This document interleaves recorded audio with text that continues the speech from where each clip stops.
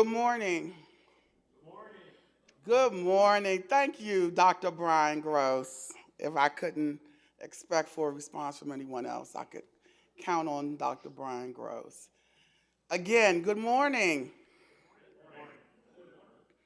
Welcome to day 4 of your UIFCW. To those of you in person as well as online, a USFS collaboration powered by EPIC cruise ship today. My name is Claudia, and I am your cruise director for the day. Please remember to sign in with our QR code, available to you for those who are in person and online. Please follow the instructions and sign online today. My task today is to ensure that we all stick to the time schedule, remind you of our purpose, and to provide a schedule overview. Being that today is our 4th day, I am soliciting audience participation. Who can tell me our purpose? Because if you don't know what your purpose is, then it's kind of hard to reach your goal. So with that, I'm looking for audience participation to tell me, and I'm looking for keywords. What is our purpose this week? What is the purpose of this workshop? Anybody? Nobody's shy by day 4. Why are we here? That's a word. Who said that? Pay that scientist. We get pay. Yeah, see, yeah, see. See how you have incentives in the room. You never know what participation will get you. I'm looking for collaboration is one of the words I'm looking for. Why are we here? Innovation. Pay that scientist. Making introverts functional. Oh my goodness. Yeah, that is a byproduct. Yes, Dr. Hendrick Tolman. What else? One more person. I'm looking for one more person so we can stay on schedule. To tell me why we here. What's the purpose?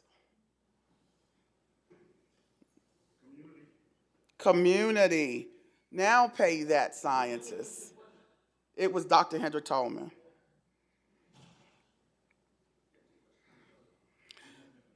So today on our cruise deck, we have 11 levels today. On the first deck this morning, you will find unified model practices. On our second deck, you will find research to operations and operations to research. Process with Q&A. On the third deck, with the keynote speaker, seeking portability and productivity for numerical weather prediction model code. On the fourth deck, you will find our Lido deck, where you will have your lunch and a break for 1 hour from noon to 1 p.m.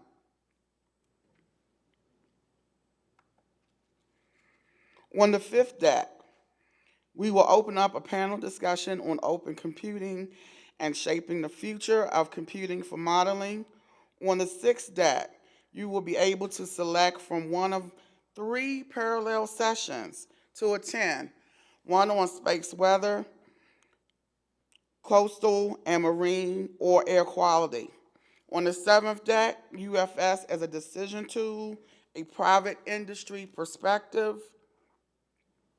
The eighth deck, emerging technologies, AI. On the ninth deck, emergency technologies, as well as however, from the cloud computing perspective. On the 10th floor is our science spotlights on hierarchical system development. And on our 11th floor for the day is our deparcation process, where we will end the day. During the day, we will have interim breaks, as you have been accustomed to during the week. For those of you who do not return on time, you will provide the entertainment for our week, our today. So there will be singing, dancing, and live entertainment. And I have scopers, so be back on time from all breaks today. I hope everyone had a refreshment of caffeine from the lobby. as we are ready to get started with our day. At this time, I would like to welcome Dr. David Walters to the stage.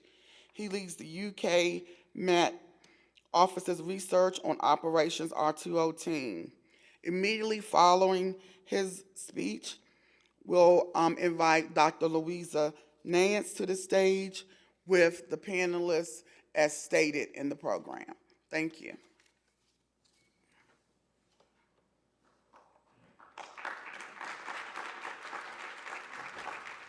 Please go ahead and share. Thanks very much.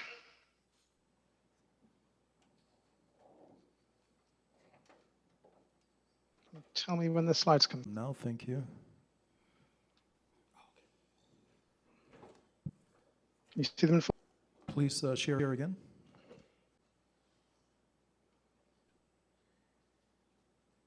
We can see your slides. You're good to go. Great. Thanks very much for inviting me this morning, operations team at the Met Office in the UK. And I'm going to give a talk about best practice in unified model development using our experience from developing Met Office Unified Model. I'm going to start with giving an overview of the Met Office Unified Model. I'll then describe the development process that we use to develop the model we've been using for some time. And I'll then finish with an overview of the benefits and costs to the unified modeling approach. So this slide here is the obligatory slide to show at the start of any presentation for someone working on the NWP system. So this is an overview of our operational domains. We have a global ensemble and deterministic system, and then nested within that over the UK, we have a regional ensemble and deterministic system, and then these various other nests or domains that are run in support of international development and defense applications across the globe. But the thing that all of these have in common is they're all using science configurations of the unified model. So the unified model was first developed in the late 1980s, first implemented in 1990. And the idea at the time was to have a single code base that we could use to support all of the applications that we used within the Met Office. And so in this first implementation, there was a coupled climate model, a global atmosphere-only NWP system, and then a mesoscale NWP system running in the domain on the right-hand side. And by having this technical consolidation of code, it would allow us to develop one single dynamical core, one set of model parameterizations with options within them that could be chosen by the users, and one set of input and output routines. And over time, this was extended to be portable across different architectures, and then we kind of continue to improve the way that we develop this. So immediately on doing this, there was some benefit in that we saw benefit in the mesoscale NWP system, which came from some more sophisticated parameterizations that had been developed for the coupled climate model. But we also saw some compromises at the same time. So the previous incarnation of the mesoscale model used a non-hydrostatic dynamical core in the late 1980s. The first implementation of the unified model had a hydrostatic core. So that was a slight step backwards, and it took 10 years before the unified model had a non-hydrostatic core as standard. So straight away, there was this kind of balance between the benefits and compromises from a unified approach. So today, the unified model is used by ourselves and our collaborators across a huge number of applications. So we use it for centennial climate projections, global seasonal forecasting. We have global ensemble NWP and deterministic NWP, ensemble regional domains, deterministic ensemble forecasts running at about 1 kilometer resolution, and then we now have experimental domains and domains we're getting ready to implement operationally, running with very high resolutions of a few hundreds of meters, running to look at specific events in particular locations or things like urban forecasting. So as well as all of these using a single model, the unified model, and using the same dynamical core and access to sets of parameterizations, what we do now is we develop a single science configuration. Well, actually, we have two. So one of these is the global coupled science configuration, and this is used for configurations running at resolutions lower than 10 kilometers or 10 kilometers and below. And this uses a convection scheme to parameterize the effect of convection in the global forecast. And then we have a kind of jump here to about 4.5 down to 1 kilometer resolution, where we use this regional atmosphere land configuration. And this is a convection allowing model. So this has the convection scheme switched off. So we currently have these two individual science configurations, but all of the applications that we run for the regional model will use the regional atmosphere land science configuration. All of the global configurations will use the global coupled. And the direction of the physics here is to try and take the physics to develop what's called the unified physics program. And at that point, the idea is to have a scale-aware physics scheme, convection scheme, that means that we can then run the same science configuration across all of these applications. So if we think about the challenges that this gives us, you need a model that can basically run at hundreds of kilometers resolution and with hundreds of meters of resolution. So between these production configurations, there's a factor of 100 to 1,000 in terms of horizontal resolution here.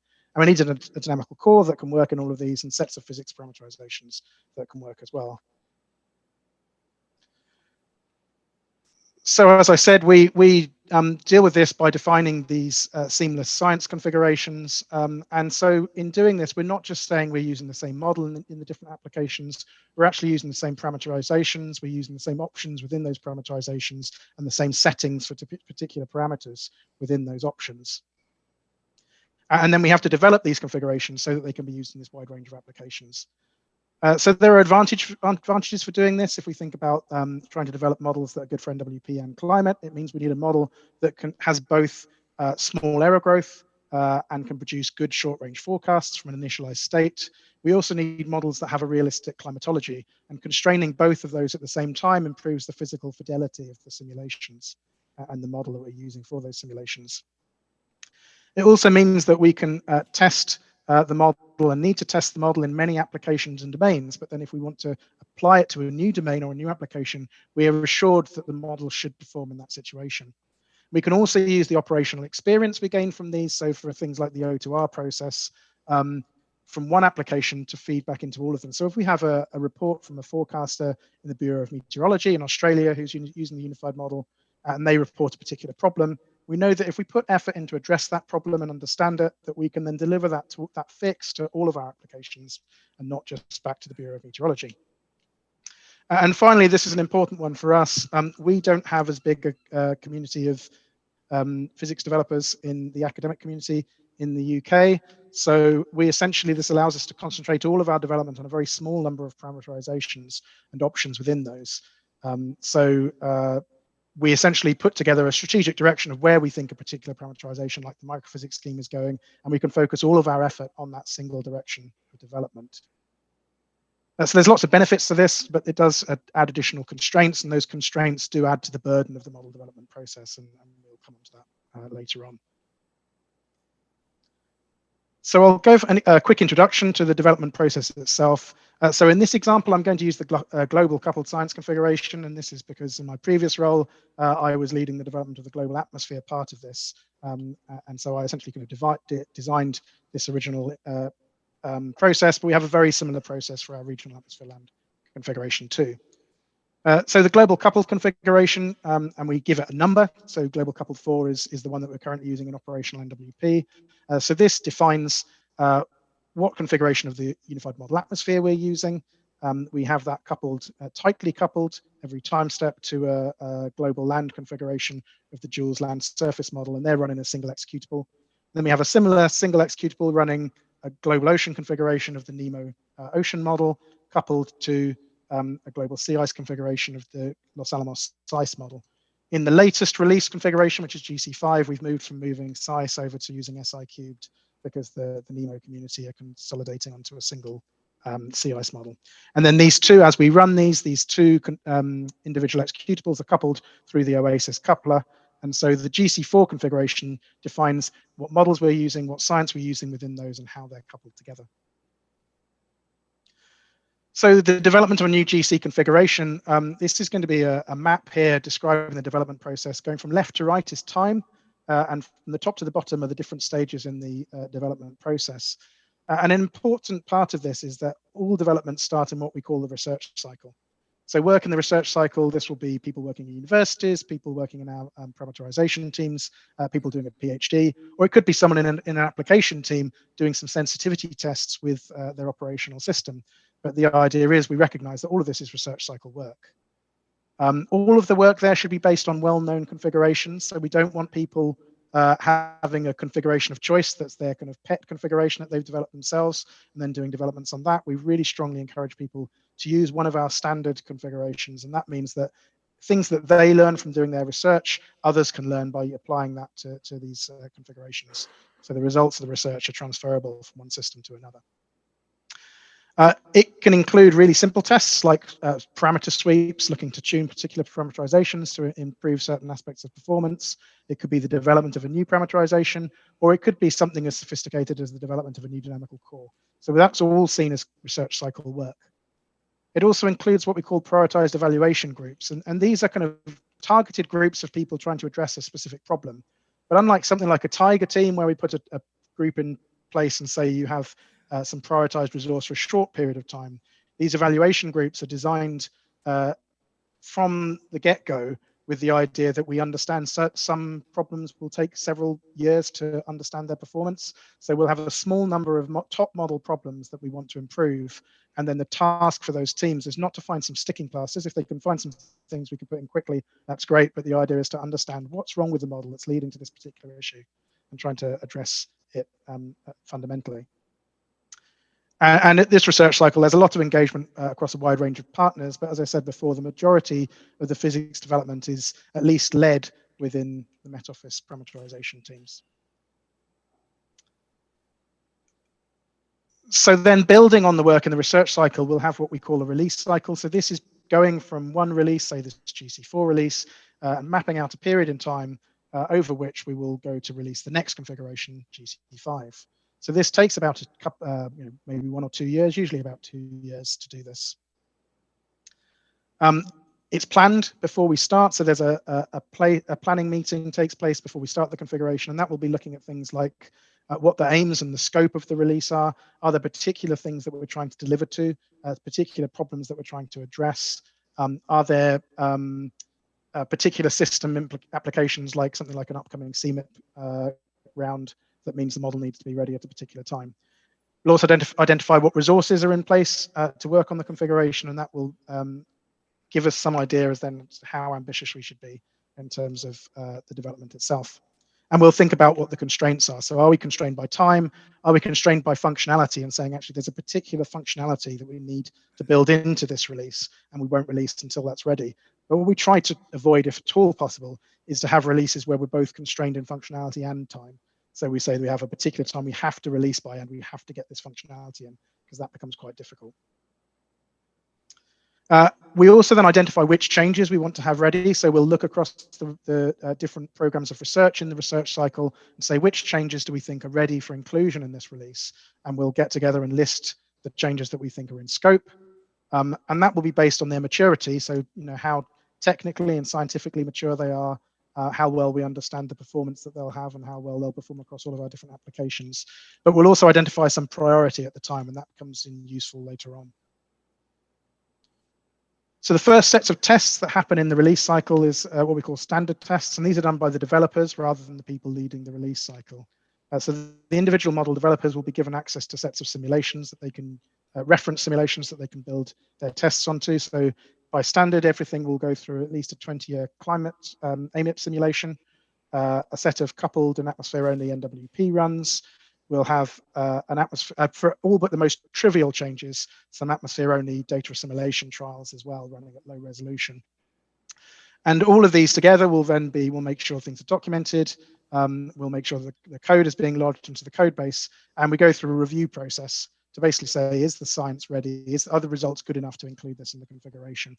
And this also includes something we call science assurance, where the developers of a change will give a short presentation on the changes that they're proposing to allow people to question what they're doing and to provide some additional scrutiny. And you'll notice here there are some arrows going back to the research cycle. So at these stages, it's completely possible that we can learn during the release cycle that a particular change isn't ready, particularly if it's a lower priority change. If we find issues with higher priority changes during these periods, then we'll have to identify additional resource to try and make sure that we can get those into the release. We then have a phase that we call package testing, where we start building and packaging these changes together, and we'll increase the complexity of the tests that we're running during this stage. We'll be running fewer tests, but more complex and more expensive tests. And you'll notice here there's two-way arrows going. So again, it's possible that during this stage, we might find some clashes between changes that are planned and push some of those changes back into the research cycle. But we may also see some problems with the packages that we're building. And one approach to dealing with those can be pulling through changes that are already in the research cycle that looks like that they will address the specific issue. So we can, if we think a change that wasn't mature enough at the start of the release but is mature enough now, we can pull that through into this package testing stage to improve the performance of the packages. We then go through a series of tuning, starting with individual phenomena and then moving on to emergent properties like top of atmosphere radiation balance. But again, in this tuning phase, we try to make sure that we're doing tuning, first of all, by remaining within observational constraints, but also, if at all possible, to improve known problems with the system. So if, for instance, we believe that we've got too much outgoing shortwave, rather than having a single knob that we turn in the model that we know increases or reduces the amount of outgoing shortwave, we'll then look for regions in the globe where the outgoing shortwave errors are large, and we'll think about things that we could be doing to, dial those errors back in that particular location and bring the overall configuration into balance. So we then freeze the configuration, and then we go through a series of what we call assessment runs. So these are more expensive simulation, more realistic. So these will include higher resolution NWP runs, higher resolution and more complex, longer climate simulations, seasonal hindcasts, and also there'll be much wider engagement at this stage with those people doing the assessment. And at the end of that, we have a workshop where we go through the results, we highlight the things that we've learnt, we decide whether or not we think the configuration is performing the way we want it to. We put together documentation, but we also make sure that we go back into this looking at what our top problems are. So we'll start identifying what we think the remaining issues are out of the things that we had in the previous configuration, which things are improved enough that we no longer need prioritized evaluation groups looking at that, or are there new problems where we need a new group to address that. So delivering a new configuration doesn't mean that we're done. At that stage, obviously, we've got to make use of these configurations in our particular systems. So we'll have system implementation projects. And so in my role, I'm essentially a kind of poacher turned gamekeeper. I used to work in the development area here, and now my team owns the NWP systems. So we will be making use of these global and regional atmosphere and global coupled and regional atmosphere land configurations in our operational NWP. But an important point of this is we're not engaging at the point that the configuration is released. We try and engage early during the development process so that we can influence the direction of the development. We can help people understand the impacts of the decisions that they're making. We can put resource in to help address issues, and we can make sure that we're delivered the best possible configuration for our particular applications. We also contribute to these assessment runs, so we'll perform simulations during that stage, but we'll also be involved in some of the operational assessment, and particularly coordinating assessment with operational forecasters who may not have been involved at these earlier stages. For some implementation projects, particularly for something like a release for a CMIP intercomparison project for climate modeling, it will be several releases between the configuration that's used in one CMIP round and another. So we would expect those projects to be engaging throughout the development of this series of configurations, so that they're influencing the direction of development from one CMIP to another. And then finally, at the end of this, we take the configuration that we've developed, we've come through these implementation projects, and we'll implement these into our operational systems and retire the old configurations. So to finish, I'm going to spend a bit of time talking about some of the benefits and the costs of a unified model development process, and where we think we are with this. So, I mean, this is an example of, I said before that, we have a configuration that we can apply at multiple resolutions.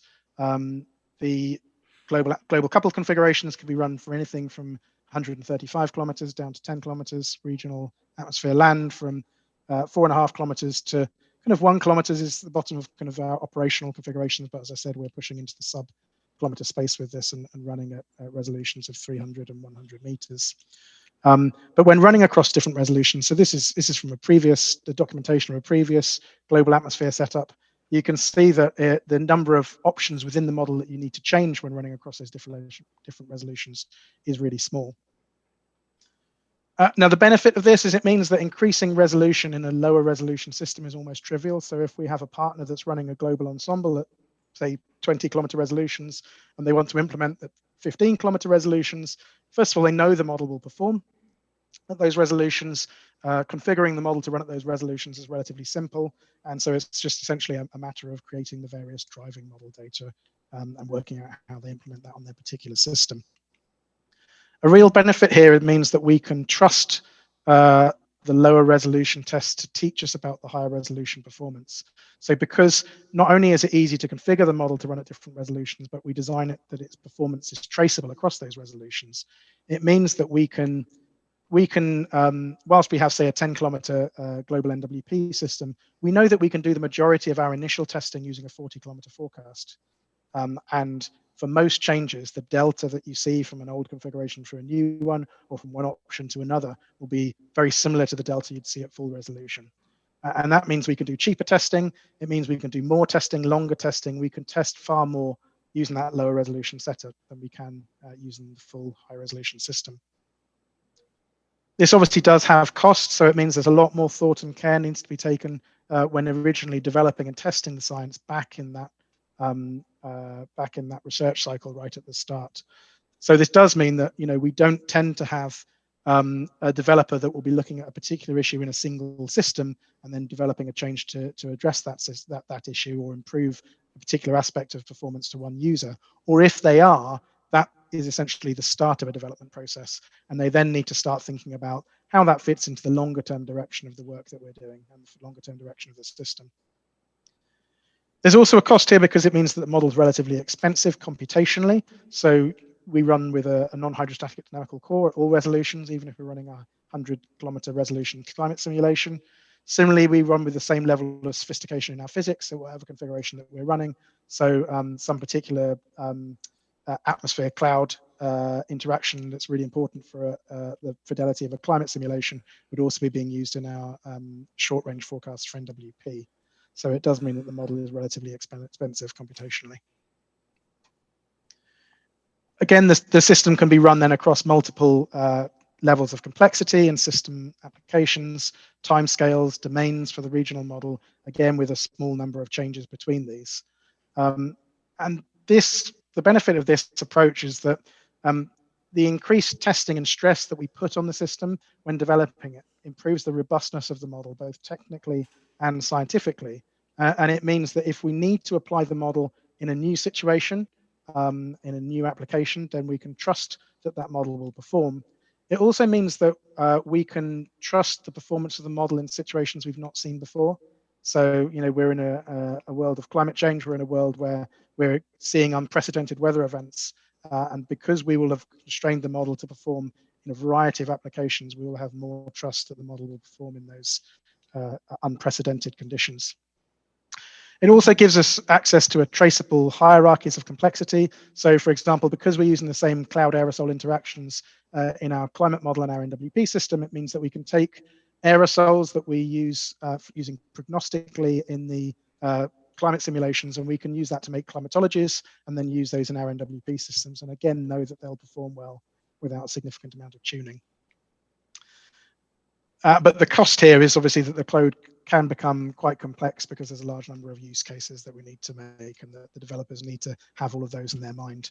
And I think the main cost really is that we found over the years is that in order to make sure we're making the right decisions in the right order and doing the right things, this whole process leads to a much higher level of governance than you would need for the development of a single configuration, a single application.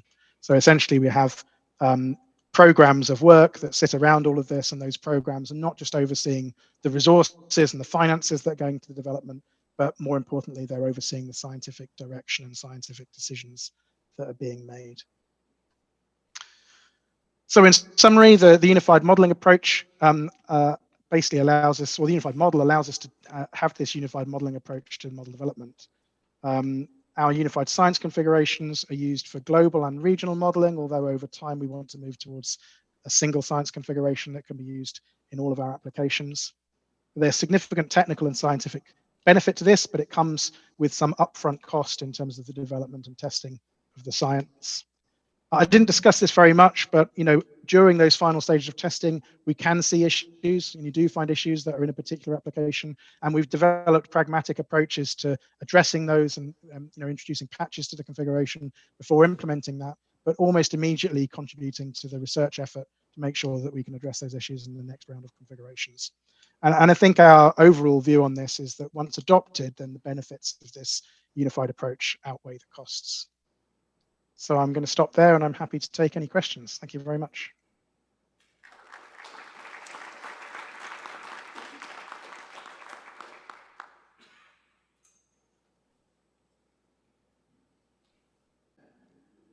Great talk. Just had a couple quick questions. Can you talk a little bit about your success metrics for the regional versus the global? And then can you talk a little bit about the R&D process? Yeah, okay. So in terms of evaluation metrics, largely our evaluation metrics are collections of metrics from individual applications. And so in the global system, for instance, we'll use general circulation scores and verification scores against analyses and surface observations, as well as standard climate metrics from things like the ESM Val tool. For regional, then again, we'll use a similar approach. We'll have verification scores over certain domains. So we pick two kind of target domains, one over the UK to represent mid-latitude configurations and mid-latitude applications. And then we use Darwin in the north of Australia to represent tropical and subtropical simulations. So in those, we use, again, NWP verification against observations. And we don't really tend to verify against analyses. And then we have some specific kind of climate metrics that we use. And we look at things like comparison of model with radar and those sorts of things as well. So it's largely a collection of applications that are owned and presented by the users. But we do have teams within the development areas that are looking for gaps in those and trying to work out how to fill those gaps. And it's largely about kind of how to join the links between, if I see this in a climate simulation and this in an NWP simulation, what's that telling me about the model at the process level? So there's some kind of process level diagnostics in there as well. In terms of forecaster evaluation, so there's a team in my area, the operational evaluation and monitoring team, and they work quite closely with the O2R function in the forecasting area. They will quite often be involved in the prioritized evaluation groups if they're related to NWP issues. So that we're getting right back at the start of the process some input from forecasters there. We run test beds, so we have test beds that we just finished running one last week. So we will run test beds, and that will quite often focus on that research cycle work. Then there's a bit of a gap when we're going through the kind of standard tests phase, but once we start packaging these things together and going through the evaluation again, we bring the forecasters back in at that stage, kind of to say, have we done the thing you wanted us to do? Because you need to make sure that you don't only find out what, get some inputs to what we want to do, but make sure that we are doing the right things. Thank you. Hendrik? Hi, David. This is Hendrik. That the Met Office went to this unified model many years ago. That was one of the reasons why about 9 years ago EMC started looking at going in the UFS direction, although we have a different name for it then. And having talked to you guys over the years, very much the last bullet on this slide, it's very important that you've been saying that for many years, because that has given us the confidence to go down that same line. So credit what credit is due. These folks here are responsible for the fact that we are here in this room for a big part, so thank you for that. Having said that, you do have a different business model in general than we have at the UFS in terms of having commercial style partners. We are going more to fully open source. I don't know where you're going with that. On the other side, Met Office and the European Center have for a long time, quote unquote, chosen who their partners are to work with, while we are thinking at least about going full open science. Any thoughts from the Met Office on the open source, open science track and where you plan? Yeah, open source, I think, is the direction we are going. We're in the process of re-engineering our models at the moment. So the unified model is kind of on its way out, and we're replacing it with what's called the momentum framework. But it's essentially the next generation of a unified model. The aim is that for that model, the code will be open source, but the science configurations will be slightly more closed, and particularly the operational applications will be slightly more closed. So I think in terms of that development approach, we're less likely to move to a community model. I think we're still going to have a relatively small closed community of partners. I think it's about kind of playing to the strengths in a way. And, you know, in the US, you've got such a large academic community of model developers that then having that as a community model kind of makes sense for you. I think for us, there's a much smaller MET community in universities, and almost all of those universities are partners with us. So we have what's called Met Office Academic Partnership, where we have agreed contractual relationships with those universities, and we work closely together as partners. So it's a slightly different approach, but yeah, I think it's unlikely we'll move to the community approach anytime soon. Thank you. Are there any questions from online?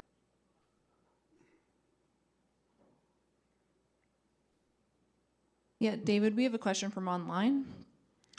Besides other partners, who are your collaborators, researchers from US, et cetera? Yeah, kind of all of the above. So at the parameterization development level, then the parameterization teams will, you know, like most developers, they will be going to conferences and having informal collaborations and more formal individual collaborations with other academics or other developers and other organizations.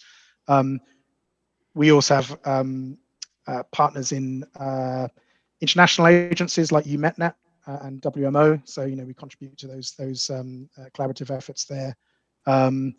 In the UK, we have, as I said, this Met Office Academic Partnerships. There's about 6 universities that we have a kind of special relationship with. But our partners in different, we then have our modeling partnership with different countries. And those different countries will then each, the national Met services or climate services in those countries will usually have their own networks of collaboration. So it's quite a broad web of collaborators that for us largely focuses around this Met Office Academic Partnership and the modeling partnership, but it kind of has its tendrils linking out into a much wider community. Thank you, Brian. Brian Grove, CMC. Thanks for your talk. So you said something on one of your slides. This is a more technical question than I'm used to asking. This was about how few changes you need to make in the parameters when you change resolution quite drastically. Mm-hmm. I wanted to hear a little bit more about how you can do that. Yeah, so it basically relies on the fact that then we've done the work up front. So like an example would be, I'm trying to think of something recent. So for the last CMIP, we decided our standard configuration. So before that, it was seen as what we would call a system-dependent option. It would only be used for NWP ensembles. Now, I think because, you know, there's research that shows that stochastic physics can improve the climatology of a model and can improve climate models, then we went down the approach of building it in there. So we have things like the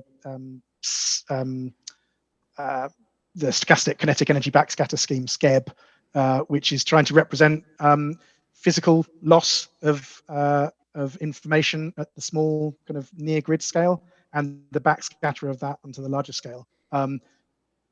So essentially within that scheme, we had to build some tuning within it that meant that it knew what resolution you were running at. It knew what sorts of scales the parameterization should expect. And that then when you tweaked the resolution one way or another, it would adjust the amount of backscatter accordingly. So it basically means that the parameterization developers, if they need to think about if the change they're going to make is going to affect different resolutions differently, and then they need to do tests across those different resolutions to make sure that the parameterization works effectively. We have about 4 minutes left. Are there any questions? Do you do reanalysis and reforecast? No, so at the moment we don't. It's something that it's an ongoing question, you know, continually asked question as to whether we don't have reanalysis activity at all.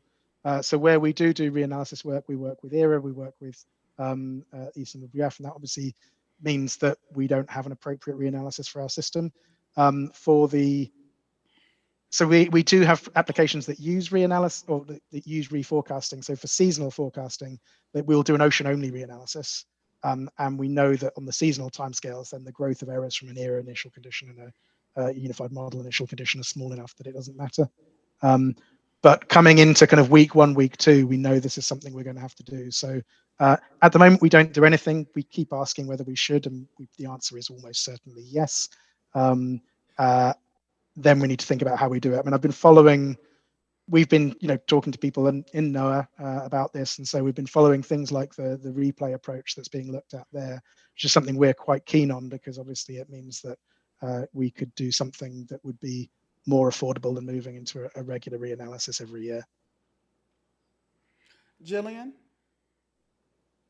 Just a quick question. I saw that in your timeline, the documentation, you have it at like the very end. And I was wondering what processes you have in place to make that go quickly, because on the one hand, the sooner you work on the documentation, the more stuff is in place, but you also have to keep editing it if stuff is in development. Yeah. So how do you speed that along? So the documentation on the fly is done using a kind of issue tracking system. So every change to the model has a ticket. It has pages that describe the changes that you're making, and the model developers keep that up to date with the impacts of the individual tests that they're running. And that then it's basically the responsibility of the individual developer to keep that up to date as they go along. And because that's in place, then it's easier towards the end to pull together and it's kind of formatted in a way that makes it easier to pull that into a documentation paper.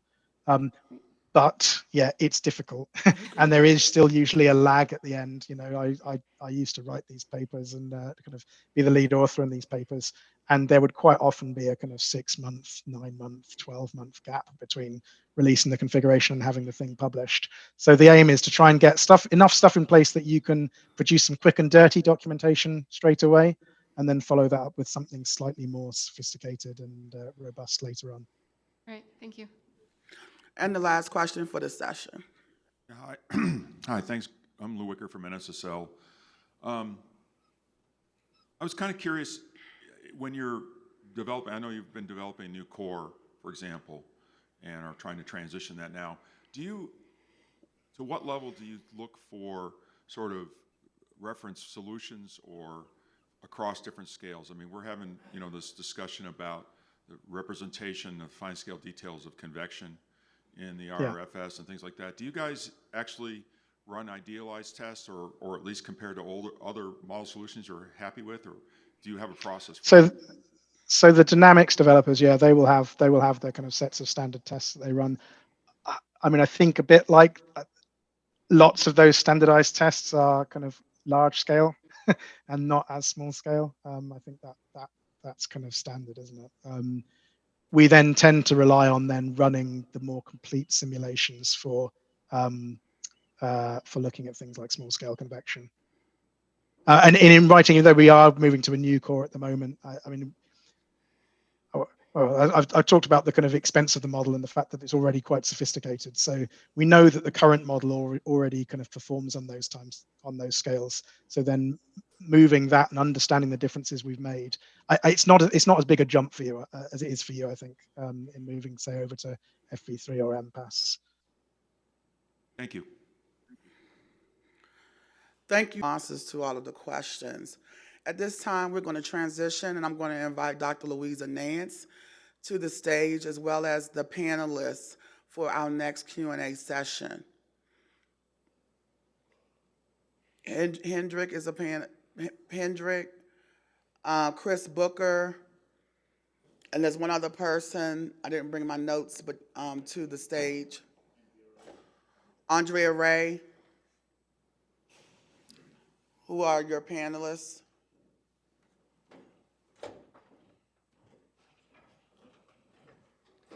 Good morning. So for this next session, we're going to focus on how we're supporting the research to operations to research process, and we have 3 panelists. So the 3 panelists represent 3 different areas of this process, and so I'm going to sort of give a little analogy.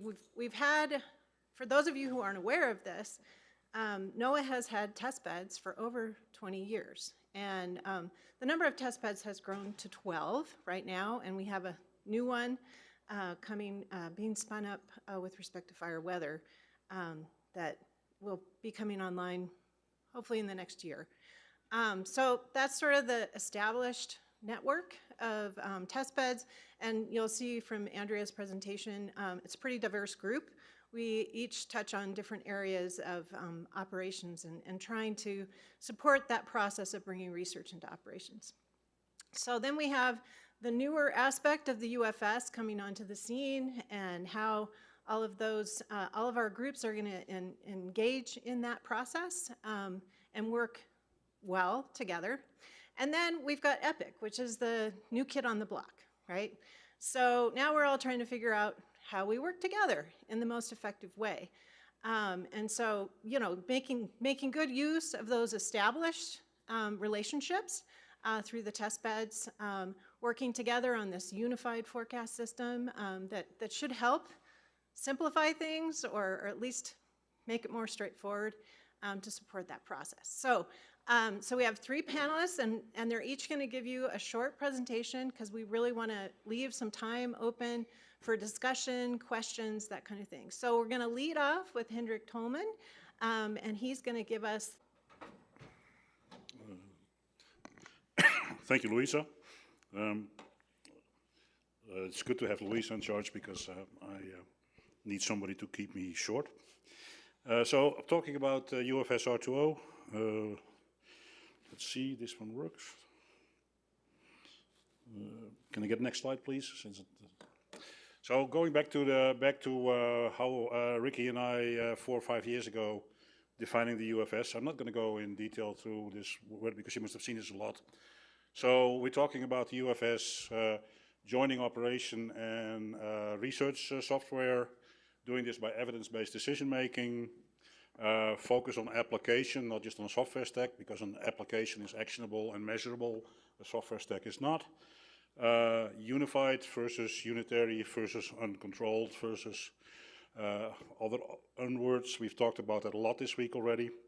And then the impact is the paradigm shift. If you want to do that as a little story, the history would be, if you wanted to get something into operations, then you had to be invited into the secret conference room of Brian Gross, room 2160 at EMC, where mostly white, mostly old, mostly men would make decisions about what's going to go into operations.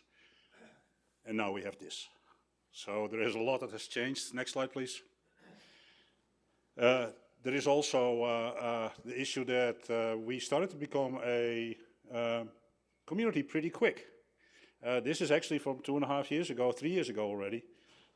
Something that Cecilia De Luca put together for the AMS meeting in Boston. I won't go through the details of it, but what the point is that we already have 7 agencies identified here. 3 years ago, we already had a bunch of universities and a bunch of companies there. We've seen different versions of this slide in several presentations earlier today. It needed a much smaller font and much smaller logos, which is a good idea to show that we are really, really way bigger as a community now already. Next slide, please. So the point of that is that you have to kind of figure out how to do R2O and how to organize that. This is a slide that's been put together fairly recently by Neil, and I'll first go through this from a process perspective. The funnel on the right is where sort of the R2O process for going into operations lives. In there, for now, live our test beds as an important part. I won't go into detail for that because Andrea is going to be talking about that. To get stuff into operations, that goes mostly through EMC to NCO on the bottom. EPIC plays a good role into that in the green box here. And then the top left is the much broader community we're talking about. And so 3 or 4 important things to look at here. I'd say EMC is running the bottom. That means that EMC is mostly in charge of the bottom, but that's not only EMC. NOS has stuff that goes to NCO also, and there are a few other people to do that. Along that same line, it doesn't mean that EMC only lives there. EMC has to have their fingers almost everywhere in the process to be efficient to do that thing that they are in charge of in the bottom. Also very important to show here is that all the way on the top left is GitHub. That really links all of us to be able to work on the same stuff. And the other thing that is really important here from the discussions that we've had, we have the discussions every now and then about really focusing on getting stuff into operations. But if you look at the top left of the community, there are quite a few paths there that never go into the funnel and never go into EPIC or anything like that. And that is having a real open community to begin with. So one click, please. And so that was the process. Now we talk about the governance about this. We're still putting this in place a little bit, but I want to point out that we haven't gotten it completely nailed down yet, but we are recognizing how complex this is. So on the top of the funnel, now that we are moving out of room 2160 and Brian's specific conference room and trying to do this with a much broader community, that means that the community has to give input, a lot of input on the top. And if you go to the bottom, then things that go to EMC by law, that has to be a government decision about government money, so EMC will make these decisions. In the meantime, EPIC is really empowering things by deciding with us what codes are released and how they are supported. And on the top left, we need to kind of figure out who is doing what. And one of the things that we are looking at with the steering committee in general is perhaps to become sort of a clearinghouse to identify which level of maturity, which type of innovations throughout the community has, so that we can go forward with that. So click, please. Yes, I did keep it short, and we are just at a more mature level of the UFS right now that we can actually point to some peer-reviewed articles about that. It's Neil's paper about the UFS in general.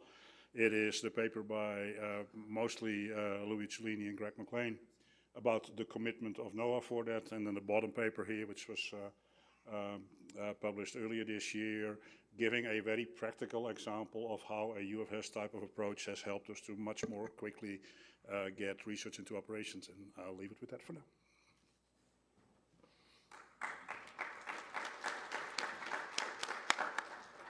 Thanks, Hendrik. So next up from our panelists is Chris Booker from EPIC, from the EPIC contractor. So he'll give you some perspective on how EPIC fits in the picture.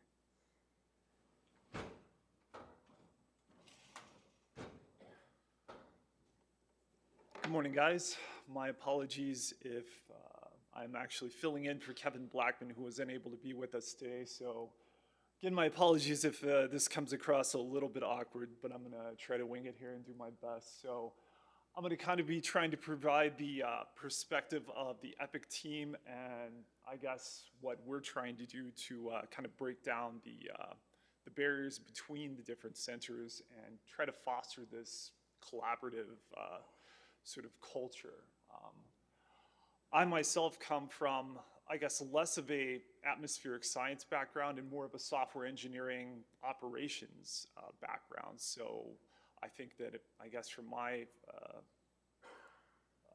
I guess, purview, I definitely see things from that perspective, maybe a little bit more than so much the science. Not that I don't have somewhat of a science background myself, I actually do, but again, I've spent most of my career sort of dealing more with the software engineering aspect, which is really kind of what got me more involved with the EPIC team.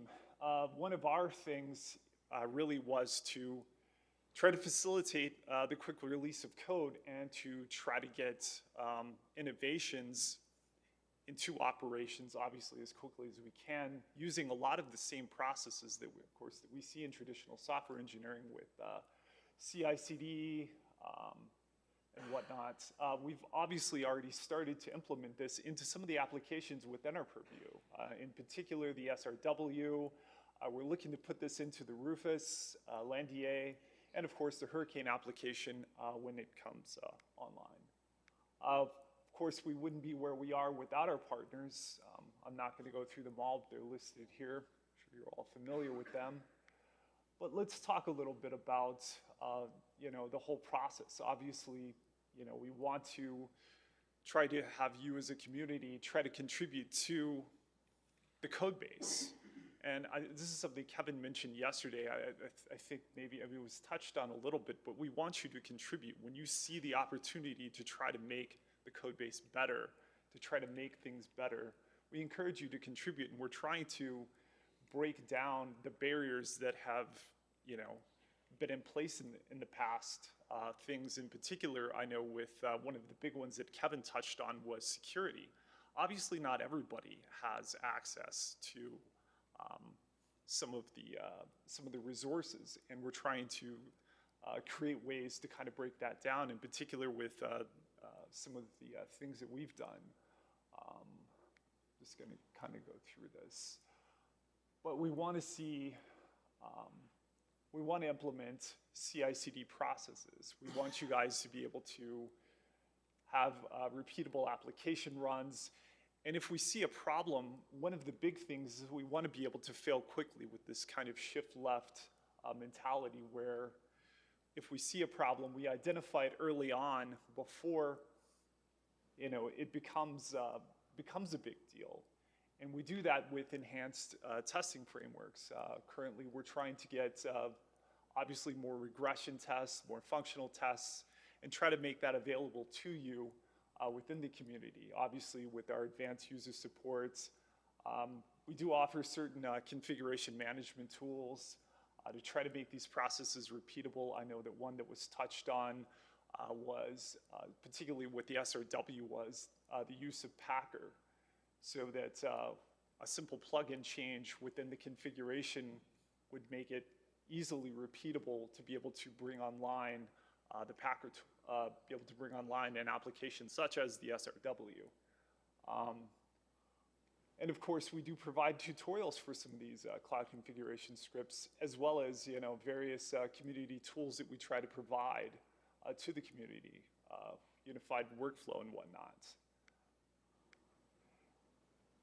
But you probably want to know what goes into some of these CI/CD pipeline gates. Well, obviously from checkout, we want to implement good, solid unit testing, linting to make sure that the standards that we're using here are consistent with best practices. We encourage that as much as possible. Also, we want to check and make sure that any libraries that you're using don't have any third-party dependencies or vulnerabilities within the stack. Building and using commonly used industry standards such as Terraform and CloudFormation for one. Obvious linting practices. And of course, within our gates, we do things like scanning for vulnerabilities and scanning to make sure that you're not leaking any secrets. This is something that is a big concern to us. So we want to make sure that that is something that we check for very, very early in the process. And of course, implementation of static code analysis to see how well the code is performing, obviously, overall. And of course, the big one here that's kind of right at the bottom, the regression testing, making sure that any new implementations aren't breaking the code base. So just a little kind of an overview of kind of what one of the pipelines that we've built kind of looks like. As you can see, it runs across all the various platforms, across all the different compilers. Obviously, we support open source compilers like GNU, and of course, the more proprietary ones like Intel. Obviously, some of these can take a while to run, and we want to give you a heads up as far as how long the time it might take to pass each of the gates, and obviously give you this sort of a heads up. I mean, as I mentioned, one of the big ways that we do this is with dashboards. We've created dashboards specifically for the purpose of the fact that not everybody in this room is able to, is a NOAA employee. Not everybody has access to some of these platforms and has access to be able to have a CAT card. But we still want you to be able to contribute to the community and to be able to run within our CI/CD pipelines. And we provide log files from those runs, as you can see up here, and give you this sort of dashboard. If you are interested in this, obviously see me afterwards. We can talk about getting you access to this, so that when you make a contribution into our code base, you'll be able to see what the run looks like. I know that there was some security concerns, obviously, around Jenkins. But we do want to be able to allow you to view your builds. So, I'm sorry. My apologies. Right. Apologies. Okay. All right. Well, that's unfortunately all I had. Yes. Thank you.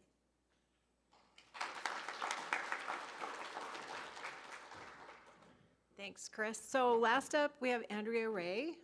She's with the Physical Sciences Laboratory, and I just wanted to comment, we do have a testbed and proving ground coordination committee, and she is the chair of that. So the testbeds are getting together and talking about how we can make sure we collaborate and make sure we're talking about successes, challenges, that kind of stuff. Lessons learned, all that kind of stuff. So Andrea. Yeah, hello, good morning, everyone, and thanks for this opportunity to talk. I'm putting on my timer. I just want to say there's 12 test beds and proving grounds. This talk is going to have a staggering number of acronyms for which I apologize. You can find the list of all of them at testbeds.noaa.gov. And I will try to speak them out at least the first time I talk about them. So you're probably all aware that the test beds and proving grounds, I'll often just use the shorthand test beds, sit at this node between research and operations, and do testing and evaluation both quantitatively or numerically, as well as qualitative and subjective that I'll talk about a bit later. And these words, test beds and proving grounds, are used in a lot of other different ways, some other parts of the agencies, other places. What we mean are these are multi-project efforts that are ongoing partnerships between research and operations. And they're aimed at improving existing products or creating new operations and operational products within NOAA.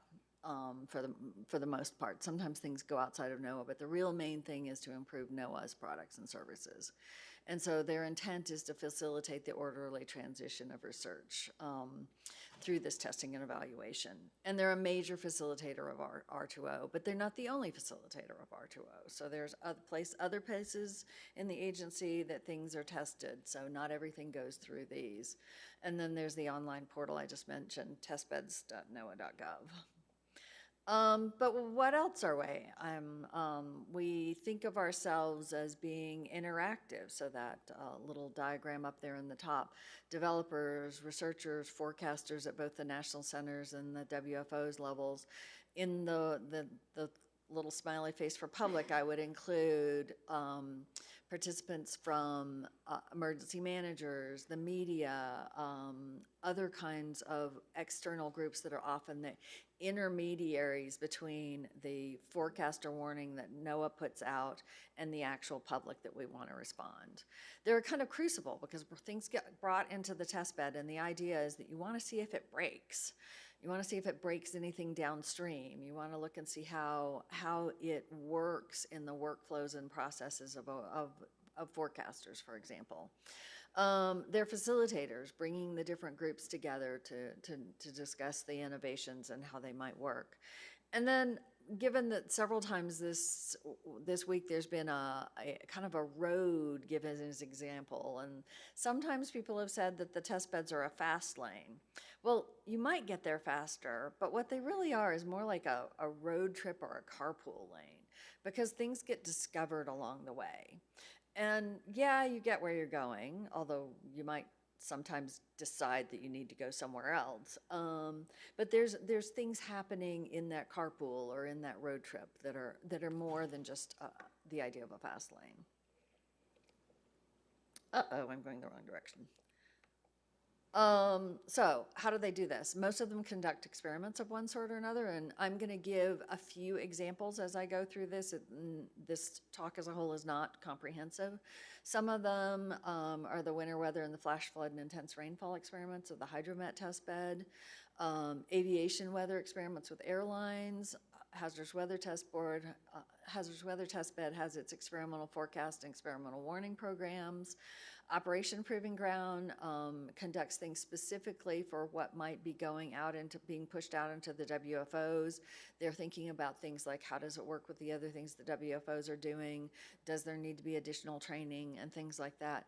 They also often conduct retrospective tests, focus on robust sample sizes and objective verification metrics. And then I'm going to talk about subjective in a minute. There's a lot of collaboration among the test beds, and they tend to be very hands-on, even during the pandemic when they all had to go virtual. Two are multi-agency. ComT, so they're really no two are alike. Two are multi-agency. ComT, the Coastal and Ocean Modeling Test Bed, is primarily with the National Ocean Service. A couple of them have NESDIS either are NESDIS test beds or have NESDIS participation. Most of the others are Weather Service in one way or another, and most of them connect to one or the other NCEPs. And a lot of them actually have a fairly small budget. So as we think about how EPIC and UFS are going to work with the test beds, recognize that they're already pretty fully subscribed. So there needs to be some thinking about how, if you want to use them, how you grow them. And I'm going to talk about this a little bit more as I go through, but most have some sort of social, behavioral, economic sciences involved in one way or another. And I want to point out that they both engage in and use social science. And the two different kinds of ways that I want to mention are either they're using the existing findings, and sometimes very new findings, sometimes things that have been around for a while, on what the needs are of users, how they would use the information, what are the cognitive challenges, and a variety of different kinds of things like that. So they're using social science that's been created outside the test beds, but they also are creating social science within the test beds, and I'll talk a little bit more about that in a minute. It often goes beyond quantitative, and this usually means that it includes the forecasters at nationals and WFO levels, people like emergency managers, broadcast meteorologists, transportation managers, and as I said, the results of social and behavioral sciences. But what's often happening is people saying, I like this one, or I like that one, or this would be difficult to use. This is how it would make it easier to use. This is not what we think the problem is. We think the problem is something else. And then just to let you know, the hazardous weather test bed, there's a specific, they've been looking at this. What are the benefits of bringing in the end users? And thanks to Cody Berry for this. And I'm not going to read these all out, but the realism in testing helps identify and address and mitigate factors that inhibit R2O. The interaction with the forecasters, they think, means that the ultimate end information is usable and understandable, and it results in a parallel increase of the products developed in the various testbed projects. Here's an example from the hydromet testbed of a number of comments that were collected during one of the testings, and I'm just going to, I think I can do this. I'm going to just the ones that are circled. Things like comparing RFS to NAM, they both had pros and cons. One of them thought that RFS, actually a number of people thought that it was too popcorny, the precipitation. I'll show you a slide on that in a minute. Often it introduces innovations to forecasters at the national levels, and in this case, I gained some confidence in using it. So those are the kinds of things that, some of the kinds of things that have come out. You'll have these slides, so you can go back in detail, or we can answer them question. I'm going to rush through several examples. Hurricane and ocean testbed. So John Martinez is here in the audience, and he gave a talk on this in more detail on Tuesday. They've been very involved in advancing the HAFS implementation and working with the Hurricane Center task and the hurricane center staff and EMC, and they've done things like gathering metrics, what were important to the operational forecasters, and then they've tested those kinds of things. They've looked at the impact of HAFs on downstream multi-model statistical guidance and other kinds of things like that. COMT is the Coastal Ocean and Modeling Testbed. Tracy Fanar is in the room here somewhere. And I wanted to put this in because they go beyond just what's going on in the physical science into what's happening in the ecosystem. And so one of the things that they're working on is that by having better physics in the coastal ocean, you can actually end up with better biology. So better biogeochemical models because you've got the physics better. Developmental Testbed Center has been very involved for a long time with EMC and the NOAA models, and they both are involved in things like the software framework and developing community workflows and the Common Community Physics Package, but also testing and evaluation of RRFS, HAFs, and other aspects of the physics of the system.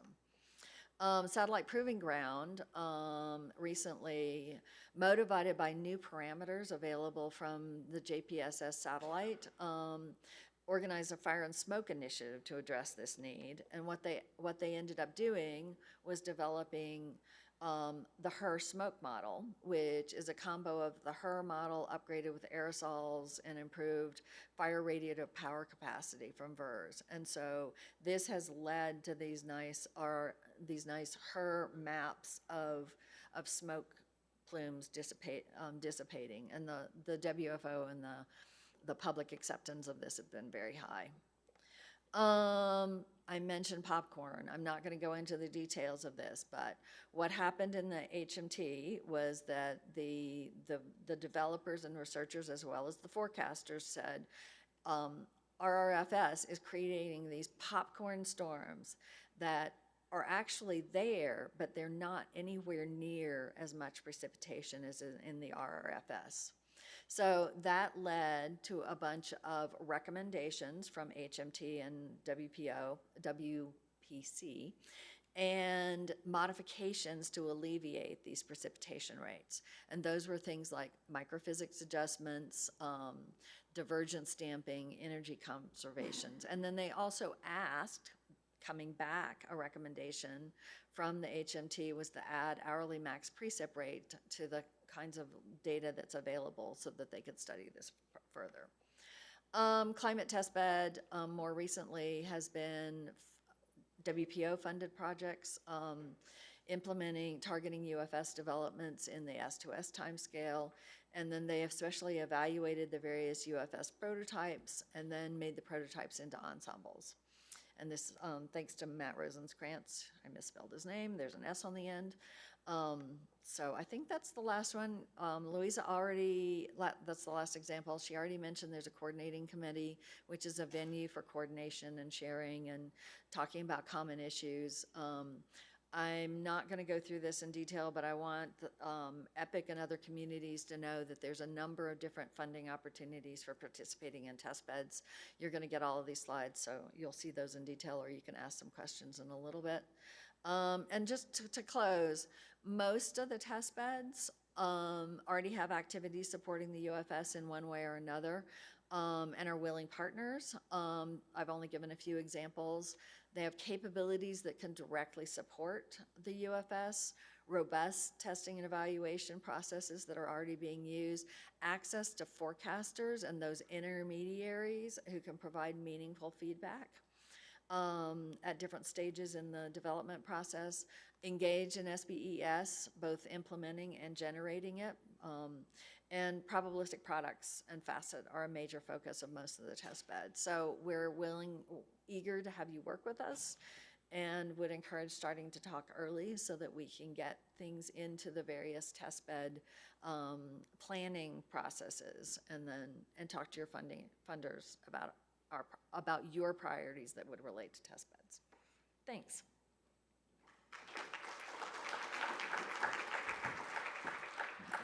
All right, thanks. So we have about 14 minutes left, I think, for discussion. So if you have a quick and Also, is there anything online, Jen? Oh, but you have until 11 a.m. for this session, so you have plenty of time. Oh, we do. Okay. All right, Pam. Okay, so excellent presentations, everyone. I wanted to provide just a couple comments on test bed related things, just as I've done a lot of work with that in coordination with Cody and others, and Andrea, thank you for that wonderful overview. So in terms of the social science, one of the things that I would like to emphasize is that the design of those experiments is very important. One of the things that we've learned is that meteorologists might think that they know how to do that, but they might be missing some of the tools and means to conduct those experiments. And so being able to do something that's publishable and really has a lot of meaning to it in terms of moving things forward, I think that's a really crucial aspect of the test beds, and so that integration is just so important. So thanks for highlighting that. The other thing is that I think that there are perhaps opportunities for some developments that are happening that could be explored in a test bed, right? So that there can be platforms for comparison, like Adam showed, with the spring forecasting experiment, and being able to bring forward different components and configurations, of models that are being explored for operations. And so I think, this is an invitation in part, perhaps to consider that with various aspects at different scales for the model development. Thank you. Thanks, Pam. That was very, very helpful context. Danae. Yeah, just to follow up on it, I'd encourage private sector companies and other folks that are running models to put their modeling systems as part of the test bed, so that they can receive additional feedback to improve those particular modeling systems. And so my question is really about DTC, and I would have liked to see you present something, Louisa. But I'll ask the question about, how has DTC evolved over the last couple of years with us onboarding EPIC in kind of the software engineering focus, and so I'm interested in that. Thanks, Danae. So I'm sorry if people didn't understand that with the introduction. So I am the director of the Developmental Testbed Center, which is one of NOAA's test beds.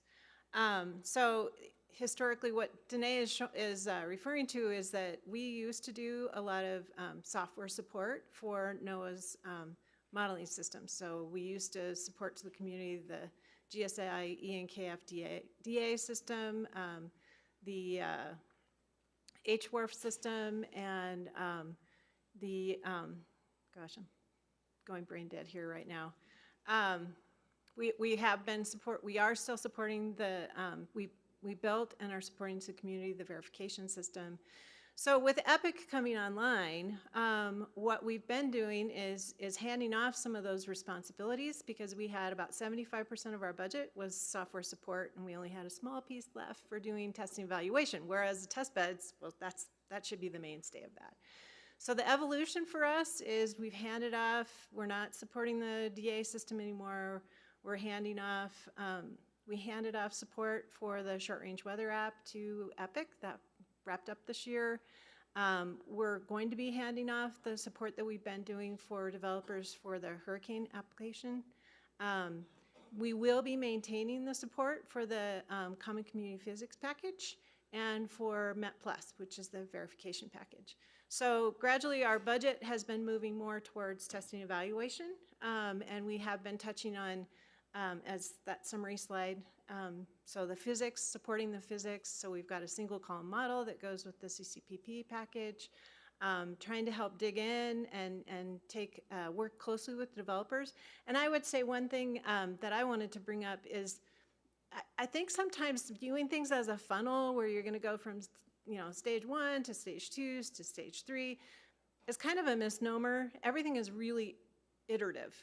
You know, you bring something in, you test it, doesn't quite do what you want in a really complicated system. You know, you work with the developers and talk about, you know, how to improve that, and it's kind of this constant churn sort of thing. So that's where we've been, is trying to engage. We work very closely with EMC, but also wanting to reach out to the broader community. Does that answer your question? Okay. All right. Let's see. We'll go over here on the left. Yeah. Hi, I'm Bill Ramstrom from HRD. I'm a developer on the HAFS project. And what I was interested in through the EPIC, I saw your linter and code complexity tools. You know, the code that we did for HAFS, we have a couple sort of self-contained directories that we've gone through subjective code reviews before, and, you know, did kind of an extensive set of that last year. But I'd like to, you know, put that through some of these objective tools, you know, maybe sooner rather, you know, even before some of the official process perhaps. So I'm wondering if we can, you know, collaborate on starting to put that code through there and, you know, begin to make improvements, make it towards, you know, more maintainable. Absolutely, yes. Feel free to reach out to me just kind of privately after this. But yeah, I know that obviously we've been forward thinking with you know, introducing HABs into the program and kind of putting all of the various you know, processes that we have in place around that to try to bring it in and treat it like all the other apps that are within our purview. So yeah, definitely like to sync with you on that. Okay, great. I'll reach out after this. Great, thanks. Okay. Do we have any questions online before I move over? Yeah, I was just opening up for online for a second. No, we just had a comment, but it was from Mike Ack, so I don't know if he wanted to just make a comment live after she asked her question. Okay, so question from over here. I'm sorry.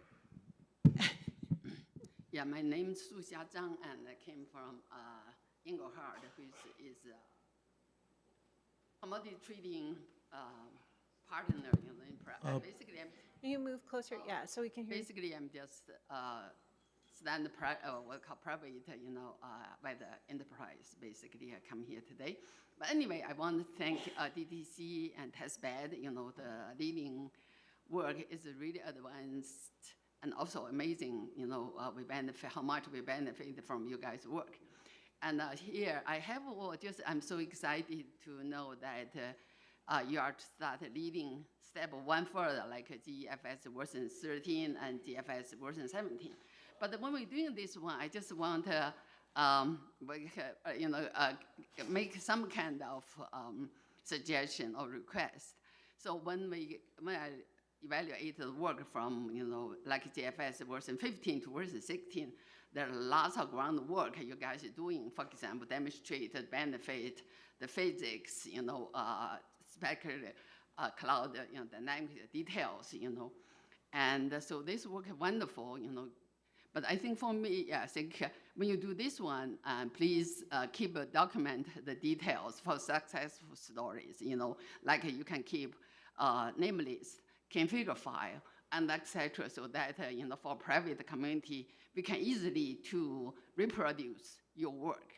And so when I try to search, for example, hurricane simulations, and you compare it to track verification improvement, but how can I reproduce those kind of, you know, excellent work? But I couldn't find any documentation regarding configuration, name list, you know, and also the details. But anyway, that is just my request or a suggestion.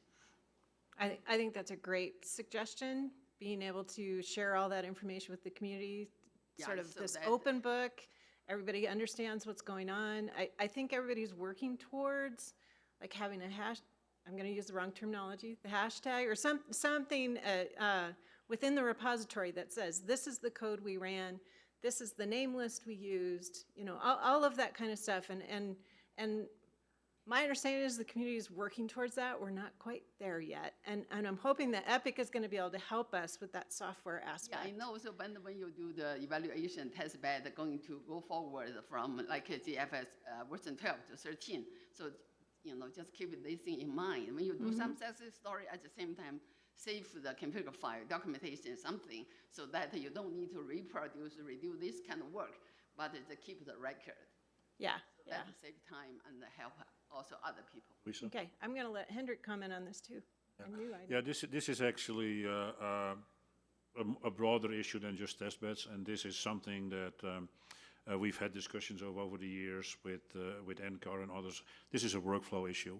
If you have a proper workflow, particularly for research, then that workflow has to be reproducible, and therefore you have to have all these information, all the information you're asking for should be stored as part of the workflow. And so this is where a research workflow and an operational workflow differ, because with the operational workflow, you set that environment once, whereas in research, part of the research is to change these things over all the place. So yes, this is something that we should do in general, and I would hope that our workflow teams are the ones that really attack this more than anything else and take the lead on that. Chris, did you have any comments you want to make? Or okay. All right, thanks. We've got one over here. Yeah, so my name is Barry Baker. I'm from NOAA OER. So I had two questions. One is more about infrastructure. And so, within the UFS, there's actually multiple frameworks, FMS, MAPLE, ESMF. Is there actually plans to actually create a single framework that can be used between all components, rather than having to maintain and continue to develop these multiple frameworks and have them work within the system? And then my second question is kind of the interplay between what's happening at EMC for the global workflow and kind of what EPIC's doing. It seems like there's kind of two worlds, and I'm wondering what is the plans to actually unify these types of things and to create single workflow for multiple applications. To start. So you actually, from what I hear you saying, and I may be wrong with that, I hear two different things. The one is the workflow. The other is the sort of the coupling infrastructure that we're using. So from a UFS perspective, when we started, we made a very clear decision on the beginning that we would be coupling at an API high level of the code. So we would put wrappers around the community models and then couple them that way first. The original choice was ESMF, NewOpsy, and NEMS and CMAPs doing that high-level coupling. Having said that, we want to use community models. We do not want to force community models into our straitjacket. So if, for instance, MOM6 uses some of the GFDL coupling things internally, we're not going to force them to go out of that. Having said that, this is a community that is evolving further and further. We made this choice of ESMF and the API level coupling early on to allow the best possible interaction between not interfering with the community models and still allowing to learn how to do coupling. I expect that in the next few years we will come up with the next generation coupling strategy that we would want to use for the UFS, and that is something that I would hope that the whole community contributes to, and again creates something that helps us get forward by having some high-level things we're doing, whereas I don't want to impede the community approaches of all the components either at the same time. So that's the half of your question I'm answering about Maple and other things. So. Chris, do you want to address the workflow part? Yeah, I believe that EPIC does indeed have plans to try to unify the workflows. Correct me if I'm wrong here, Maui, but I believe we do have, she may be able to speak a little bit more to some of the specifics of it, but. Yeah, I don't have specifics yet, but I want to say that we always keep in the EPIC text order that we want to support the global applications. And we were waiting for a good point to start supporting that. And I think this is a time, right, Brian? Yeah. So you are going to hear from us more about it in the coming months. Thanks. Okay. Sarah? Hi, Sarah Lu from Joint Center for Satellite Estimation, also University of Albany. So I guess when you show about the diagram by 100, you see how the O2 and R2 flow between different partners, right? So I guess for whether enterprise, for the NOAA or for private sector, they will likely have much well-defined mission and goal. But when you talk about research community, you will talk about some faculty may do something with fairly high level, readiness level for potential operation implementation. But you will also have someone working very innovative, like probably no potential to be operation anytime soon or never. So example could be, I could take out the UFS-EPIC and start implementing emission for tree pollen, turn that into a tree pollen forecast. And this one, NOAA is most likely not interested in running. But then, so to that point, that kind of research development, will UFS welcome that kind of science, which no potential for implementation, but will this kind of research activity be welcome, transition back to the UFS repository for other potential research application?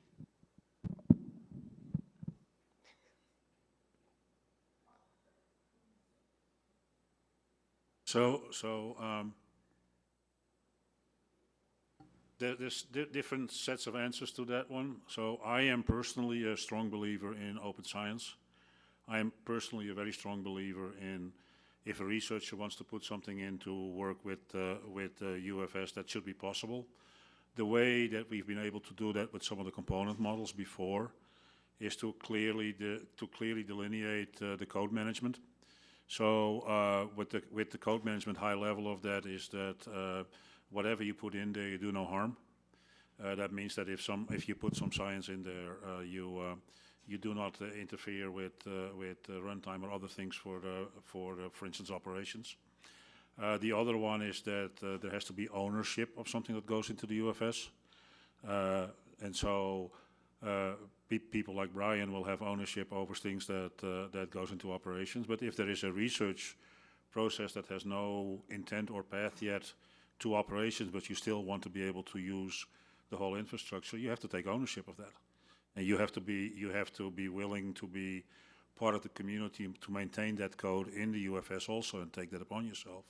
And that means also that don't go to EMC to ask for funding for a research project that is really something that we're not planning to go into operation. So that's one side of it.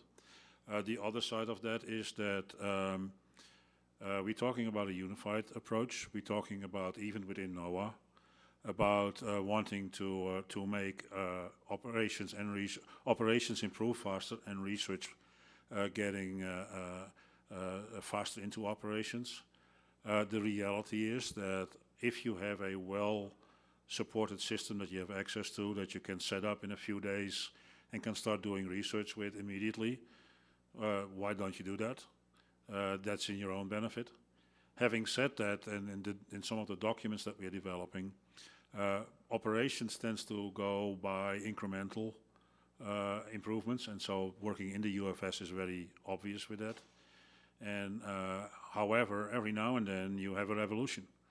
And if you have a revolution, then you don't want to necessarily be constrained by what's already been done in operations. So that is a choice you make. Last but not least, if you want to do pure research in the UFS and say, I don't want to spend time to talk to the operational guys, that's fine. But if at some point you go like, hey, it would be nice to be in operations, then don't blame us that we're going to ask you to make sure that it's getting ready for operations. So if you do research, make that think about that early. If you are targeting something that could go into operations, you probably want to get involved with UFS a little earlier. If you're not caring about that at all, well, do what works best for you, and that may be the UFS or may not be the UFS. Sorry for the complex answer, but it's a complex problem. All right. Just want to make sure, do we have any questions online? We actually have two, but I'll ask the first one. And this is a question for Hendrik. Could you clarify if or how potential applications are endorsed for efficient and direct UFS transition versus staying adjacent in the research space? I'm not sure if I 100% understand the question, but there are two different paths you have to think about. So the one path is to have your code in the UFS to do work with, and to use the UFS to share that code with collaborators and other people, or just get more references to your work because people use your code in the UFS. That's easier to do than maintaining a model yourself. So if you're in that path, if you're in the research world, then you're in control over what goes into that part of the UFS if you add it to it. The steering committee would, in my view, and this is something we haven't quite worked out yet, sort of provide some kind of certification that your code is at a certain level of maturity and things like that. And you have to work with the code managers about the fact that your code has to be of a good enough quality. If you're talking about going to operations, then other things like acquisition law and other nasty little things get into place. And so with acquisition law, it means that you need to talk to the guy with the Hawaii shirt there. By acquisition law, NOAA has to decide what NOAA puts into operations. That cannot be the broader community, and there are paths for doing that. We are working on getting these formalized, and stay tuned once we are sure that we can do this. And oh, by the way, if you think that acquisition law is not that important, this is one of the ways that you can actually get a civil servant fired pretty quick if there's misappropriation of funding. And this is also why we were talking about operations, specifically about NOS, Weather Service and NEST, and that OAR wasn't meant there, because one of those appropriation law pitfalls that we've run into is having OAR or another part of the organization use research funding to develop something, and then use research funding to keep it maintained in operations. That is one of these no-nos in acquisition law that we can't work with. I hope that answered the question. So I'd like to take it a little bit further with respect to broadening it out to the test beds. So engaging with test beds, I mean, there are NOFOs that go out from WPO about, looking for innovations, working on testing those and engaging with test beds to, get those in an environment where you can test them in parallel with what's going on in operations. And if those things are showing positive impacts, then we'll work towards being able to, integrate those in with the development cycle. So I would get involved early and often. Andrea, did you have any other follow-up on that, or?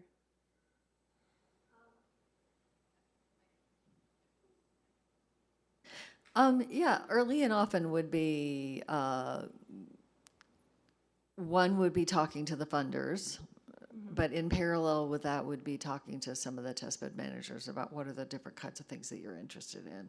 And I think a lot of those conversations actually happen at meetings like this, or at hurricane meetings, or AMS sessions and things like that, and are kind of informal conversation. But then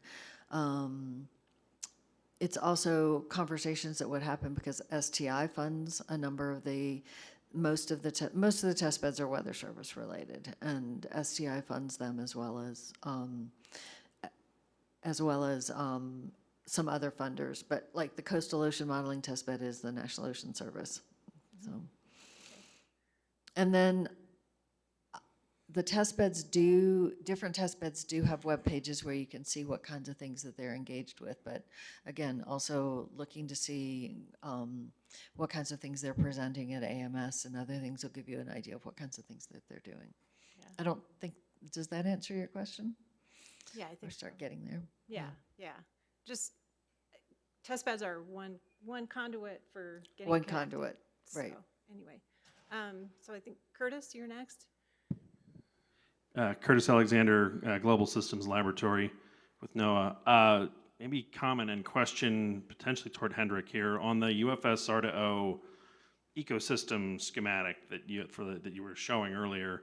I think there was a question mark about the OAR labs, or NOAA labs, as part of the community. I think the labs traditionally have played I'm obviously biased in this, very big role in transitioning modeling capabilities into operations. So it's come in part somewhat through JTTI-funded efforts where we've collaborated with universities on some of those innovations, and then being basically on the interface with EMC. I think as that vision or that ecosystem evolves, would like to make sure that I guess the labs are represented prominently, because I think they have a big role in it. I don't think it's a question mark. So where we describe their positioning in terms of the community, I think is very much an important discussion to have. But we're definitely a big role there in the R2O process. The question I have is more on the, given this session, test beds. And I didn't see that in that figure. I know there's probably discussion happening about this, but where do you think the test beds should be situated or visualized in this ecosystem? Is it one of the stages for the R2O process? So by the way, yes, the answer to your non-question. And so you and Jacob have shown very clearly with your bigger teams that we as NOAA are much stronger if OER and Weather Service work closely together.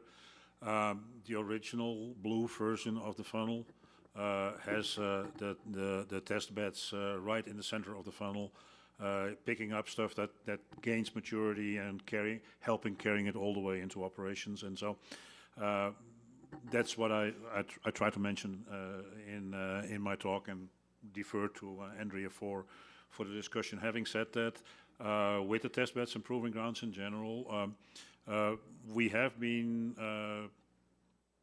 working on that. Struggling is not the right word. Working on that. Under the previous leadership, there was a lot of work on sort of making sure that all these test beds worked somewhat similar. And we're all properly set up and things like that from an organizational perspective. The last few years, and Andrea, correct me if I'm wrong, we've been talking much more in general about what actually the position is. And so the view of Louis Cellini and Greg McLean was very clearly having the funnels, the test bed a little bit lower in the funnel. A lot of the test beds themselves have always thought themselves to reach out a little bit more to research. And these kind of discussions are ongoing and are really important also with linking into the UFS. Did I miss anything, Andrea? I'd just add that the test beds are clearly, they're not mid-funnel, but a little closer to the bottom of the funnel than that. Typically the readiness levels, if you're familiar with those terminologies or something, we're in the 6 to 8 range, and some of the test beds have kind of explicit. Most of them have kind of explicit, once they've tested something, a recommendation on whether something should be moving forward to going into operations, or generally it's not just yes, no. If the answer is no, it's this is what the next steps are that would move it towards operations. And then the other thing is to realize that I'm realizing that a lot of the discussion here is about the code.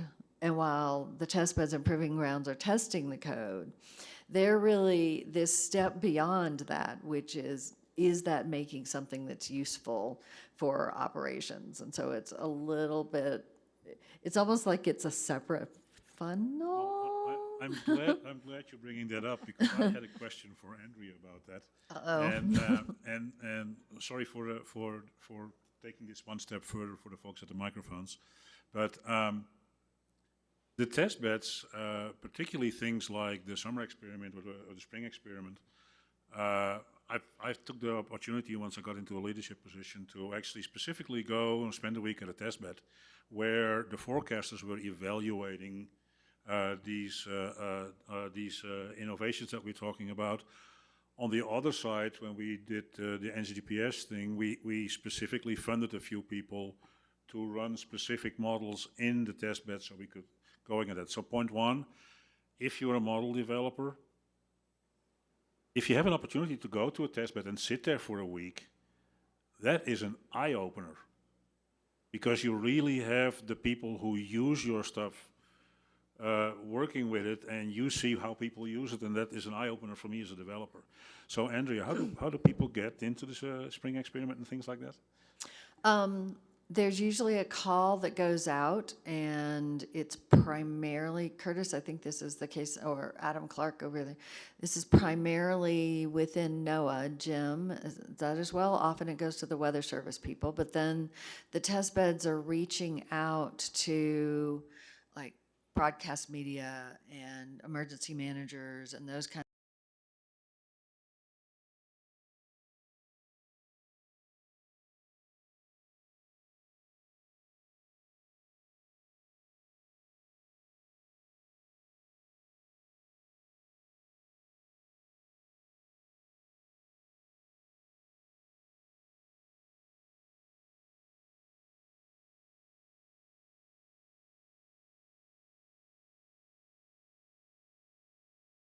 On.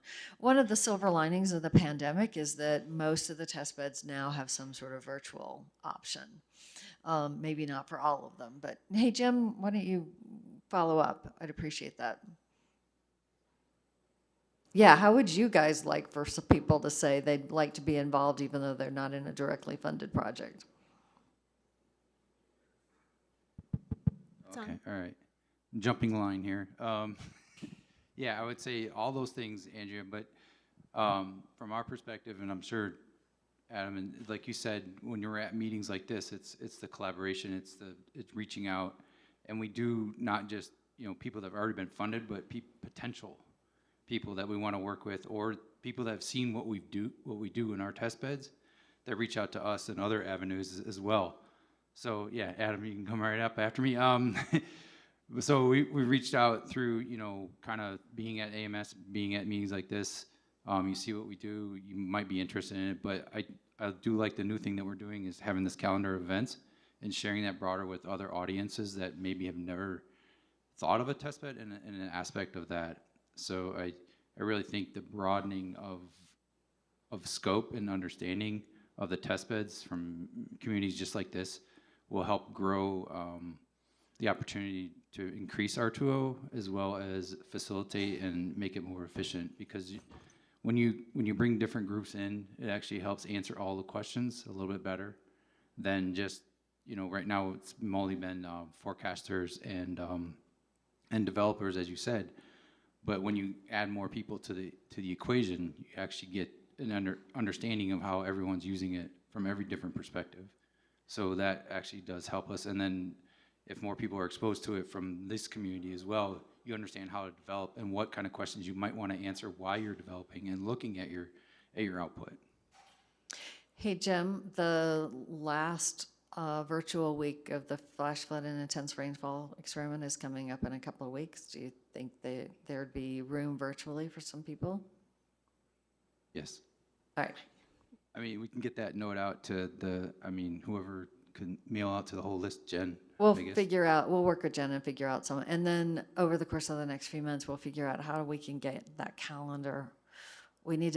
That calendar started as an internal coordination and for us to kind of know from each other what kinds of things that were going on, but we could certainly come up with a version of that we could submit to other people. By the way, I'm Jim Nelson. I work with Weather Prediction Center, and I am the hydromet testbed manager. So thank you.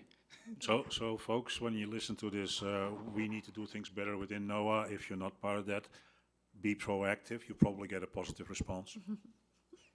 So Adam, are you going to comment on? Sure, yeah. Same topic? Okay. There's several things I guess I could comment on. So I'm Adam Clark. I help coordinate our annual spring forecasting experiments. That's HWT, Hazardous Weather Testbed. Yes, the Hazardous Weather Testbed. So for the model developers, we do not limit the models that we evaluate to just funded projects. We do welcome the private sector, and we've actually been kind of reaching out to some private sector folks recently to try to encourage them to have models evaluated in our experiments. This year we did have a model evaluated that we hadn't ever looked at. So if you want to do that, Henrik, what you said about it being very eye-opening for the model developers, I was like over there just nodding. It was like, yes, it really is eye-opening. I 100% agree with that. But I would say come to us early. If you come to us in March, a month before the experiment, it's not going to get in there. So I would say like the fall or summer before an experiment is when you have to come to us, because it does involve a lot of coordination, you know, figuring out the formatting of the different data sets that we ingest, how to get the data to us. So come to us early, but definitely we welcome all, you know, private sector, government. You don't have to have a funded project, but it, you know, just has to, you know, fit within the context of the HWT. So. Okay. I just want to add one clarification point. Because the test beds are so diverse, not all of us work in the very bottom part, lower part of the funnel. So some of us reach further breadth. So once again, it's too hard. I would actually propose that we start over and make a new diagram. Because I think it's too hard right now with the way it currently is set up to actually show where we all have our different connections. And somehow we need to acknowledge how we're all working together, sort of thing. And the two things I learned from being at a week with Adam is that modelers use metrics and statistics. Forecasters look at how the output looks. And oh, by the way, if you are in Oklahoma in the middle of the summer, the session may be cut a little short because half of the people want to chase that tornado 40 miles down the road. That does happen. Since I have the microphone, one more thing I wanted to say. So one thing I think that may be underappreciated in the test beds. So we try to get, you know, as many different like meteorology backgrounds as possible in the test beds. And one thing that we find that happens is that people connect with each other and then do things outside of the test bed that we don't even know about. So it's really difficult to measure that as like a metric of success, but we know that it happens. And just by bringing together people with those different backgrounds, they make those connections and then go do stuff, you know, spurred from ideas that they may have got just from sitting in the same room and talking to each other. So I think that's really, really important. Okay. So I want to honor, we had another question online. I do see you, Enrique. Trying to corral cats here. Yeah. No, that's We've got good. 5 minutes left. This was just a question about test beds. It says, test beds rely on verification and validation. Are there any plans for a VNV test bed specifically? I would say no. So the DTC is supporting the verification and validation tool set for that. We collaborate across test beds for doing that. And then there is a lot of subjective evaluation that's done also within test beds. Andrea, do you want to make another? Yeah, I didn't quite hear. What kind of test bed? Verification and validation. Verification and validation. Yeah. That's mostly happening, verification and validation of what phenomenon? And most of them are but I haven't heard any discussion of a VNV test bed or a T&E test bed. Yeah, no. So, I mean, I guess what I would say is for the DTC, we are looking at bringing in more advanced verification techniques into our, and so we do, in a way, already have a test bed that does that, because we do compare different more advanced techniques and demonstrate how that can give you more information and be able to provide more information for the models. So I would say no. I think we're already kind of covering that space between all of the test beds that already exist. So I'm going to... There might be an opportunity, though, for putting together what the findings are of VNV across several test beds for some aspect of VNV. Yeah. So. Enrique. Okay, thanks, Luisa. I'm Enrique Alves from the EPIC program with the Weather Program Office. So Curtis kind of stole my thunder because his question was mine, and I was standing here for a long time. So Sorry. I thought about another question. I had enough time to think about another question. And Andrea partially answered that question when she mentioned the possible interaction between the testbed and EPIC, which is a virtual component. And then I know that EPIC has a CI/CD pipeline with VNV processes embedded in the CI/CD pipeline. So there would be benefit from an interaction. And then again, we didn't see that clearly in Hendrik's diagram, so definitely it needs to be added there somehow. He answered to that already. I would like to ask Chris specifically, how do you see leveraging the capabilities like beyond just having the test beds pass on software engineering components to EPIC? How do you see EPIC interacting back with the test beds and adding value to what EPIC is doing right now? That's a really good question. I wish I had a great answer right off the top of my head. The truth is that I don't know. I think there would have to be some obvious interaction with that group, and I would love to be able to work with you guys to be able to bring in that testing into, I don't know if that's possible, into the pipeline somehow or within the process, because yeah, it's very, very important that we get that, you know, science verification in there, more than just, you know, does the code have secrets leaking out? Does it have, you know, some bad Python, you know, error or whatever? We want to do more than that. And I think one of the goals with EPIC is, as you mentioned, to actually put that, you know, science aspect into it, and it be more than just basic linting type of testing. So yeah, I would definitely. Again, I don't know that we really have a solid answer. I hope I've kind of answered your question, but I think it's kind of a to be determined kind of thing, at least at this point. So yeah. Yeah. Then again, Luisa and Andrea, would you have anything to add? Because you know about EPIC, what it does. What are your thoughts about how EPIC can feed back into the value that you add to the UFS? So I would say I definitely want to chime in on this one, because DTC is working very closely with EPIC in a variety of ways. And so with respect to the workflows that they're, you know, the community workflows that they're supporting to the community, you know, we're adding the verification piece to that. We're bringing in new capabilities that are being handed off to EPIC. And I think that's, you know, so we've got some software engineers, but we're predominantly scientists. And so being able to work with a group that has the strength in the software engineering aspect. So we built a community workflow for the short range weather app.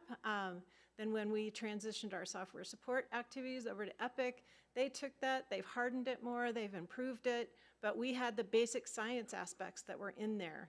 And so I think that it's really important for us to have a close collaboration to be able to really support the community on that aspect. So. Yes. I'm going to suggest we brainstorm offline and let a couple of other questions happen. Yeah. Looking forward to that conversation. So we have a So minute to wrap this up. is a really important conversation. I would suggest we add another 30 minutes next year. So, quick question. I've heard contributors, the need for contributors mentioned a couple of times, a few times over the last couple of days. Do we have a cultural issue or cultural barrier as it pertains to developers contributing their code to the code base? Yes. I will second Hendrik with an absolute yes. Yeah. That's a really good question. Honestly, this was something that I picked up on during the roundtables yesterday, that a lot of the problems that we see within UFS aren't necessarily even technical. They're cultural problems that could be, if we solve the cultural problem, I feel like a lot of the technical problems would kind of solve themselves to some degree. This is just my unique take. Perhaps some people want to tell me that I'm wrong here, but I absolutely agree with you. I'd say based on DTC's experience, that one thing that we really need to work towards is having strong developer support, so that we can keep the developers working together, they can be engaged with the repositories, they understand what kind of testing is required, all of that kind of stuff. So with respect to the variety of things that we did over the years, we did sort of general user support, you get releases out there, people are working with the static code, but then we found with respect to the R2O process that it's the developer support, making sure people are educated on how to work with the repositories, They know who to talk to. You get people connected early, not wait until they've worked with some really old code, like that's a year old and everything's over here and they're working with something over here, and then it takes another year to get it back into the repository. So really supporting that interactive, engaged aspect of the community is important for the R2O process. So I vote for 45 to an hour more next year on this session. And this is something that we need to discuss separately in terms of the culture. And the culture is, the issue is that if you do research, do you need to keep your stuff secret until you have published it?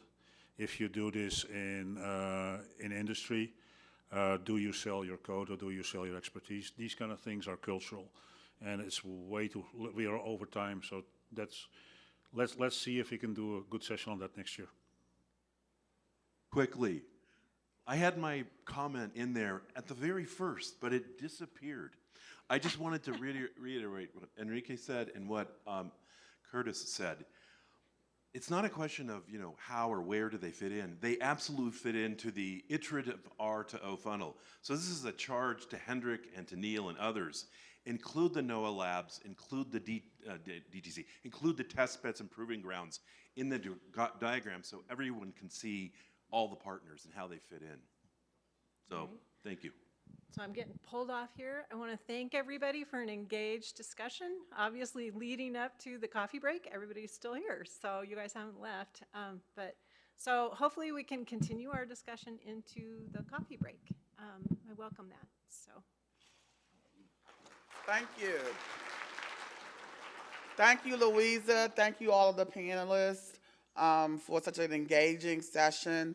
Jen, I hope she took note, and Jessica, we need more time on this topic next year. A lot of discussion, which is good, right?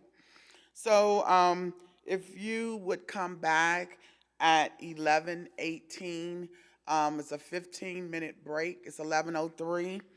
I'm giving you a 15-minute break. For those of you who come back late, you will be providing our entertainment for today. So please be back on time at 11:18. Thank you.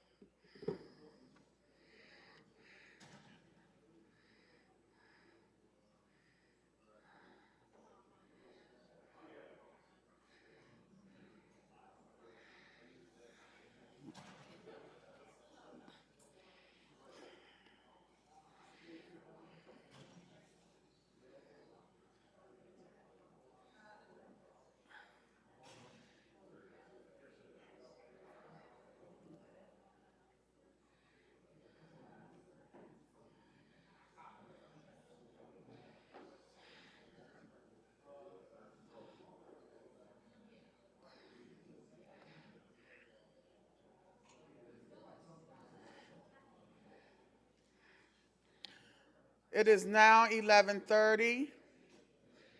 If everyone would be seated to continue your networking later today during the breaks and lunch. Thank you. It's 11:30.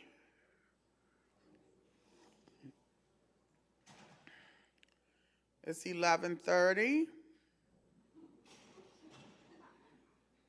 It's still 11:30. I'm just looking for some entertainment. Okay.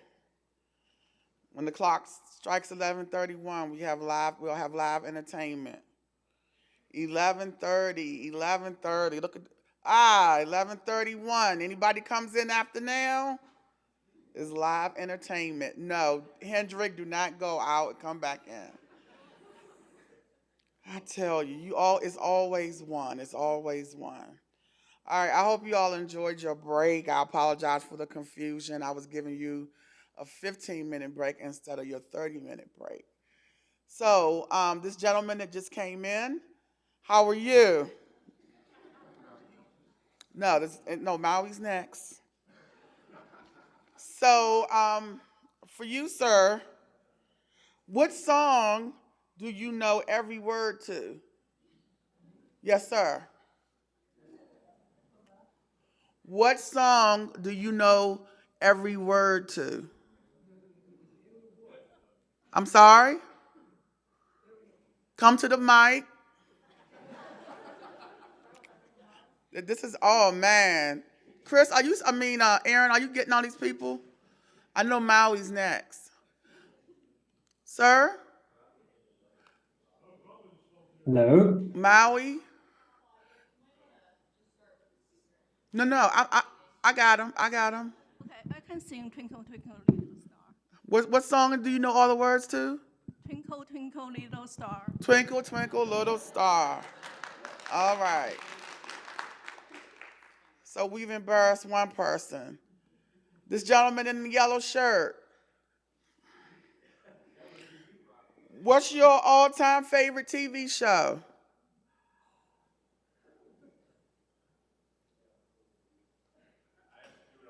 Okay. Yes, sir. I know. Hey, hey, we're the monkeys. Hey, hey, we're the monkeys. All right. In the interest of time, man. All right. In the interest of time, we're going to move forward, but I'm going to remember these repeat offenders. I'm taking pictures. So I have been warned that to stop the live entertainment and move forward. So we'd like to introduce our keynote speaker, Dr. Christian System Modeling Prediction Section of ECMWF to the virtual stage to speak to us about seeking portability and productivity for numerical weather prediction model code. And with that, Dr. Kuline, you have our attention. All right. Thank you very much. I hope you can all hear me. Yeah, it's a great pleasure to speak to you about our work on GPU adaptation and sort of general portability for our NWP model code. So at ECMWF and its member states. I'd like to first thank my co-authors here for their contributions, and then some external partners, which is in Switzerland, the CSCS, the National Supercomputing Center, ETH Zurich, and the Platform for Advanced Scientific Computing, and the Easy Ways project, which is EU funded. All right, so yeah, we can see that, and we know that emerging technologies offer a really great potential for attaining a higher numerical resolution and improved fidelity. while at the same time there's a potential to do this in a more energy efficient way. At the same time, we are confronted with an increasingly diverse landscape of supercomputing architectures. And as we know, running codes performant with efficient execution on a specific hardware requires very targeted optimization. So as a result, serving various hardware inevitably involves more complex code, and we need to organize this well in order to maintain our productivity in such an environment. So there are, just to clarify this, we have two parallel streams of development at ECMWF with respect to the GPU porting and the overall portability. So first, that's really the main effort at the moment. Our operational model, or the large scalability and portability efforts here prepare the still very successful spectral transform-based forecast model for hybrid CPU and GPU execution. This is done by using automatic code translation tools that are in-house developed and employed, and we accompany this with quite some restructuring of the model to facilitate this process. And also introduce some new technical infrastructure packages like the Atlas library. The approach overall and largely is maintained using with Fortran. So Fortran remains the main programming language here, and the GPU execution is enabled by means of OpenACC directive. There are directives. There are exceptions in the transform package, but overall, this is what it's done there. So I'm not going to speak about this today.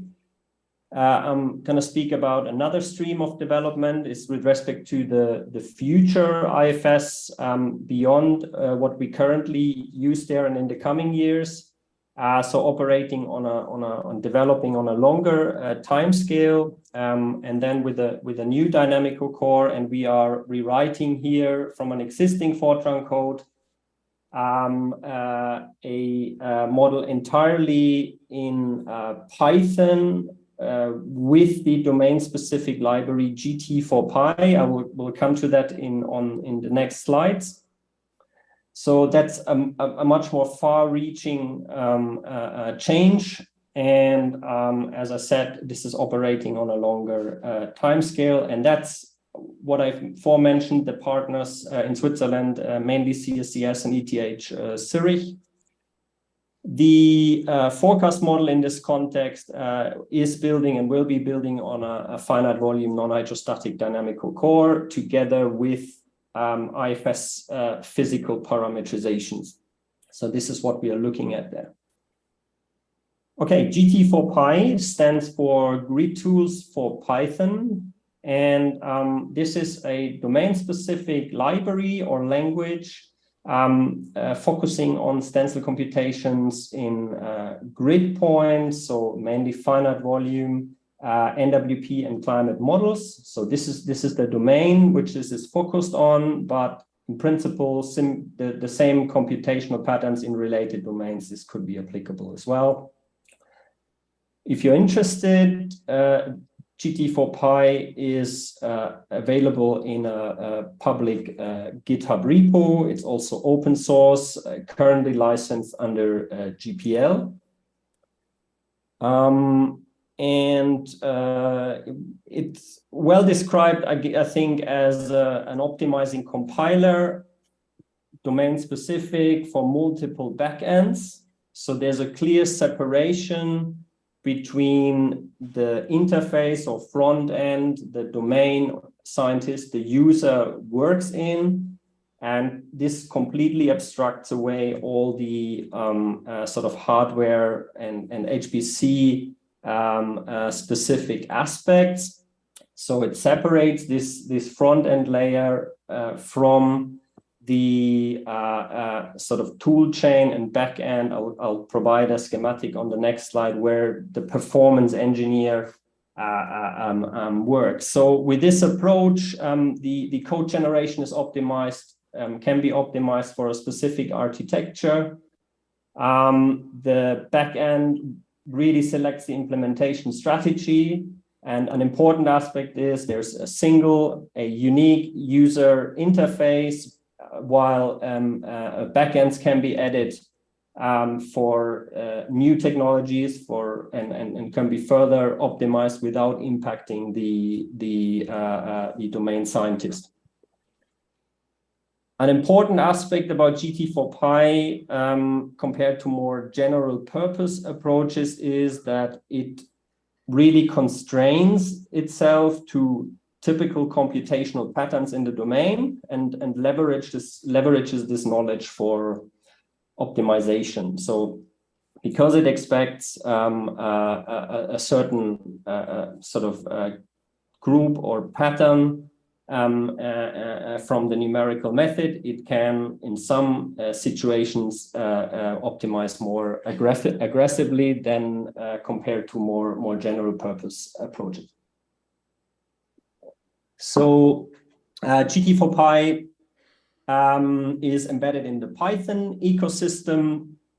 Just very briefly, why Python? So first of all, it's portable, and it's a very productive programming environment. It has a broad and comprehensive selection of modules and libraries. More recently, it has become more important because it's very popular among data scientists, so machine learning AI applications, and it's very suitable for prototyping and with a low barrier of entry for domain scientists, and in particular for collaborations with academia. So there are two main versions for GT4Pi, and I don't want to overcomplicate this here, but this is important to know. So initially, GT4Pi was developed for structured grids, so basically IJK, but staggering is possible here, but it needs to be structured in 3D. So this is what we call version 1, and that's a more established version, so you can look up some references here. And then there's a second version, which is currently under development. And that's important for some of the dynamical cores like ICON on the icosahedral grid, and also our developments on the octahedral, the ECNWF grid, and HEALPIX grids. So it's called the declarative GT4Pi. It has a new interface and toolchain and supports from the ground up, or has been designed from the ground up for horizontally unstructured grids, but will also support structured grids. So it's an ongoing development. I will not go into detail of the toolchain here, but I will use again this schematic of the version 1 to really illustrate again the concept. So here would be the user and domain scientist interface, so a Python code. Within the Python code, there is a DSL embedded, which is a GT script.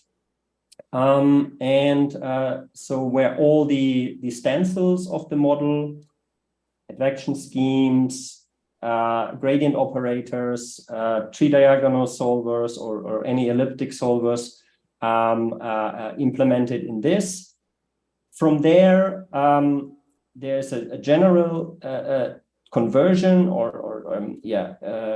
adaptation to a so-called intermediate representation. It's called grid tools intermediate representation, where some general optimizers are done.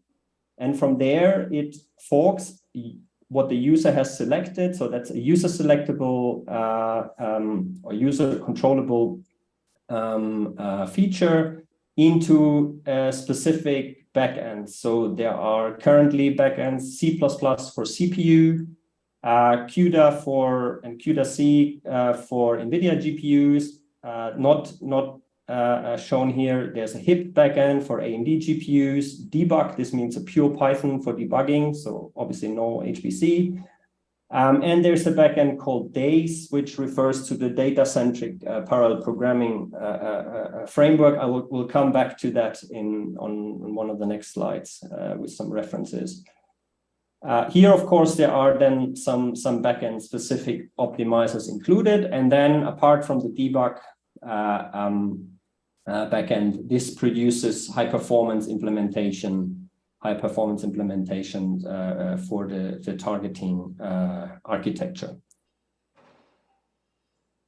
Okay, so that's another way of looking at the workflow. And here you see just a simple example. So that would be like a Python code around a stencil that looks like this in this version 1 code, version 1 of GT4Pi. So that's a Python decorator that indicates the start of a stencil. So you see here GT script stencil, then there's a backend, of course, that's sort of a global switch. And it defines here a very simple Laplacian. The infield is the phi, so any scalar, and the outfield is the result of the Laplacian. And you see this with computation defines a loop over all elements of this array, but it can also be provided with arguments to be restricted to a range of indices.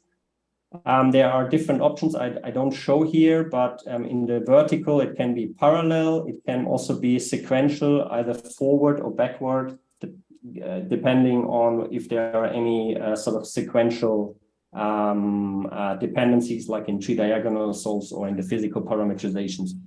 So essentially here, the output is the Laplacian. 0, 0, 0 indicates this is on the current grid point. You could also leave that away, but I kept that for clarity. And then this is again on the same index. But here there are some shifts in the x direction, in the negative, positive, and then in y. There's no shift here shown in the vertical, but obviously that's possible. So that's a very simple example. And then it goes through the workflow as shown before, and in the end, the high-performance implementations are inserted into the Python code, the driving Python with bindings. Okay, so at the moment, to my knowledge, to summarize this, there are 3 comprehensive GT4Pi-based NWP and climate model software development projects. All come from original Fortran implementations and were optimized for CPUs. The first you know very well. That's PACE, or I guess many of you have heard, is PACE. It's a GT4Pi implementation in the version 1 of the FV3 GFS shear atmospheric model of NOAA and GFDL, and that was led by the Allen Institute for AI and together with ETH Zurich and CSCS. Then ongoing in Switzerland is porting to GT4Pi of the ICON model. I mean, that's a model originally developed and maintained by DWD, and Meteor Swiss is going to use that operationally on GPUs, and there's currently in Meteor Swiss, the Exclaim project at ETH Zurich and CSCS is a large porting project ongoing, so for the dynamics as well as the physics. And then the last project here is referring to what we do with the IFS and the finite volume dynamical core is the porting and then further development in version 1. This is what I will speak about today.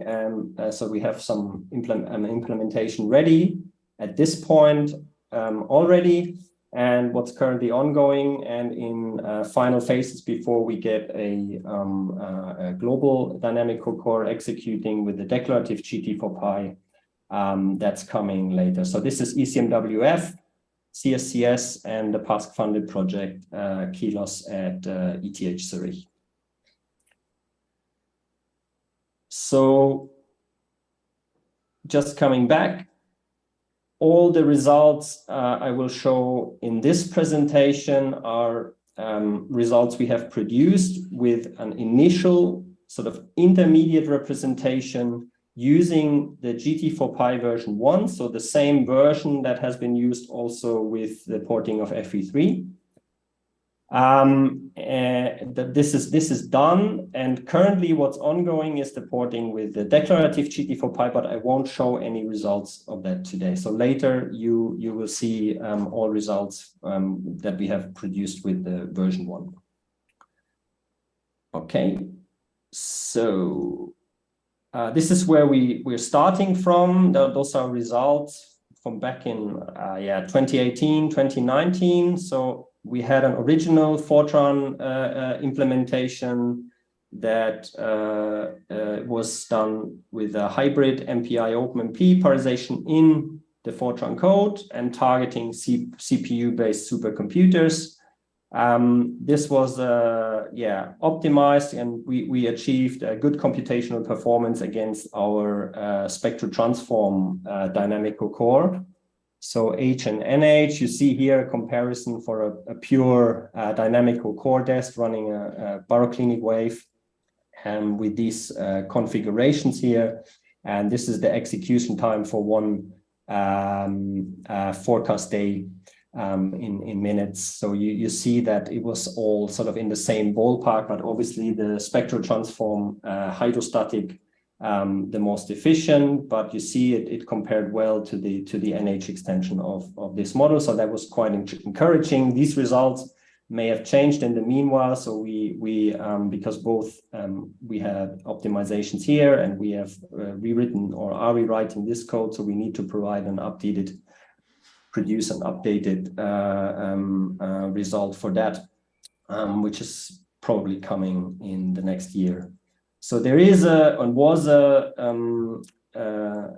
reforecast configuration, so DICOR plus full IFS physics. I will not speak about this today, and we run that on the same grid as the spectral model at the time.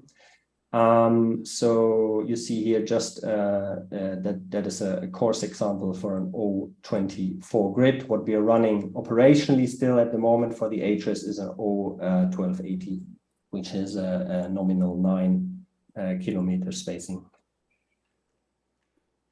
Okay, so that's a first result with the structured grid FEM dynamical core entirely implemented in GT4Pi. So you see, and we illustrate here one aspect is that a single model domain user interface in Python with the embedded GT4Pi really seamlessly can drive various backends. So what I have shown in the schematic before.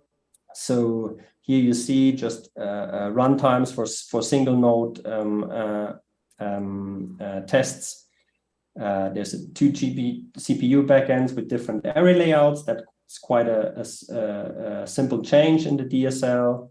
And then we have here 3 GPU backends. They are all performing quite similar, but it's essentially what we call a GT Grittles CUDA backend. There's a native CUDA backend, and there is a backend that leverages the DACE framework. So DACE again is the data-centric parallel programming framework that uses a data-centric intermediate representation to optimize data flows, and using so-called SDFG, a stateful data flow multigraph.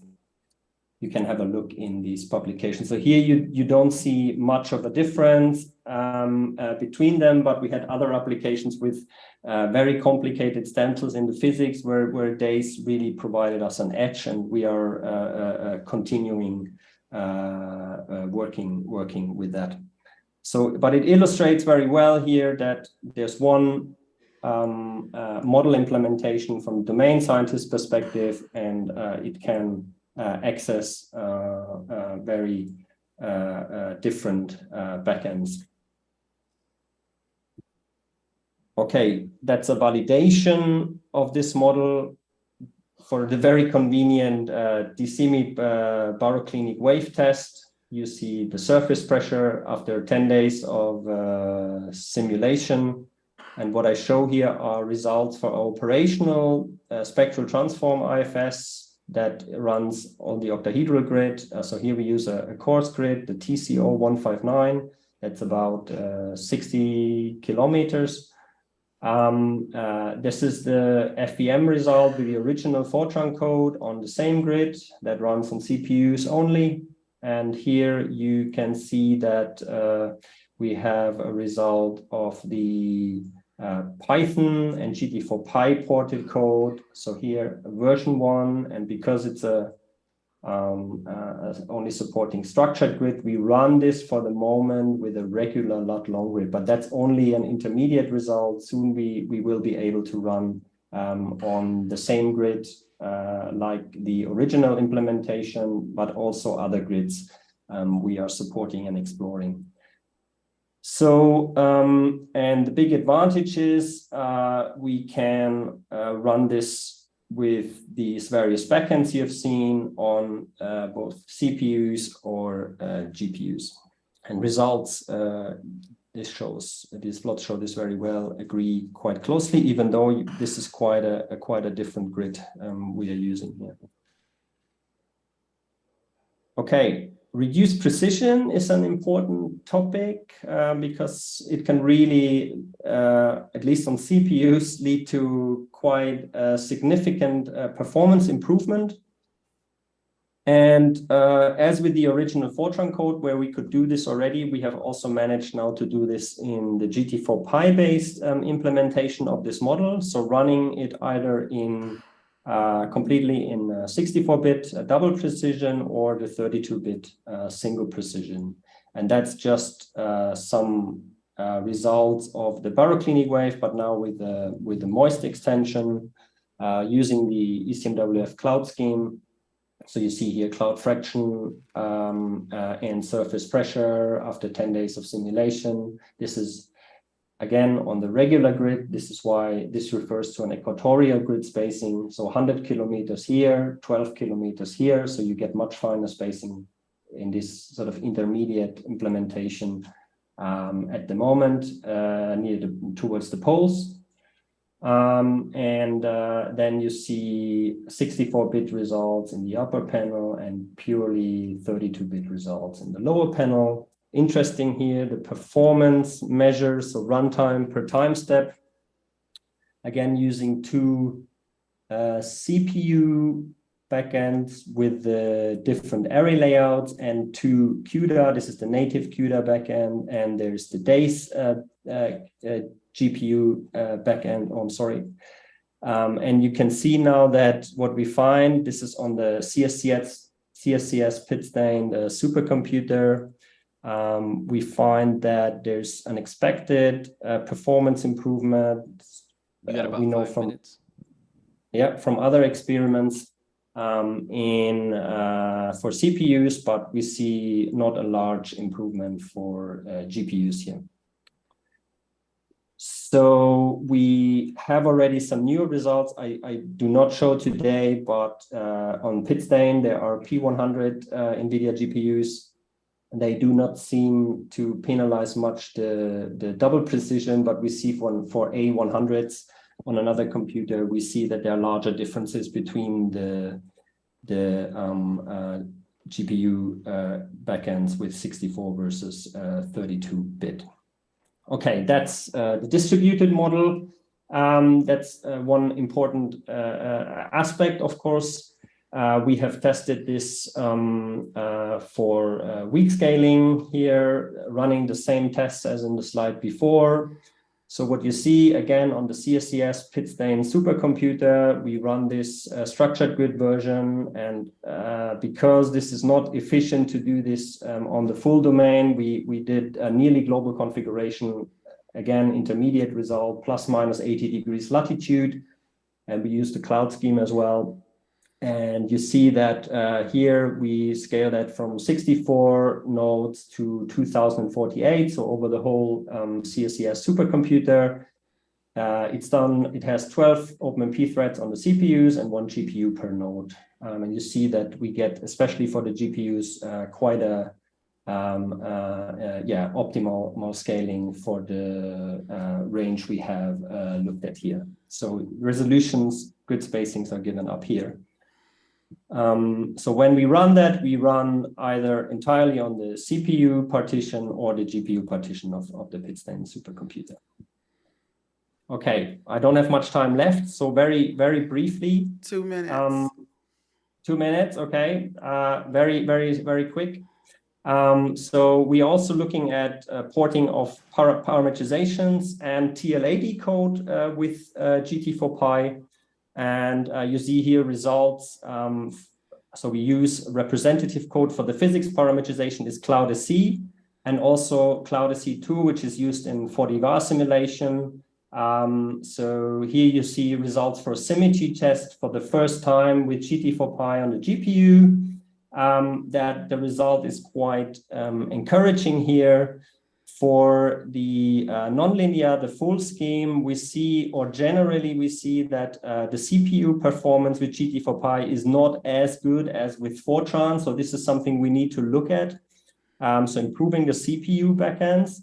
But the GPU implementations are really very competitive to other implementations we have. So particular here, Fortran and OpenACC, it's really a similar execution times, and it does not yet run for the TLAD code. So we don't have any comparison here, but that's coming. And we currently are extending this for other parametrizations like the radiation scheme or the land surface model.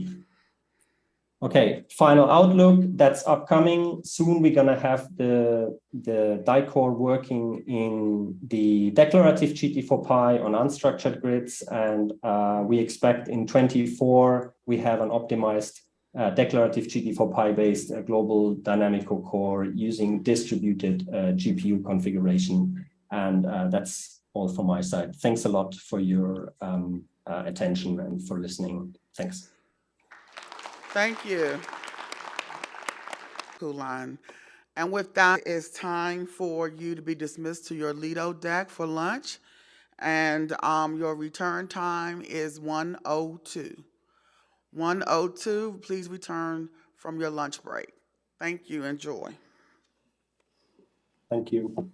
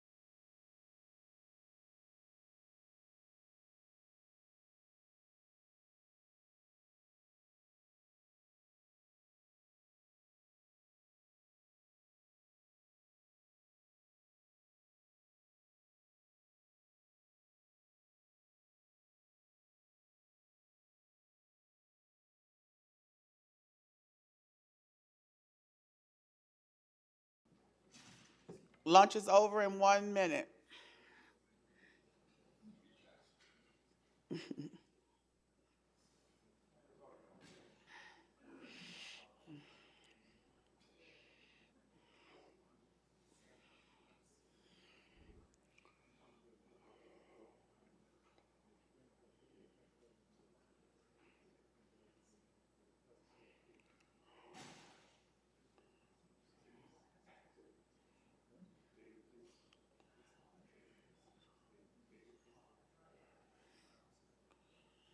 It's still 102.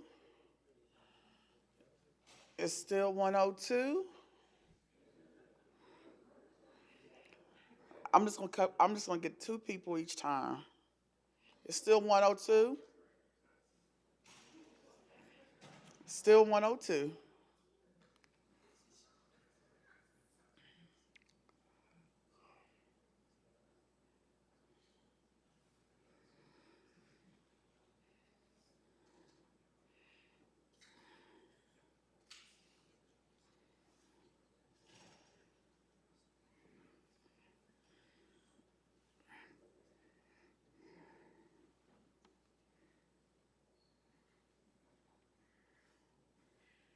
Thank you all for being back on time. I hope you enjoyed your lunch and time to network and meet people, have some discussion. It is officially 103. So at this time, anyone that comes in is late. Hendrick, he just wants to dance. You want to dance? Okay. There you go.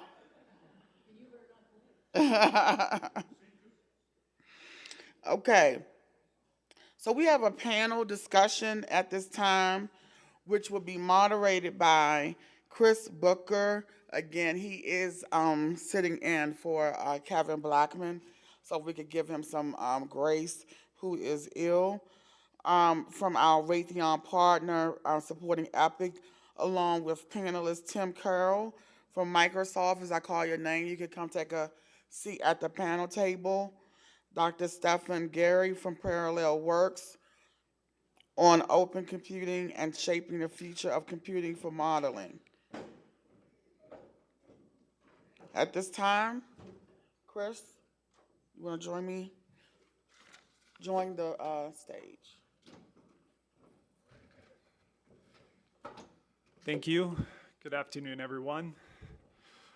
All right, I'm going to try to do my best here. As was mentioned by Claudia, I'm kind of filling in for Kevin Blackman. So honestly, I have no idea what I'm doing, if you haven't quite figured that out yet. Yeah, it's public speaking is a bit of an underrated, personally, kind of an underrated skill. Honestly, I'm a private pilot and I have to talk on the radio, and honestly, I find that to be the most challenging of it all. So something to be said there. So let's go ahead and introduce our panelists. Some of these joining us remotely. We have Dr. Aman Gohari, a former colleague of mine, working for Intel now, from Parallel Works, and Tim Carroll. So welcome, gentlemen. Thank you for sharing your thoughts with us here this afternoon. I'm sorry. Okay. All right, Aman, if you want to go ahead and lead this discussion here, I'll turn the floor over to you. Great. Can everybody hear me okay? We can. Awesome. Hello, everyone, and welcome to this panel discussion. As Chris mentioned, I'm in a spirit right there with you in Boulder, but I'm unfortunately stuck in Oregon. My name is Iman, and I'm with the Intel Corporation. On behalf of the entire steering committee and our panel, I'm really excited that you have chosen to join us today for this panel discussion. This panel discussion today is about open computing and the future of computing for modeling. The idea of open modeling thrives and requires open computing, which spans across silicon provider like ourselves at Intel and computing providers, Tim Carroll and our colleagues, and cloud service provider and ecosystem developers and others.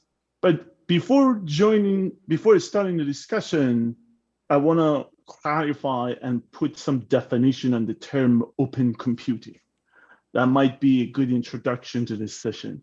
So the definition of open computing relies on characteristic of computing solutions that are available to the model and modeling and somewhat independent to all scientific aspects of model development. So to put that in a plain language explanation, you can think of everybody run and execute everything as opposed of everybody validating and understanding everything. So some of these characteristics that defines the open computing can include, these are just some of the ones that we are going to touch today. I'm sure that the community have more definition. We are going to engage, to the open discussion. But the first one is accessibility. Can everybody access the platform? If the platform is only available to a light scientist or individual, that's not an open computing platform, and it's in this context. Is the platform reliable? Reliability. What's the SLA? What's the fault tolerance behavior? What's the backups, and etc. The third characteristic is sustainability. We all work in a domain that's tightly coupled to global warming and climate change, so it's crucially important to think about the sustainability of the platform and how climate and global warming friendly the platform is. And the last one is interoperability. How well a platform can interoperate within the other solutions that's available to the model. So for today's discussion, I'm going to urge you and challenge everybody to think about all aspects of the computing of the model. For example, hardware feature-aware model development or optimization. Can we come up with compile and runtime strategies that are going to make our model faster, accelerate their involvements? Can we make changes to the execution, how the automation and the tools that are used are involved, product definition and the business strategy purely based on computing, as opposed, and let's think about all aspects of science, which would be die-core, physics parameterization, development, or validation, verification, accuracy, etc., and etc. So I think, that's enough. And with that, I would like to invite, our first speaker, Stephen Gary, Dr. Stephen Gary from PowerWorks, who's going to walk us through some of the use cases that they've been involved that relates to this topic. Thank you very much. Can you all hear me? Is it work? Okay, perfect. Great. Iman, thank you very much. Chris, thank you. And I also want to say thank you to Claudia for encouraging so much audience participation, because this is, we really want to encourage discussion because we're talking about open computing. And early this morning, the first response to Claudia's question about what are we doing here came from Christina, and that was about collaboration. So, I think that's a really key part of open computing, as you'll see in just a minute. And so it's, I'm really glad that came out first word this morning. So what I'd like to do in my comments is I'd first like to bring in some of my experience on another project that involves open science and open computing.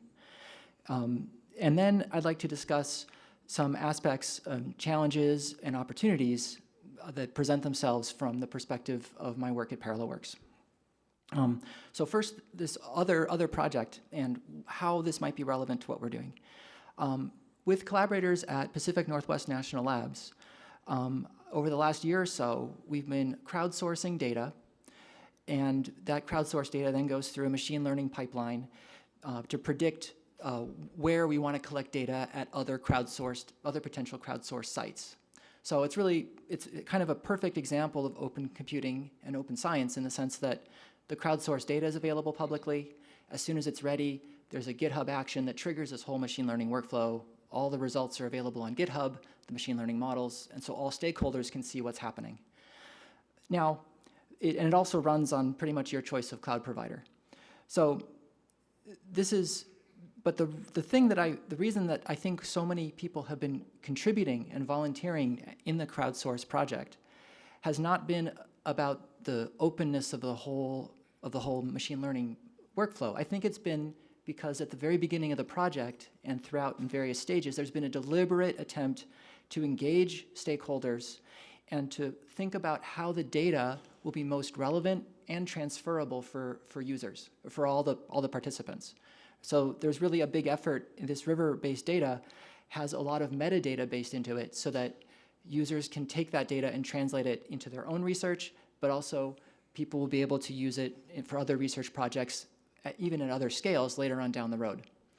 And so I just wanted to offer that up in saying that engaging stakeholders from the very beginning of the project can help identify what will really make things transferable and relevant into the future.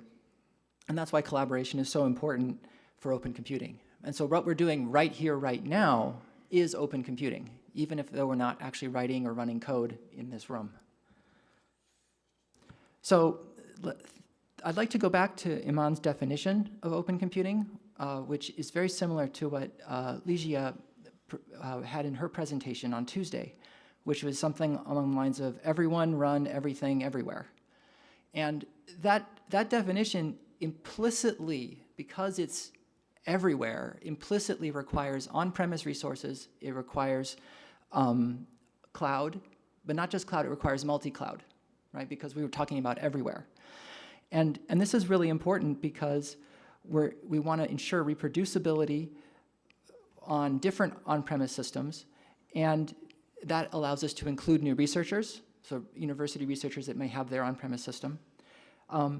But it's also about when able to reproduce something and do it on a cloud system, as Neil Jacobs mentioned yesterday, it can be really important to be able to place your compute next to where your data is in the cloud to avoid additional cloud costs and also speed up the calculation in the end.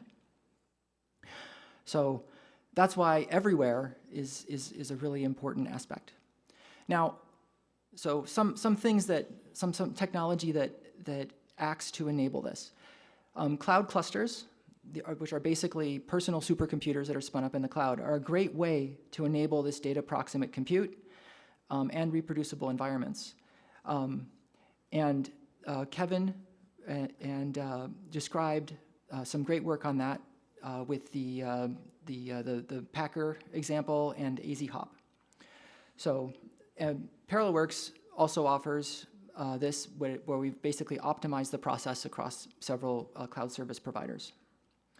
But it's a double-edged sword in the sense that this adds complexity, and cloud clusters also add potential cost and uncertainty in cost. So it's an important thing that needs to be managed.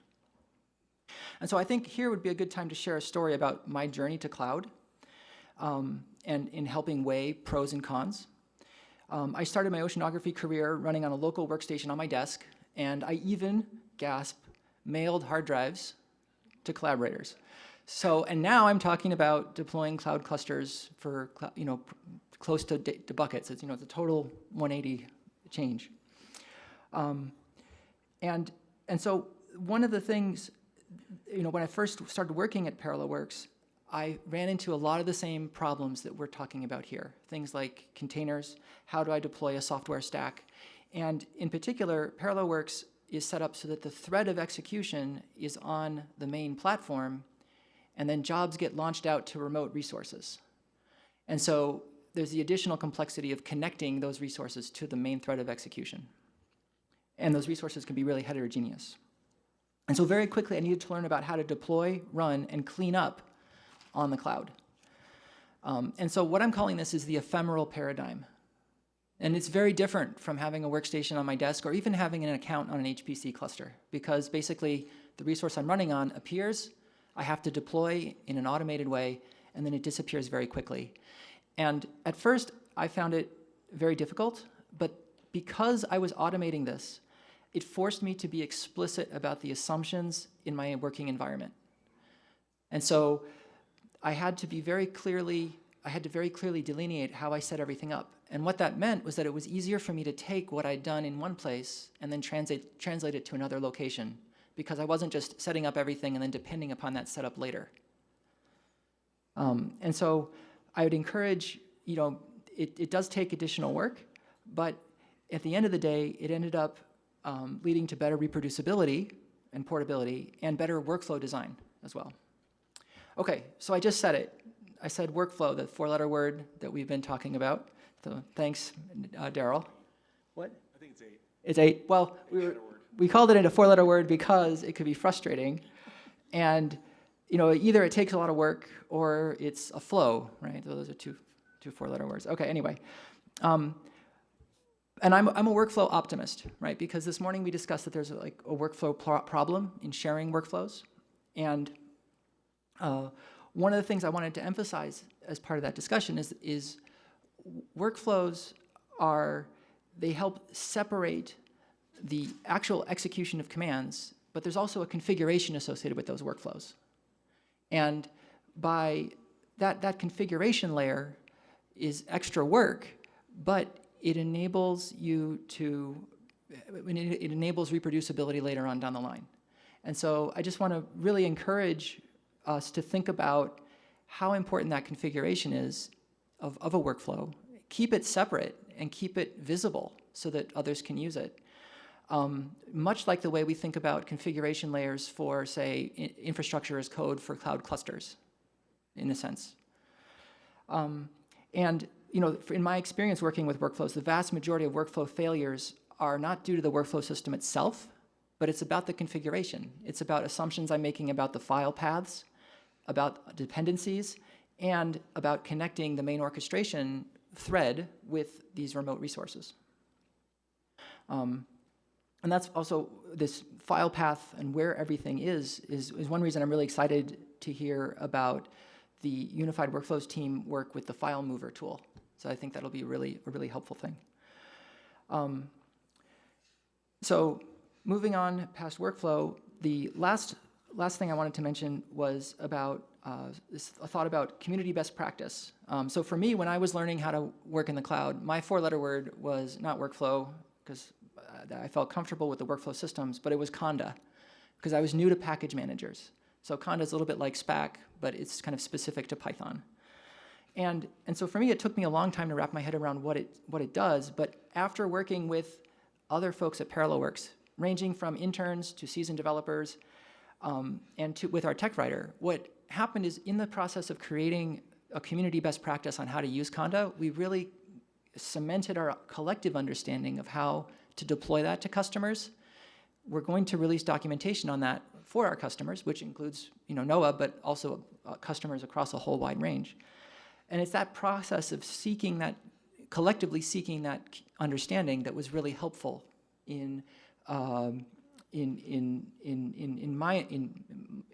my developing, or in my ability to really use Conda, but I think it also helps a lot of other users. And yeah, so now we're working on developing best practices for workflow tools on PW as part of our documentation, and best practices for SPAC on ParallelWorks. So, and I just want to emphasize, this is really relevant for the weather sphere, but it's also really relevant for a really broad range of customers in other disciplines. So there's this, an overlap between commercial and science, if you will. It's not just one thing here that this open computing is helping. So in summary, I just wanted to mention that open computing is taking extra work, especially when thinking about this ephemeral paradigm. But taking that extra step to document, build, and find community best practices. So by that, that can be either everything from a workflow configuration to templates and examples. That approach is truly worth it for increasing reliability, repeatability, robustness, and most importantly, inclusion.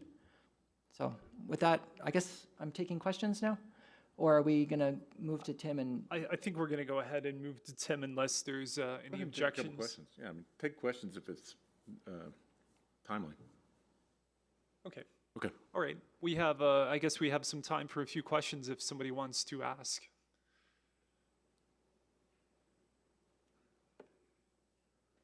Okay, it looks like Natalie has one. I am Natalie Perlin from EPIC. So my question is, how we can ensure that the data is close to the computing resources? Because these are huge things for doing any type of modeling.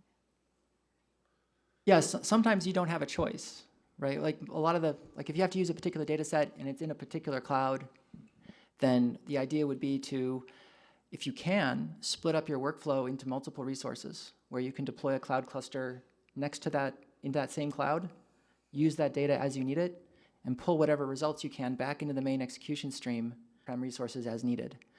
But sometimes that's not possible, where like say the volume of data that you've created in that first step.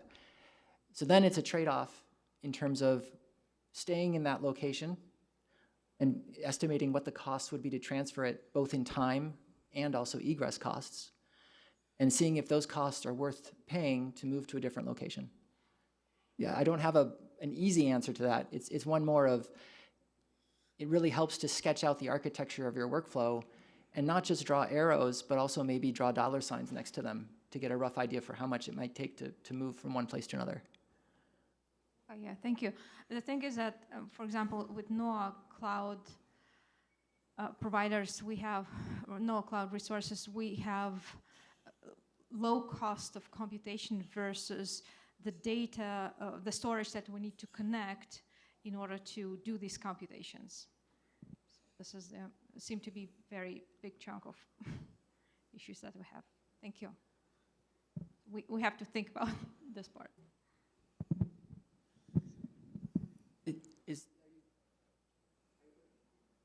Like, do you want another, like I'm thinking about like different levels of storage, like there's persistent luster arrays that can be attached to clusters. It's expensive. Is that the distinction we're making? Or?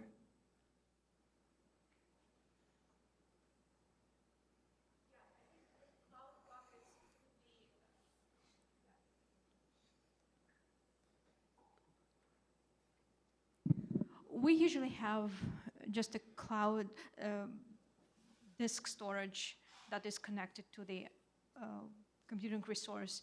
I'm not sure how useful will be to use the buckets and to access the data during the calculations. I think this is not yet implemented. Sure, yeah, the buckets could be used for staging though, yeah. Okay. Okay, thank you. I'll jump in. Okay. Okay, so mine's gonna be a little different. My name's Tim Carroll. I lead the weather and climate portfolio for Microsoft in the Azure, what we call the Azure Specialized Group. And that's the part of Azure where we handle all of the HPC and AI workloads. But the reason that I was excited to come here today when I got the invite a few months ago was because I was here 4 years ago at the original kickoff. And I spoke at that. And unfortunately, I'd probably say the same thing today that I said 4 years ago, which is start with the workflow and work back, right? So my role at Microsoft, I'm not a computer scientist and I'm not a domain scientist. The most part has been a problem solver that built teams to go figure out how to get things done at multiple levels. And so when I was very excited about EPIC 4 years ago when I saw what the potential was, and that was, if you recall, about 5 or 6 months before COVID started. And I got redeployed during COVID to serve on a number of teams that we were supporting modelers during that time. Some of the stories they wrote case studies about and were public, and other ones we don't talk about publicly. But that was a huge eye-opener to me, A, for the value of predictive modeling, which we all know, but also the need for it to have current and timely data, but to be able to put a front end on it that policymakers could quickly interpret in order to be able to make critical decisions. Coming out of that experience, I wrote an internal paper at Microsoft titled, "There's No Vaccine for Climate Change."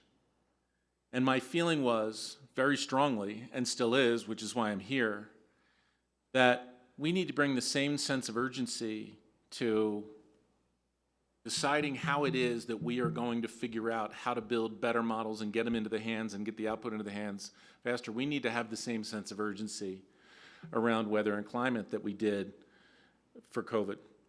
And I realize that that's one of those easy things to say, but because I was involved in the middle of it, it's easy to think, oh, well, great. Well, Microsoft and there were a lot of other industry partners that we were working with at the time, along with academia and government, but it was not that people like Microsoft could write checks or could pull 15 developers off of a project to assign it to a model in order to get it open sourced or any of those other pieces. It was that we all got out of our own way, right? Government got out of their own way. Academia got out of their own way. Microsoft got out of their own way. We're pretty good at getting in our own way on occasion, right? But we were able to do that because we had this mission and this purpose, right?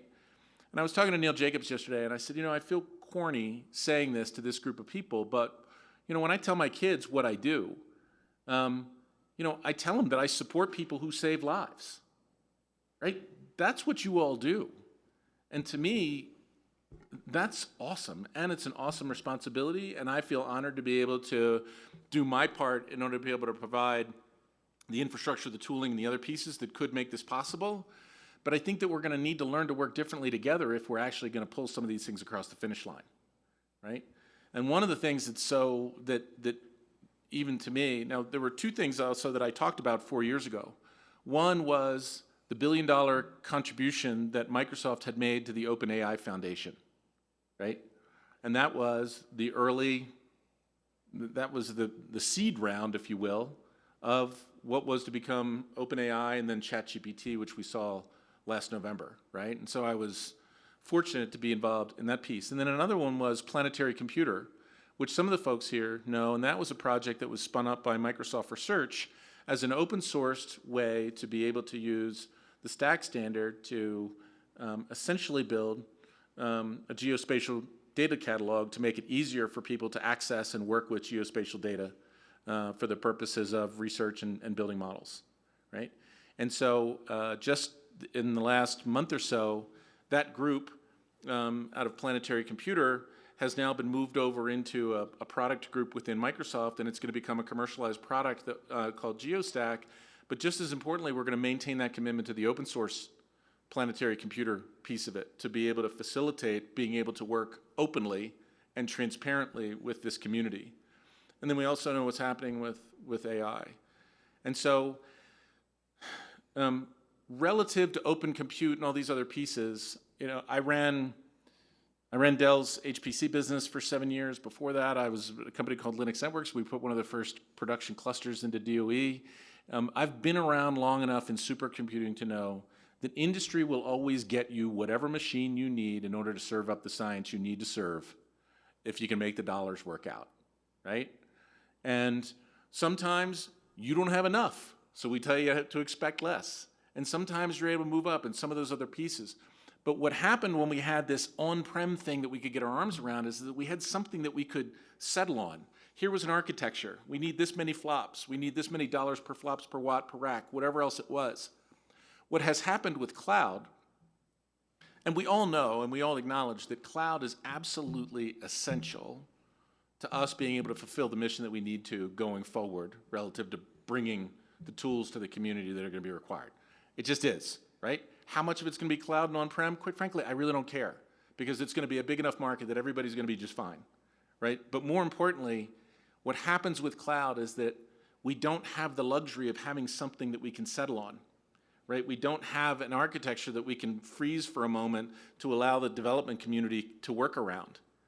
And so that's why this co-development conversation I thought it was fascinating this morning, and I'm ready to give my time back to the co-development conversation from this morning.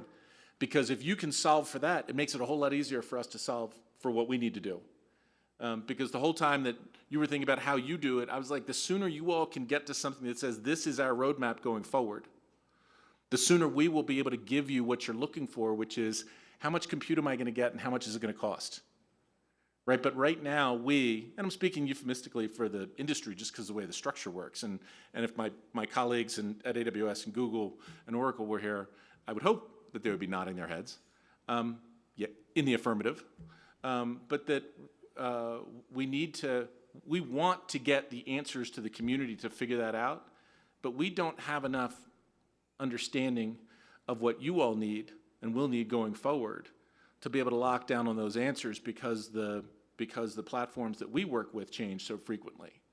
And that's why I'll circle back to what I started with. It's about solving a problem. My number one ask, if we could figure out a way, we, the people in this room, could decide on a problem that has replicability so there would be value, that once we prove that we can do this, we could replicate that across multiple disciplines. And I don't just mean the compute. I mean the storage, data assimilation, all those other things. We don't have to be afraid of taking on a big problem. But if we can decide on the problem and work back from there, then I think that some of these answers that people have been looking for, that they keep going round and round on, we can get to. We can't get to them all, but we can at least get a beachhead on getting some of those answers. And then we hopefully, once we've got the beachhead, we can start getting more supplies ashore, right? I don't know whether that was a call to action, a plea for help, or just the ramblings of somebody who's been in the supercomputing industry for too long. But you know, we're all mission focused here, right? And sometimes we get caught up in the sausage making, right? And so if we could figure out in the course of the co-development discussion, hey, here is this problem that you could unite around, that then bring in the infrastructure, middleware, and storage people to say, hey, here's how we can map to that, we could potentially make some very real progress between now and this meeting next year. So, I'll stop there. Thank you for nodding your head, Danae. My self-esteem just went up Excellent. 6 points. Thank you, Tim. All right, do we have any questions for Tim? Looks like Heinrich. Oh boy. I was hoping to be Danae. So my first question, you coming back next year? Excuse me? Going back next year? Just Absolutely, but I just threw it out there, right? I gotta show up. So when you talk about whatever compute you need, you can have it as long as you come up with the dollars. Makes me think a little bit about the history. In the late 1990s, the operational computer of the Weather Service was in the top 10 list of the Manheim list, and we were the only computer in that list in the top 25 that was always on, and we were definitely the only one that was used at 80% capacity. And so at that time, the reason I'm saying this, at that time, weather computing and environmental computer was the poster child for supercomputing. And guess what? Some of our supercomputing was really well defined for that. And so when I mentioned yesterday that we were able to get 50% peak performance out of these chips, part of that is because the vendors saw us as the biggest user, so the chips were really designed for geophysical fluid dynamics. Now we're not. And that's one of the reasons why we're only getting order of 5%, be it 2 or 7, it doesn't matter, only 5% out of that. And so if you say we can get what we want hardware-wise, is there a real feasibility that we could have chips that are more focused on the type of problems we are doing, or is that a pipe dream because we're too small a community now? Yeah, no, I want to be. Thank you for asking the question. I want to be careful about, or I want to make sure that I'm very specific in what I meant by that, because it's probably a little glib. In terms of if you come to us, and I even hesitate now to call us a cloud provider, or even the other cloud providers, because we've all got AI tools. I mean, we're a technology provider, right? I mean, and it's starting to cross-pollinate. And I lived through, that time of coming forward with an architecture that we knew that we had 3 years to go work with the chip vendors and all of the other pieces to go figure out exactly what that was going to be. I'm not sure whether or not there's going to be an opportunity to say, we need this spec-built part to go in, and have it come out at a number that is within your range in terms of what you think the budget is that you'd be able to allocate against it, right? And that's where the function of, it's because how much of the addressable market are you going to be able to hit with it after that ships, right? And so the answer is, I'm not sure that we're going to be able to build custom built, but I think that there is a level of collaboration because of the line of sight that the cloud providers have to what the technology roadmaps look like, that there could be a higher level of collaboration between what you all are looking at into the future and what we under super secret double probation NDA could tell you was coming, because that would help to inform some of that roadmap decision. So is it fair to summarize that as technically it's feasible, economically it's still questionable? I think that's fair. Absolutely. Yeah.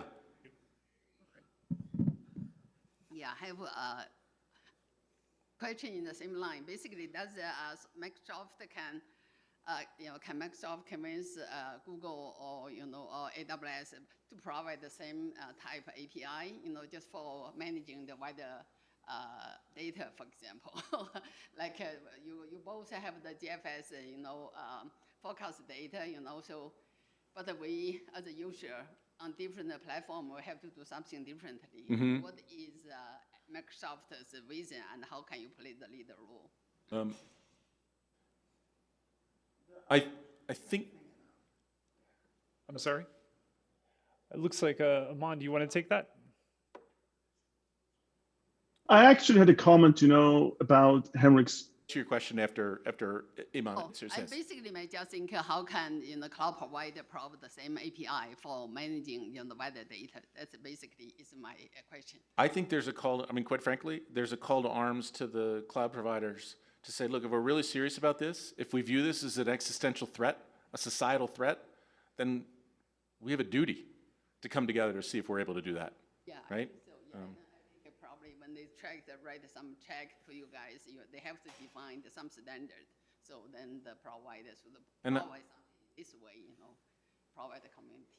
Agreed. And I think, and Iman, we'll come back so you can answer Hendrik's. But one of the things that I would like to see is procurement rules and all the other things that happen, right? And over the years, we've tried to have these multi-cloud discussions and everything else. But what we really need to do is we need to come together in the same way that we did during the HPC consortium during COVID, because I was on the selection committee where we review the work, and it was me and Google, and we would all work through those things together. But I think that that would be a great opportunity for you to lead and say, hey, big technology providers, would you like to participate in these conversations to see even the validity of coming to a common API? Would that work for all of us? Because that conversation has not yet happened, right? And that's something we can do. Do I have time for another question? Let's let Iman answer his, and then we'll come back. We'll come back, okay? Okay. Go ahead, Aman. Awesome. Yeah. So we're going to first lower my hand so it's not a point of confusion. So, and two comments comes to the mind. As he was mentioning, if you track the number of the supercomputing past 30, 40 years, you see that the number of the dedicated supercomputer to the weather and climate segment has substantially decreased. And that's a fact, and it's unfortunate, but it invites the question why.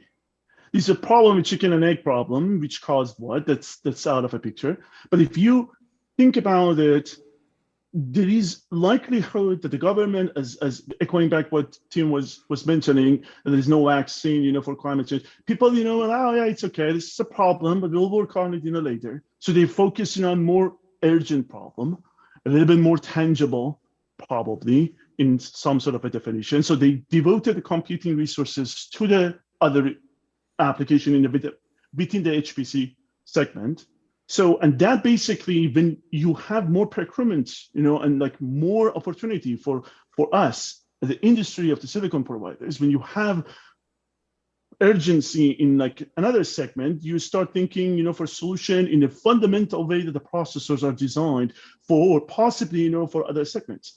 And then, again, that leads, to another, curve that you can look at it. In past, 30 years, if you look at the amount of the flops, actually floating operations that the processors have been have been giving out, it's actually pretty steep, incline, and that's good. We can talk about, there's a separate discussion about Moore's law and all of this stuff. But if you look at, the other fundamental aspect of the processor, which is how well a processor can move data around, a memory system of the processor, that hasn't substantially been improved. And that's, again, a chicken and egg problem. What caused what? It doesn't matter. And that's basically what, brings, all of those combined, brings to Henrik's point that, from 30-something% utilization, you're down to below 10. And that's very bad. But, whether or not, that's actually, it's been addressed. Yeah, there is a price tag with it, and all that stuff. But I want to also, urge that now silicon provider, within even like within amount of like less than ideal engagement within weather and climate domain, there is upcoming solutions within the market that's addressing this problem. For example, we just introduced Intel Xeon, a scalable max processor with high amount of memory bandwidth. It looks like actually GPUs. It has a lot of memory bandwidth, and it's specifically designed for the codes that requires a lot of data movement. And I'm sure that there are a lot of more, solutions out there that are similar. But that's just one example right off the bat. That's basically, addressing that problem. The work that Intel has done, with National Argonne Lab, on Aura, it's an example. There's a lot of article news out there for that, and that is what we were talking about.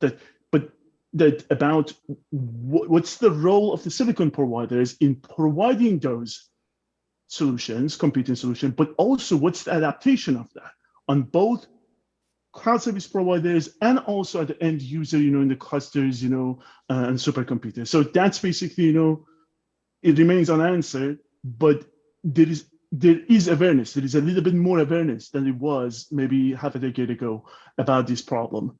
And about the second question about the data movement and availability of the data, as Tim was mentioning, it has happened, proven over and over before.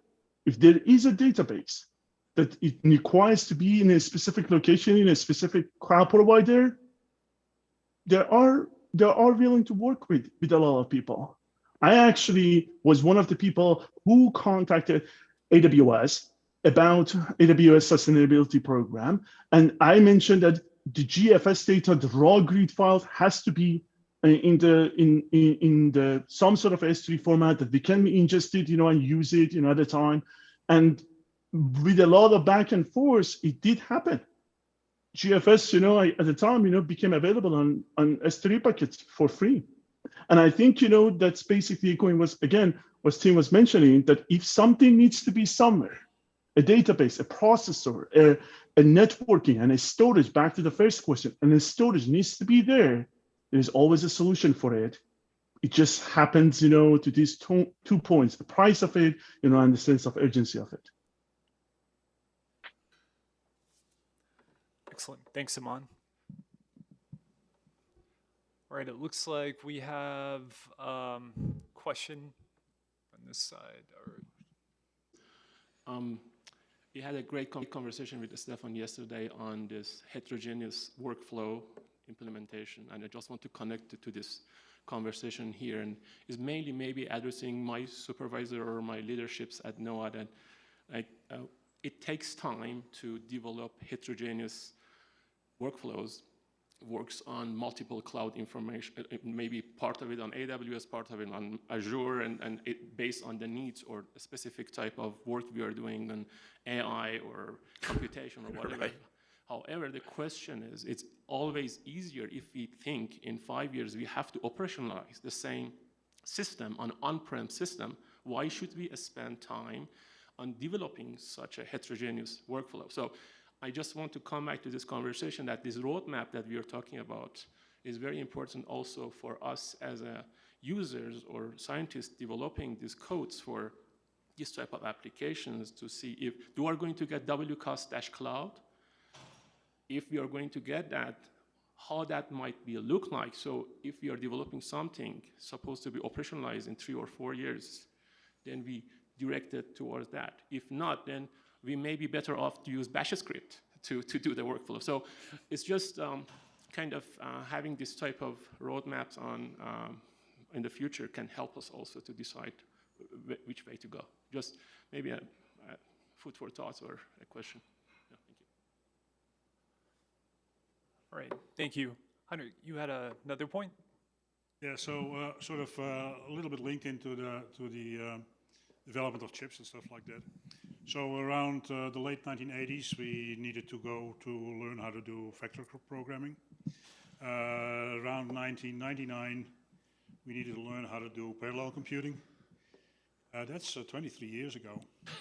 And so I find it's kind of funny. There are not that many people in this room who actually have before gone through that transition to rewrite your codes for new hardware. And with this new hardware, you tend to go through a cycle too. It's not as bad as it used to be with the Cyber 205 that you actually had to learn how to code in machine language before you could actually use it.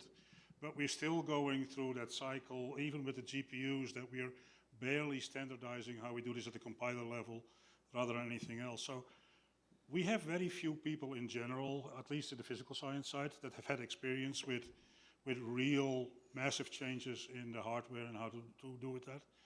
Similarly, we're going now to a new piece of hardware that we need to adapt our codes to. In the past, okay, the European Center, Met Office, us, we buy a computer, we just optimize the code for that one way or the other, but things are getting more complex. We're not doing one computer anymore. Right. So what are your thoughts about portability of code and performance portability of codes? Because that's something that we need if we're not just focusing on one operational machine, but on a community and on a ecosystem of hardware that we can work on all over the place. Any thoughts, please?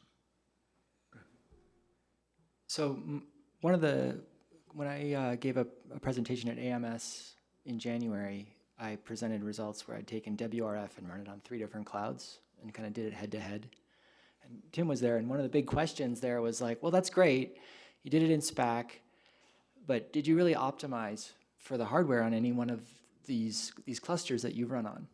And that's a really valid point. And so that's exactly the same question that you're asking, Hendrik, which is like, how do you manage the optimization of all this? And from my perspective in deploying all that,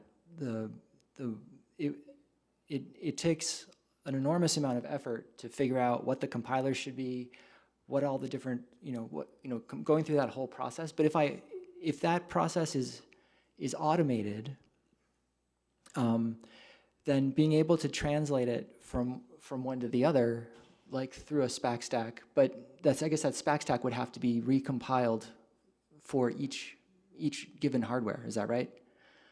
To make it properly optimized for that hardware. And so there, I think one of the best things would be setting up. I don't know what the exact word is for it, but like it's a repository where the compiled packages can reside, and you can always pull from it to wherever you happen to be. But that takes that's an infrastructure investment. But if that's set up, then it will be a lot easier to compile things, have those cached compiled binaries, and use them.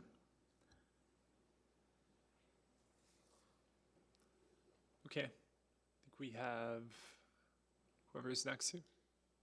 My name is Isidora Yankov. I'm now at GSL, and I want to go back to the previous comment about the distributed workflow. So that's the collaborative work between GSL and Parallel Works and DOE. And I have to say I agree with you. We know that this is not going to be operational in next probably 5 to 10 years, but I do think that we need to invest now to something that's coming up, because our research plans and about resolving scales that we couldn't imagine resolving a few years ago, and going to these physical processes require or will require distributed computing. And in order to do it, we have to develop that infrastructure now. So I agree with you. There is no really 3 to 5 years clear path to operations, but I do think we have to work on that now. So. All right, thank you. Hi, I'm Bill Ramstrom from HRD in Miami. So you were asking for, potential use cases of where these things would be useful. And I'd like to suggest that the episodic things like hurricanes, wildfire, where, you have this very peaked usage and some very high profile events for a few days or, maybe a month of the year, and then much of the year, very little going on, in contrast to the global model that's sort of humming along at 90% all the time. These can be some problems where, the cloud seems very well suited, and, whatever resolution we're running now, we would love to have higher resolution, right? We would love to use more CPU, particularly for, high impact events, right? A landfall threat versus a storm that's not. Before working at NOAA, I was in the private sector, and the hurricane project I was on was basically our first one where we were able to convince upper management of just, MBA guys of, we don't want just a big machine that's going to sit there 10 months a year quiet. Let's do this as our initial cloud implementation, and it worked out pretty well. Everyone was happy with that. No, I think that's exactly the direction that I would hope that we would be able to go together. Especially in terms of the episodic pieces of this. I agree with you wholeheartedly. So Eileen Carpenter, who some of you might know, she's Cray for a long time now, Cray, HPE. When we were at AMS in January, she said, I used to think of on-prem and then cloud as a layer cake. So the on-prem was the bottom layer, and then the cloud was on top for anything that was above the bottom layer. But she now thinks it's a marble cake. Right? And that there's nothing as clean as saying, okay, these will be cloud, this will be on-prem, and that we really need to look at these workflows based on multiple attributes in terms of what makes the most sense for them. And that's where I would hope that we would have an opportunity to be able to identify, in terms of, that's why the project I was saying, something with real societal value first, then the scientific and replicability, and then we go figure out how to make it work. But I agree, especially because the other thing that Henrik had said earlier about you can get anything you need when you need it. If you are a frequent cloud user, and if you want GPUs in the cloud, you also know that not to be the case, right? The hyperscale clouds are not magic beans, right? There's still an economic model behind it, and there's a limit to how many of any single part are deployed, and then there are market forces against it. So when we start thinking about what these configurations are going to look like that we're going to need as we move into production, and I'm saying production in a commercial sense, and then there's even operations, those instance types, that configuration may or may not even be available when you get there. So there's a total rethink of what it is that we envision of where this code is going to run 5 years from now. And in terms of, we start looking for the attributes upon which it needs to run as opposed to the physical device. Now, we may never be able to get there, which is why there are certain strata that may stay on-prem for the next 20 years, right? But that's where we need to start having more substantive conversations around this, where industry can talk more freely about what roadmaps look like, and that the research side can potentially be more flexible in terms of what those future roadmaps may look like, and in terms of what they view as viable options in order to run those workflows. Excellent. Thank you, Tim. We want to try to take at least one question from online. I was told that we do have some. We don't? No questions from online. Okay. I guess I was a little bit misinformed then. Wanted to make sure that everybody who was able to participate. So let's see. I think we do have some more questions within the form here. Basically, I was trying to ask the Microsoft what they call the AI stuff. Right now, we have some very wonderful, encouraging, weather AI model. Well, people publish something, yes, like Pingu and also Google paper. So my question, right now they try to, of course, limit by the GPU devices, but now they try to down to, use a half precision, like floor 8, say 16, or even floor 8 something. And then how do you think that approach is reliable? How can we from HPC perspective, we both know the resolution, precision, meaningful for evolution. Then when we got down to go to that direction with currently limited by the, of course, storage, no storage RAM. Right. So how do you think that practice, should we continue to do something in this way, or we should wait a little bit to we have enough hardware to solve the problem? So I have an undergrad in international relations and American literature, but the way that I've had a career as long as I have is not to answer a question I shouldn't ask. I mean, that I shouldn't answer. And that's a question that I shouldn't answer. If you would like to, please go for it. But I'm happy to, we have, and this speaks to what Sergey and I were talking about earlier. One of the things that Microsoft, that these other providers do have, is that we've got folks that not only can, but want to have that conversation with you on the research side of our house. We just published on June 16th the subseasonal, using machine learning, using ML and generating subseasonal forecasts. And so we've got folks in that side of the house who are desperate to talk to folks like you, because you've also got access to the data. And some of this is just a matching exercise. It's just a matching exercise, right? So I will definitely track you down after it. All right, I think we might have time for one more question. Danae? Thank you. Danae Carlson, SSL.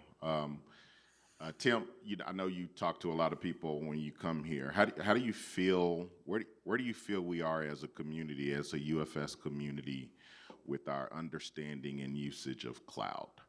I'm sure we have still some gaps across this particular community, but one of the things that we really prioritized is the accessibility of code to the community. Part of the EPIC, primary goal, purpose of why we, started this particular program is to bring UFS more broadly across the community. And so I'm just kind of wondering, based on some of your conversations, where do you feel we are? And maybe that's something we as a community need to assess too.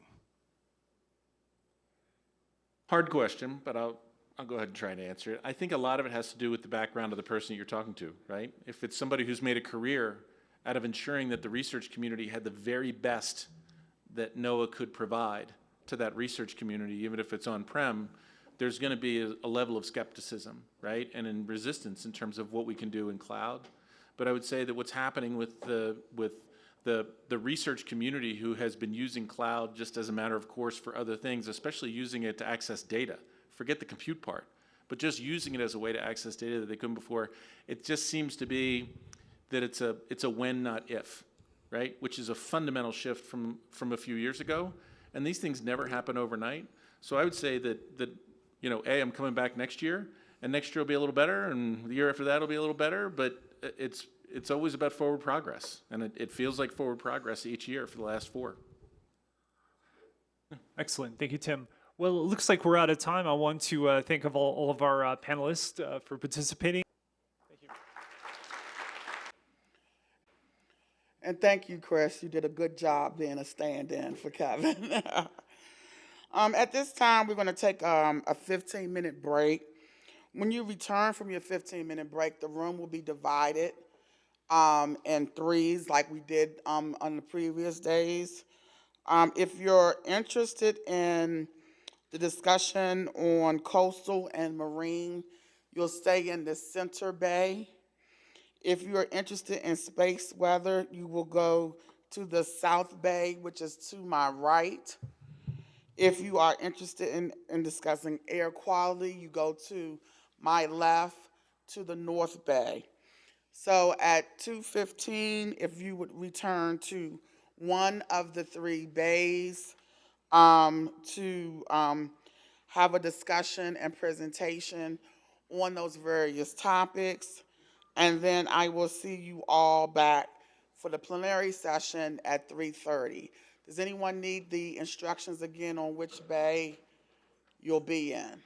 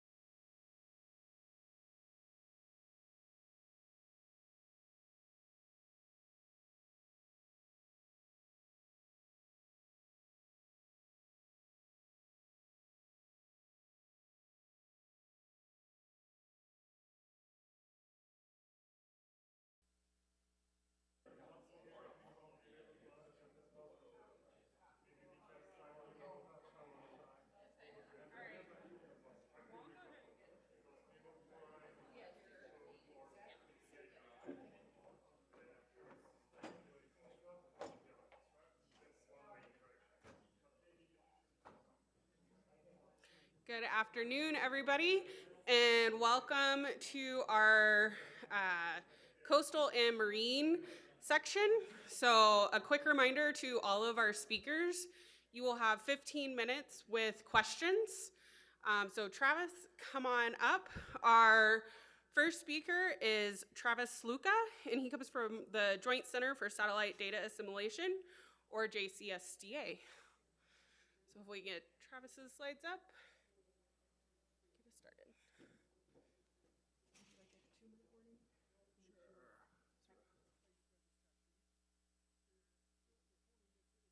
Coherent, that's why.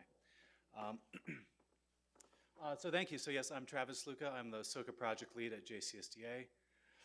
SOCA standing for the Sea Ice Ocean Coupled Assimilation. We actually do a little bit more than that these days, but just think of it as the Marine DA with JEDI.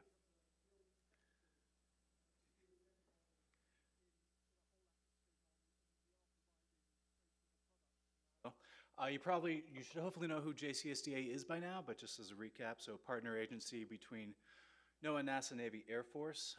For the Marine side, we work primarily with the needs of NOAA, NASA, and a little bit of collaboration with the Met Office through the Air Force. Surprisingly, not the Navy. Hopefully someday that'll change. So what it is that we do. So in terms of ocean DA capabilities, SOCA has kind of three main priorities. Those being, we're not responsible for operation, for putting systems into implementation. That's, for the NOAA side, that'll be EMC. But our aim is to provide a suite, basically a menu of DA options that are available, tested, demonstrated for easy implementation at NOAA and NASA and the community as well, focusing on the UFS Marine components. We aim to consolidate DA efforts.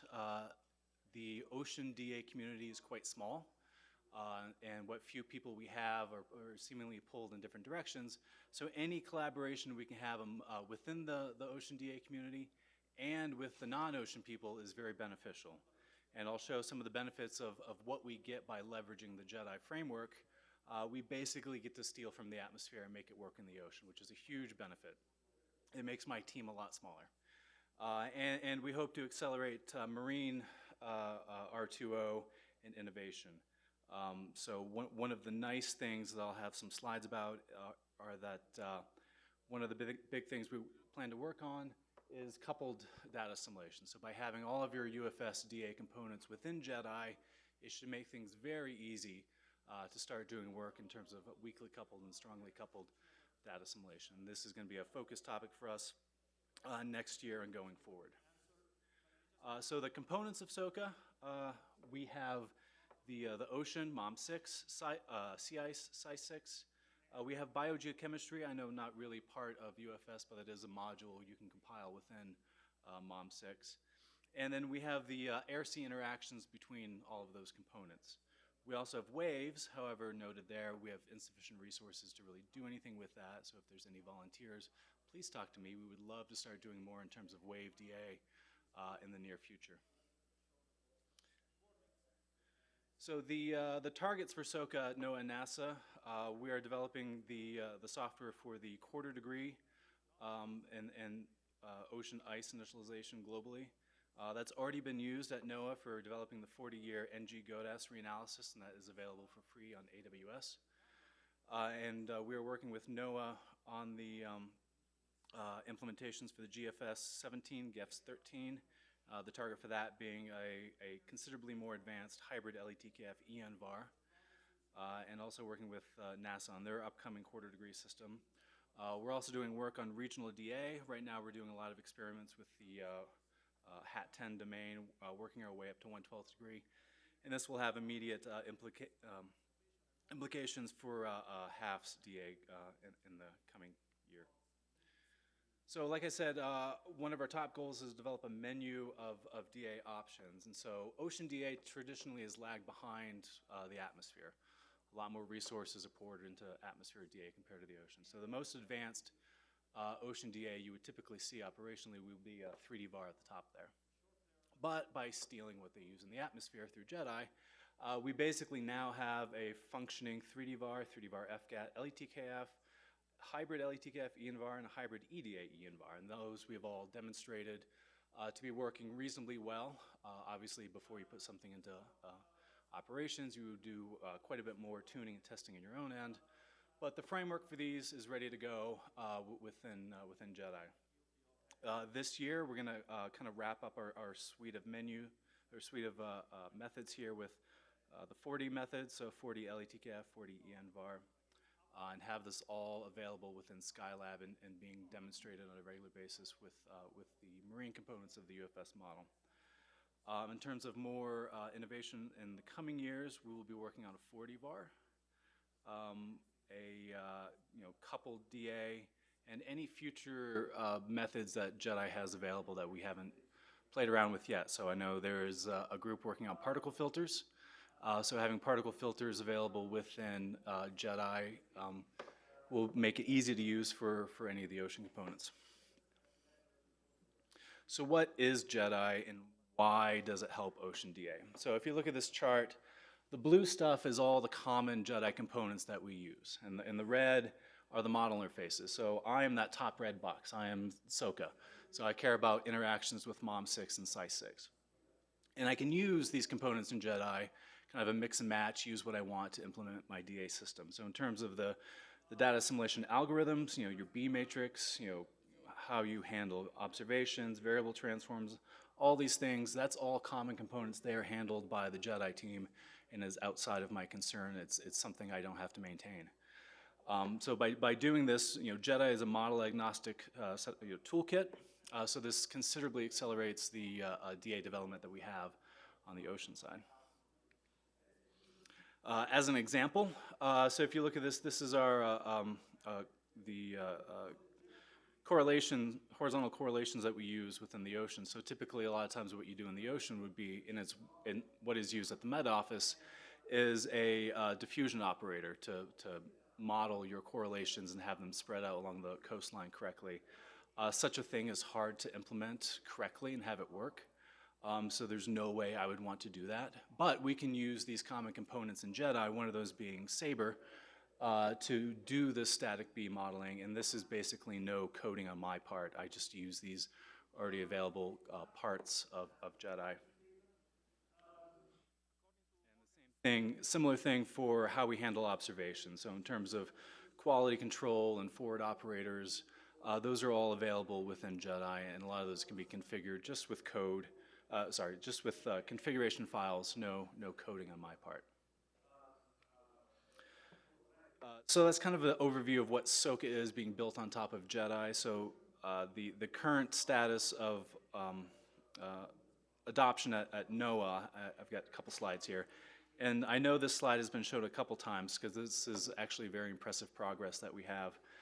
So EMC is using SOCA for, like I said, the upcoming GFS-17, GEFS-13, and the target for that being an ensemble-based hybrid LETKF ENVAR. And so they've started doing some experiments with that. You can see that chart there. The red line there is the current SST from GFS being produced with NSST. The red line is kind of our ocean-only analysis. The one below that is the coupled UFS, but using the SOCA 3D VAR, and then the line even below that is closer to what the target is of using an ENVAR, but with a static ensemble. The hope would be with the full dynamic ensemble would be another line even below that, but we'll see that when it happens. So this is actually very encouraging that the ocean DA is very mature right now with the prototype for GFS-17, GEFS-13. So I know a lot of people are sleeping a little bit better at night knowing that SOCA is actually working quite well with the ocean side. Still some work to do probably on the ice side, but at least ocean is working quite well. And this has been shown as well also by other people how even looking at radiances from, in this case, AVHR channel 3, once you put SOCA in there, that bottom plot, your O minus Bs for your radiances are a lot better. We are getting a considerably improved ocean state. So that's all very encouraging. Also, CPC running some experiments with version 8 of UFS. And for ENSO hindcasts, So if you look at the, in this case, 6, 7, and 8 month lead times, the system of the UFS initialized with what is SOCA here, they call it Glory, that the correlations are quite a bit better. You know, how much of that is the model, how much of that's the initial conditions, that would have to be torn apart. But, you know, as the DA person, I would like to take credit for the initialization probably. So it does bode well that the experiments both at CPC and EMC are showing that the Ocean DA is performing quite well already. Thinking more towards the future. So like I said, having everything within a coupled framework lets us to do something that's been, you know, sought after for a long time in the DA community, coupled DA mainly, and strongly coupled DA. So if you look at all these components of the UFS that I care about, I think it's basically land and chemistry that have been left out. But anything that touches the atmosphere that's marine, you know, any of those lines there are a, you know, coupling that we could possibly get useful information out of. So we have a relatively mature ocean DA system, CI system.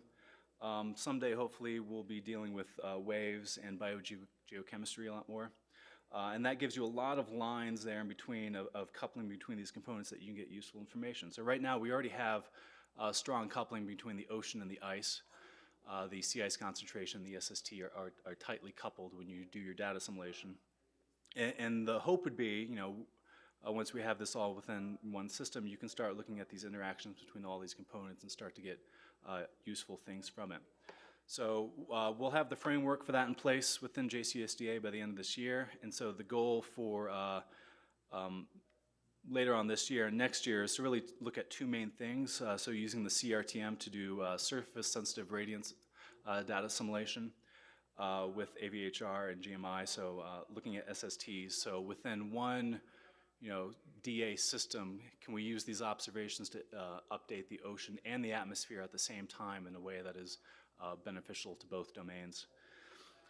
And another fun project using NASA's OASIM model. So we have an ocean color forward operator, and so we will be assimilating the visible channels to impact ocean biogeochemistry, and doing this within a coupled framework. You know, what can this tell us about the other domains? And I know it was mentioned, you know, wave DA, most people don't care about wave DA because it's such a strongly forced system. And that might be true, but within a coupled context here, what fun things can we do with it? Like if you have wave observations, you know, what does that tell me about, you know, atmospheric winds or upper ocean conditions? You know, and a lot of these fun scientific questions I think we'll start answering in the next year or two once we have this coupled system up and running. And with that, I will take any questions.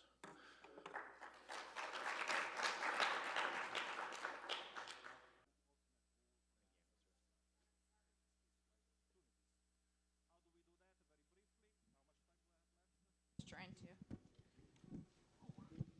We have two majors. I mean, Travis, we and I've been talking, but you know, in this presentation, I want to bring it up again.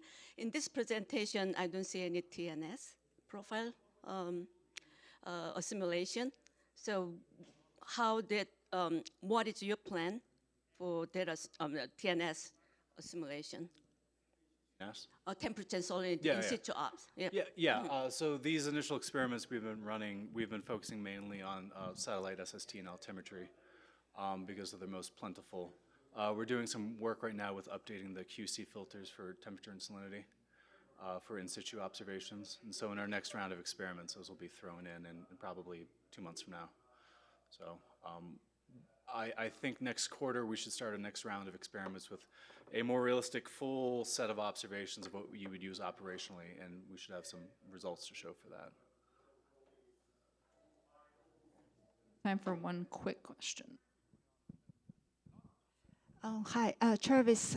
You showed very encouraging results from the weekly coupled DA that's going to be implemented in GAPS version 17. Have you looked at how the system, how the data simulation scheme works with the pre-ago period? Does that perform equally well when the data is sparse in the pre-ago period? Well, we do have the NG GODAS That was a 40-year reanalysis. I haven't looked at those results too much. That was just with a very basic 3D VAR. I think it is something we want to look at with our experiments, sensitivity to observations when you do have sparse in situ. And so we'll probably be looking at that in greater detail with basically how the different DA methods behave when you have different, observation coverages. So I think by the end of this year, hopefully we can show some of that. All right, well, let's thank Travis one more time. All right, thanks, Travis. So next up, we've got Christopher Cox from NOAA PSL.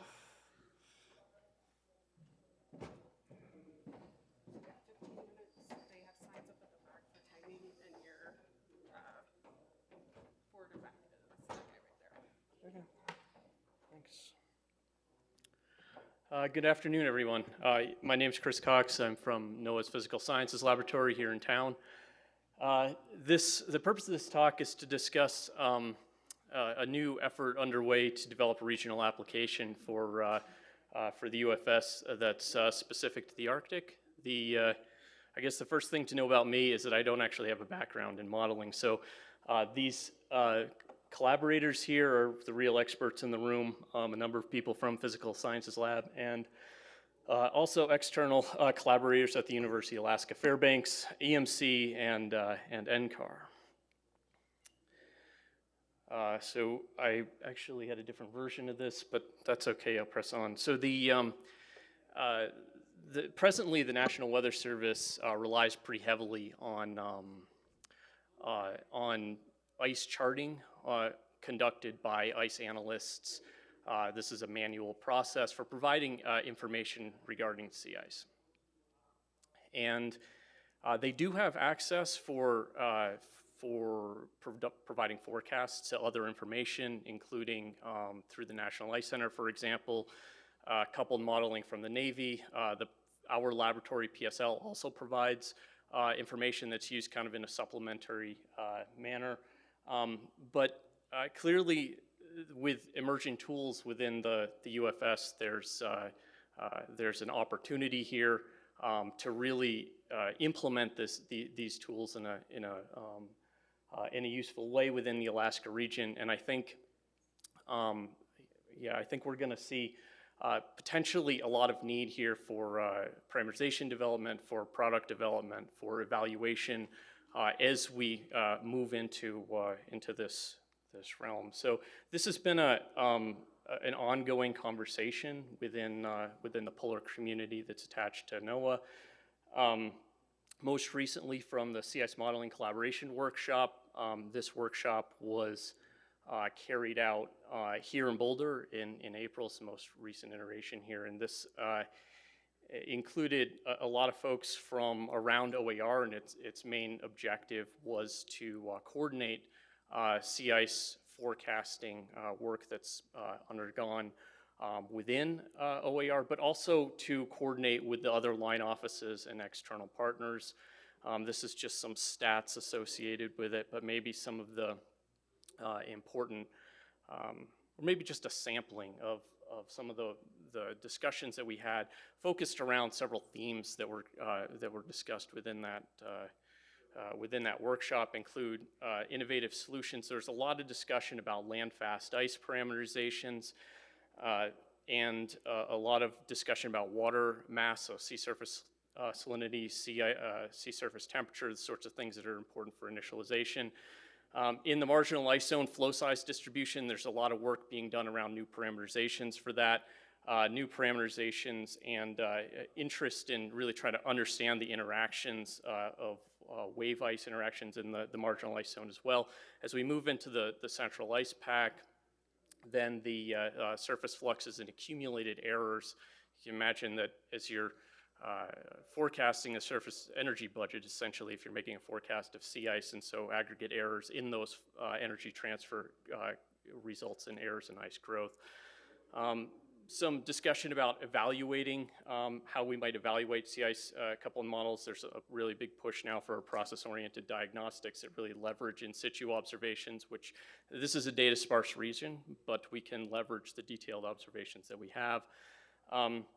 And then new opportunities for advancing model products and target applications. This is where UFS-Arctic comes in, but also developing more discussion about not just R to O, but O to R. So to give you a sampling of some of the needs that were discussed, so this just comes from a couple of the other line offices. From NOS, there was a representative there from Oil Response, and they require really detailed information, very localized information. Not stuff about state variables. We're talking about things like the roughness underneath the ice that creates entrapment for oil, the drainage system associated with ice related to its ice age, for instance, and snow cover, and areas of leads because the dynamics, of course, are much different over open water than they are over ice. So this is really detailed sets of information. Similarly, from the Alaska region, Sam Shea described this example with the several fishing activities going on in the MIZ. So you've got, in some cases, the ice, just fishing going on near the ice edge. In other cases, it's really integrated around and through the ice edge. And so the form of it, these bays, for instance, these inlets, are being used by this crab fleet here. And so the tendency of the ice growth or melt at that ice edge is pretty important, as well as its form. Moving closer to the coasts,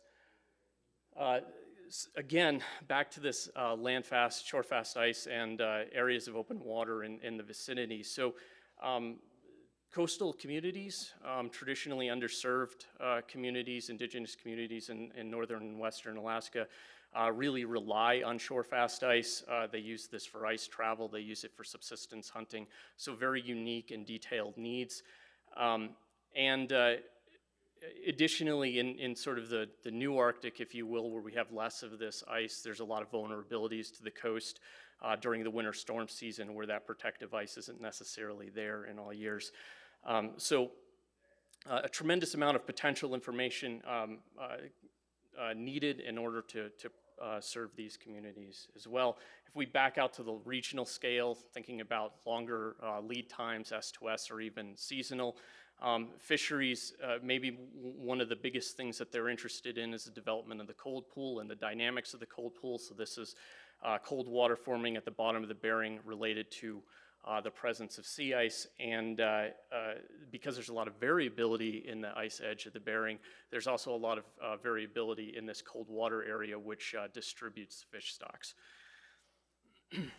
We can also be thinking about navigation. It's easy to think of this just as something about sea ice concentration and thickness, but it's actually really about many variables as well, in particular things like snow depth, the internal stresses in the ice, divergence, the appearance and orientation of leads.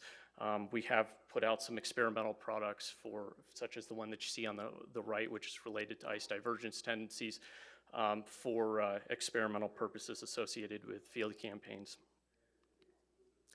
But there's lots of issues affecting coupled sea ice modeling. So for example, model error associated with thermodynamics over the sea ice, and in particular, it's quite challenging to model supercooled liquid in mixed phase clouds. This is a long-standing complication for models, but it has a lot of impact on the ice growth rate, as well as heterogeneities occurring at the surface, including surface roughness, assumptions that are made about the invariance of scales of deformation in the ice, and the different forcing mechanisms that you get for ice drift, depending on whether it's atmospherically forced over the central pack. When you get into the marginalized zone, often mesoscale motions of the ocean, tidal forces become pretty important, and those processes dominate, much more difficult to model.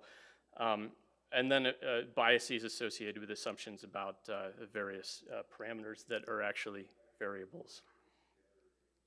So we are making use of the single column model version of the UFS within the laboratory.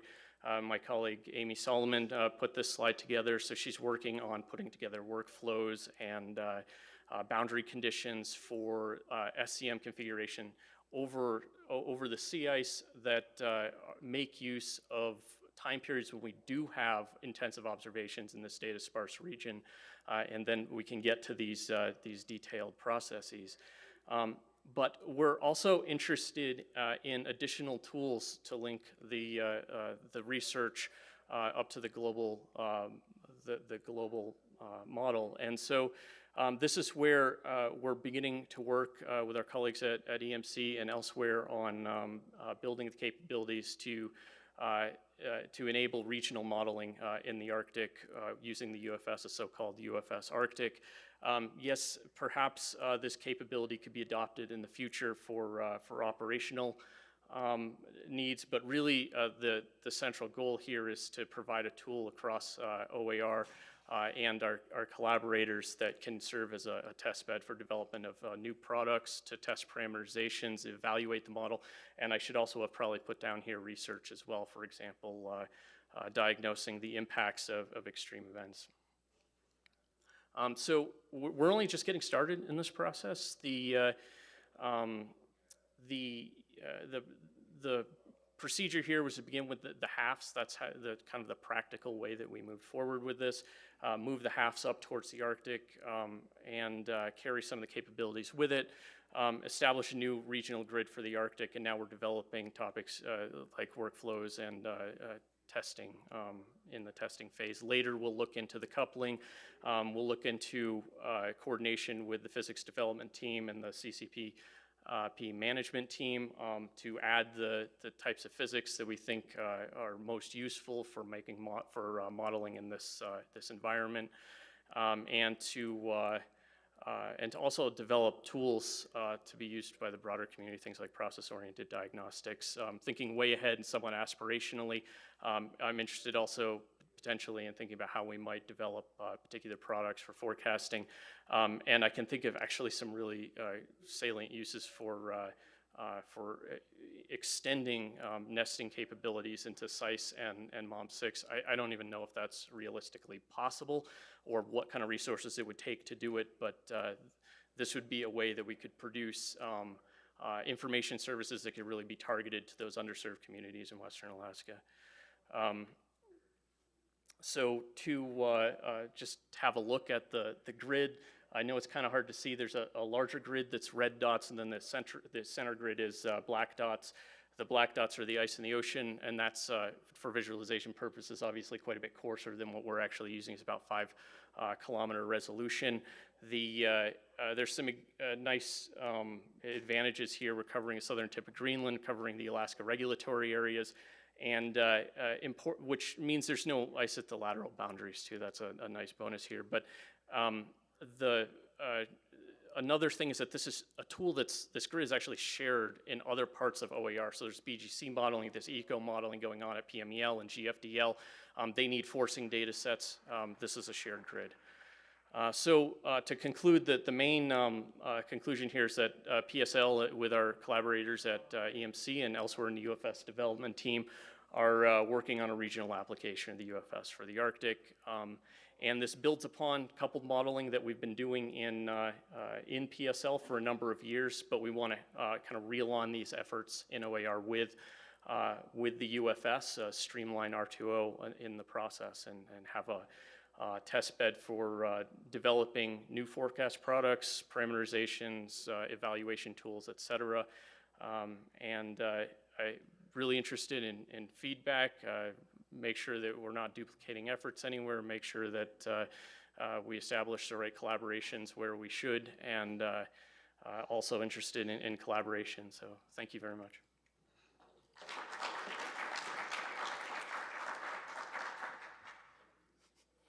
We have time for one quick question.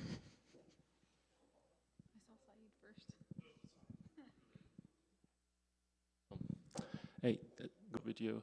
Just want to also mention one of the next calls are about UFS Coastal. So we are establishing UFS Coastal and going to be MOM6. We will inherit MOM6 from UFS weather model. So we did the same thing. On top of that, we are including RUMS, ADCIRC, WEFICOM, and SCISM coastal ocean models, both unstructured and structured regional coastal ocean models. and we are more than happy to and love to talk to you. And we have already had projects on Arctic coupled system with ATSIC team. We are also going to continue working on that region. Maybe not that huge of the domain, but at least for the US part. Yeah, just wanted to mention. Thanks so much. Yeah. All right. Thank you, Chris. Again, that was really interesting. So next up, we have Takis Villisario. Hopefully I didn't butcher that too bad. And he is from NOAA NOS, and we'll be talking about the UFS Coastal Model Framework. Oh, and just a quick note, we're going to have 2 speakers in this one time slot, so don't get too confused. So, hi, good afternoon, everyone. Be here to present our works on the development of the next generation UFS coastal modeling framework. So before I go any further, I would to say that this effort is highly collaborative. So the NOS Storm Surge Modeling Team collaborates with our academic, international, and industrial partners, as well with other NOAA entities, and of course other agencies. So the collaboration is actually active and in many cases very intense. So what we're going to discuss today is the current status of the coastal modeling framework, which includes the Coastal Lab and the Coastal Lab test suite. And then Dr. Fuku Turunkoglu will talk about UFS Coastal, which is the transition system of Coastal Lab to UFS. This is what we call the next generation of the ocean modeling framework. So, what is Coastal Lab? Coastal Lab is a modeling framework for coastal applications and regional forecasts. The coupling between the modeling components in Coastal Lab is achieved using ESMF new OPSI caps, or in other words, new OPSI connectors that connect pairs of components, model components, data components, or a combination of both. And this works very well. The thing is that this type of coupling has limitations. For example, the only operation we can have is maybe to regrid or distribute the data between a particular pair of components. Coastal Lab has a history. So the initial version of Coastal Lab was developed as part of the Coastal Act project by Dr. Said Mohimi and others a few years back. And over the years, we have improved on the application by introducing new components and a better built interface. So what is the essence of Coastal Lab is what is included inside this cycle. Okay, all the arrows denote the couplings between components that are fully tested and fully functional. Outside of this cycle, everything else is the user's responsibility to set up and configure each modeling component. In other words, we don't have an embedded workflow in Coastal Lab. So why we develop Coastal Lab? To support basically coastal and regional applications like navigation or disaster mitigation, water quality, sediment transport, studies and applications, just to name a few. So, and here we have a list of all active modeling components within the application.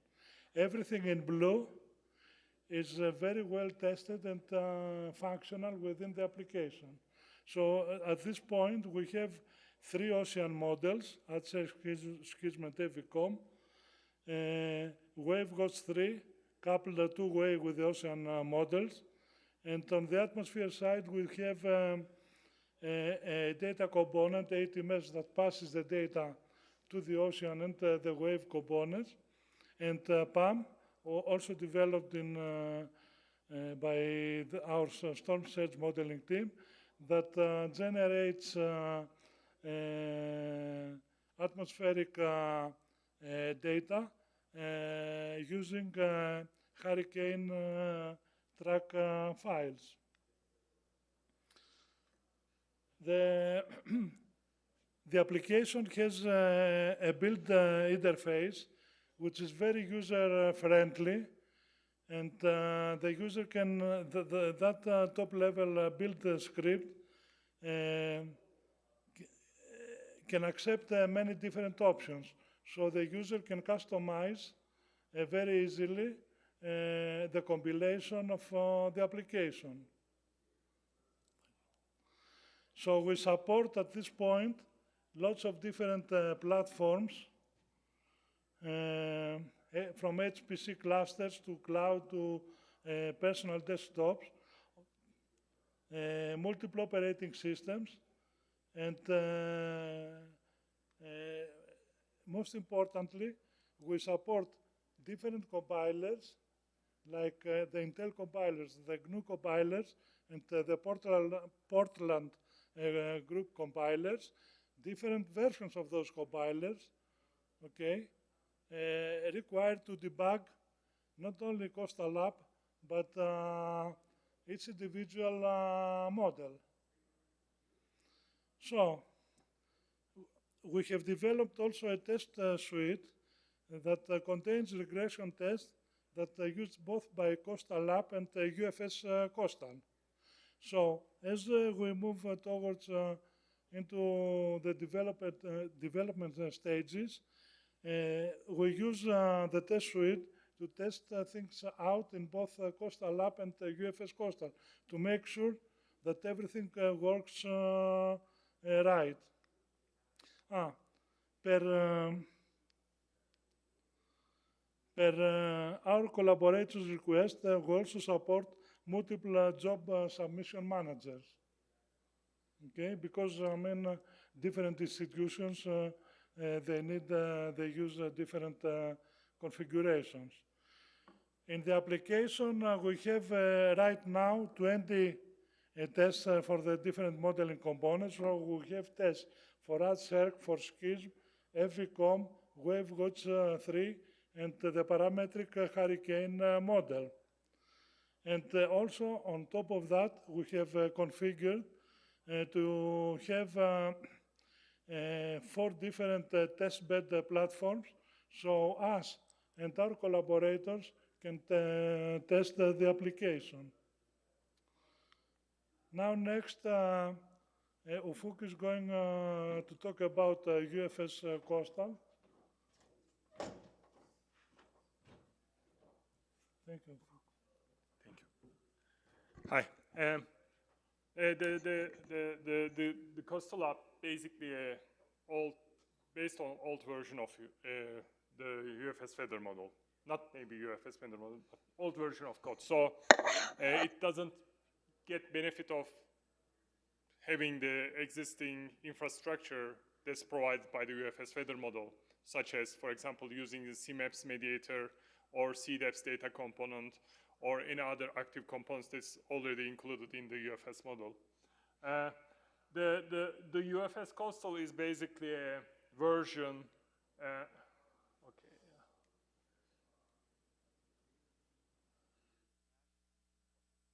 So find the place over there.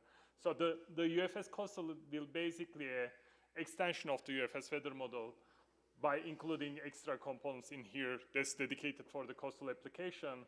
So for example, CZIM, AdCirc, EPIC is unstructured models that's used by Coastal App. The ROMs and other parametric model is also used by that one. The main aim is to bring those components to UFS feather model and make them compatible with the CMAPS mediator by taking advantage of the existing data components. At this point, we are at a stage of moving the components from the Coastal Lab to UFS Coastal. So at this point, we work in AdCirc, EPIC, and CISM first, because those are the main components of the Coastal Lab. And then the directory structure is very similar to UFS weather model. It just includes additional components. We create a wrapper scripts to compile those components under UFS weather model. And we are trying to, since Coastal Lab has its own test suite, our aim is to also port those test configurations to existing regression testing system. But rather than modifying the rt.conf, which includes more than maybe 200 different tests, we created a new test file that includes all the tests related with the Coastal Lab. So by this way, we can externally test all the configurations related with the Coastal Lab against the UFS weather model development, and then we can be sure that nothing is breaking in terms of development in the UFS weather model. The current status, as I told you before, we port 3 different components at this point. We are still testing them. The CISM is working, we already tested, and then it's also compatible with the CMAPs. We also move ATM mesh, it's a custom atmospheric data component, to CDEPs. So now CDEPs can act as a ATM mesh to provide data to other components. And we are still working with the AdCirc and EPIC to make them compatible with the CMAPs. These are the different tests. Of course, we didn't move all the tests to existing regression testing suite. We are going step by step and then moving simple configurations, moving from simple configurations to more complex configurations, such as 3-way coupled or 2-way coupled or something like that. So, of course, nothing is perfect, so we have some issues. The main issue is that when you introduce the CMAPS mediator to the system, okay, they are working, those components is working without any issue with no APSI connectors, because no APSI connectors basically creates a connection between the components directly. But when you introduce the CMAPS mediator, which is a middle layer that directs the information from one component to another component, it creates an issue with these unstructured models, because CMAPS internally has some assumptions. For example, everything must be in the element locations, and the element decomposition needs to be used by the components. These are the limitations in CMAPS side at this point. So because of that, we need to do some extra work in the component no-APSI caps to make them compatible with the CMAPS mediator. So this requires also additional work to remove ghost elements. For example, some components, such as AdCirc, has ghost elements around the different decomposition elements, and that creates an issue with the ESMF. So we need to find a way to eliminate those ghost elements from the mesh, and then just by sending that mesh to CMAPS, then everything will work, and then we can create a connection between different components through the CMAPS.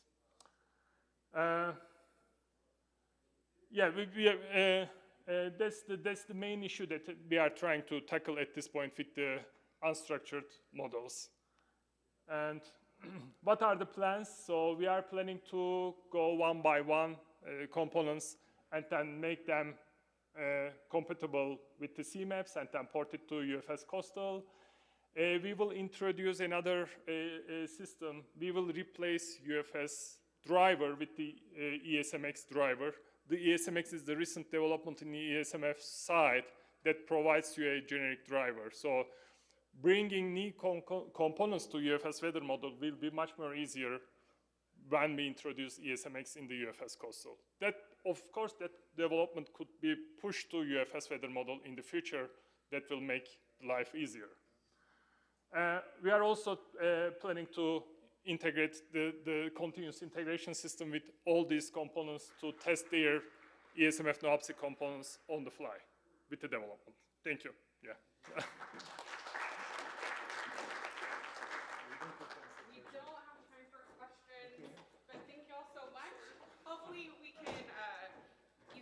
catch them at the break if you have any additional questions. Our last speaker for this section is Johannes Westrink from the University of Notre Dame, who's going to be talking about global SDOFs.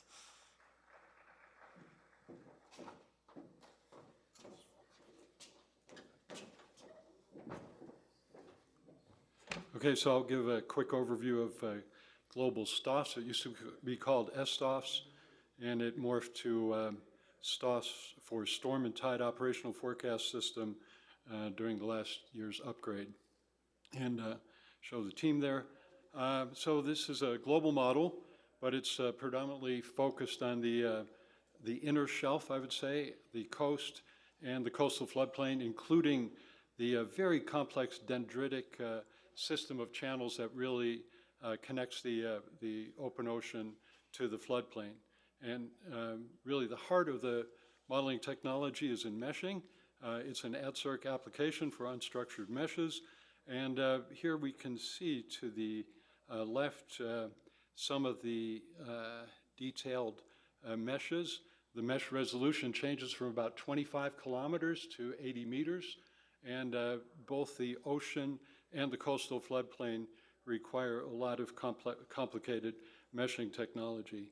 Global STOFs is run operationally at both NOAA, at NCEP, as well as at Notre Dame. It's driven by tidal potential functions, internal tide dissipation, as well as GFS FE3 and SICE. So there's a lot to the meshing technology. You can see over here, we have the bathymetry, and here we have the mesh resolution, varying from about 80 meters over here to about 25 kilometers. And you'll note that there's a pretty big correspondence there. So the correspondence is that whenever we have steep topography, for example, we provide a lot of resolution. And that's in order to better model the barotropic to baroclinic energy conversion, where a lot of energy is extracted from the barotropic tides and put into internal tides. Another kind of slick feature that we've implemented is our North Pole is right here in Greenland, so we could stick with a spherical mesh.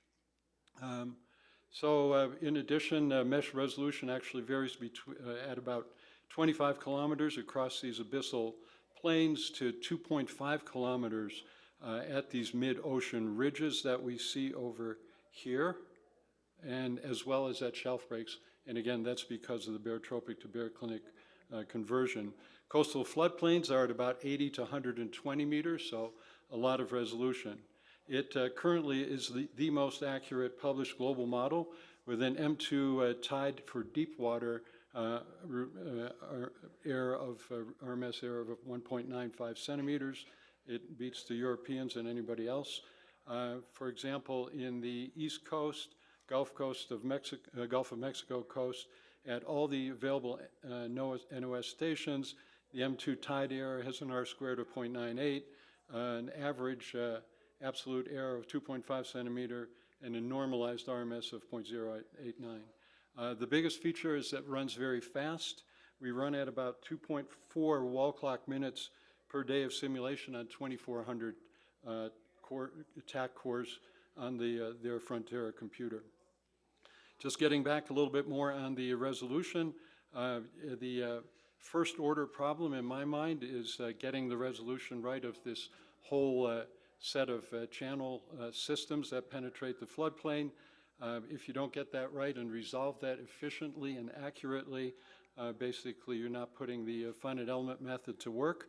And so we actually separately model the water side and get that boundary very accurate with our whole bunch of specialized techniques to recognize sizes and conveyances, et cetera. And then we separately mesh the floodplain. We merge them into one unified global model. Here's an example that demonstrates how well we can represent storms, for example.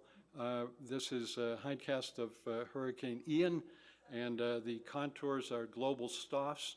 The only change it's a hindcast in this case, the only change is we did ingest reanalysis of the core winds done by a company called Ocean Weather we work with, and inserted them into the GFS FE3 winds.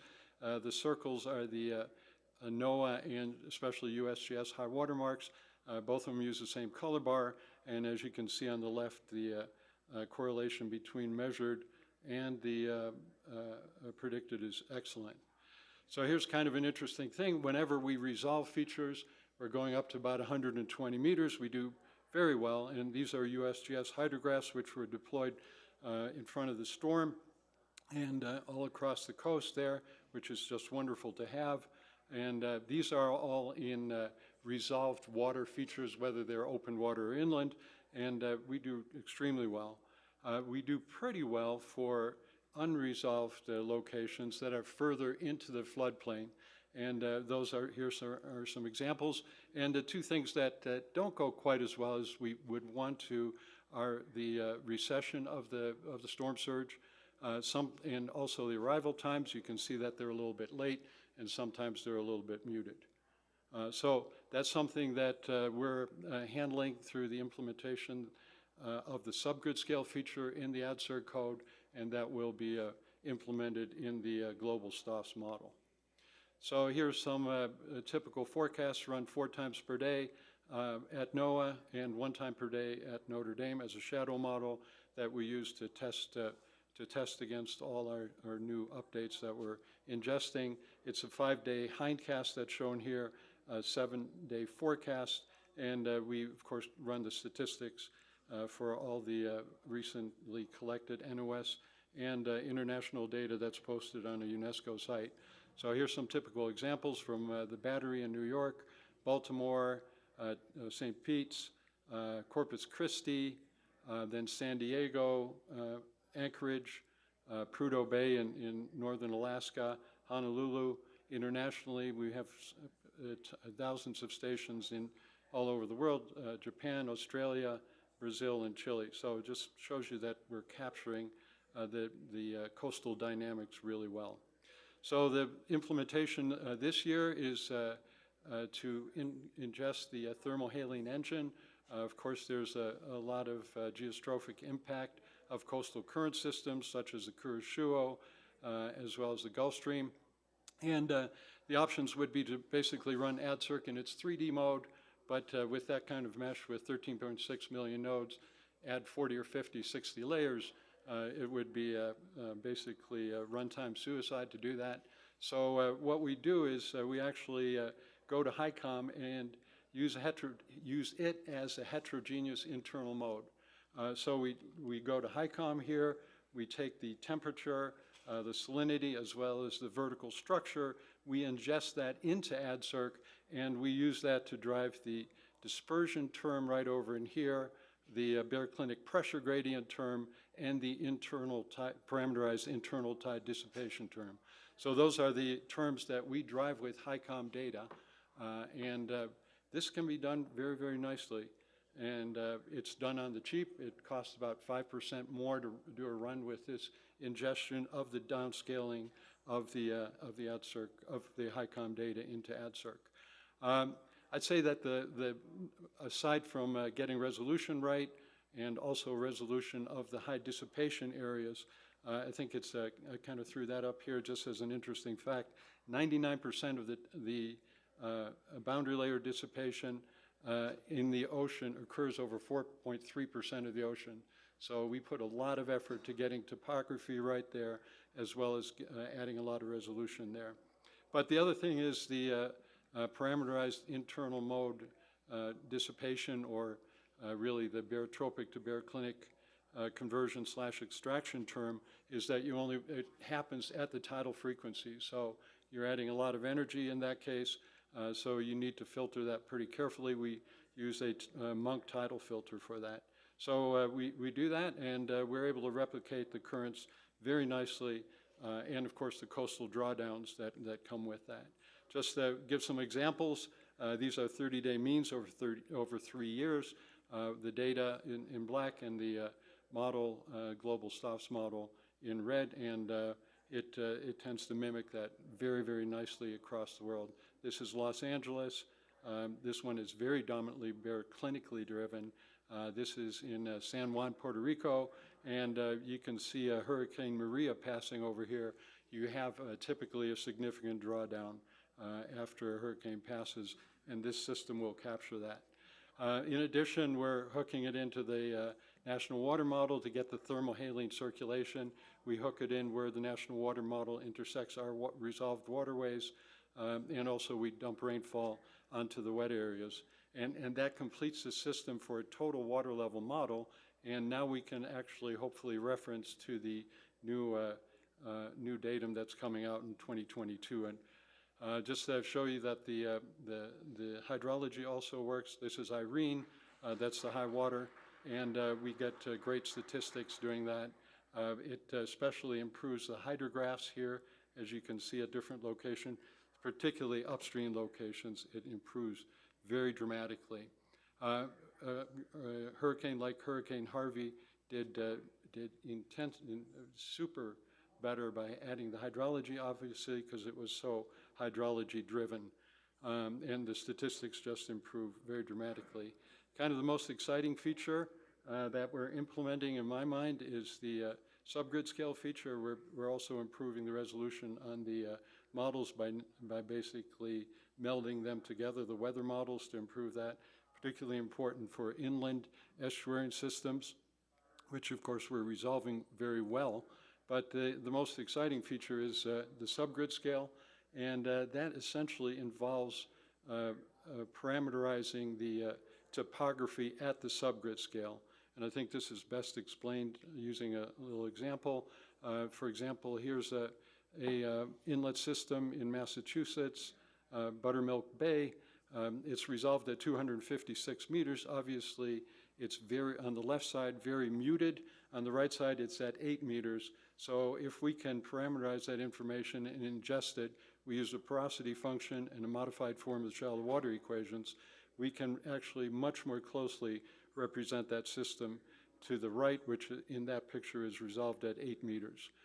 So here's a movie of a simulation of Buttermilk Bay on the left. And what you can see there, of course, is it's not a very good solution because of all the aliasing. On the right, we get an excellent solution because of the resolution.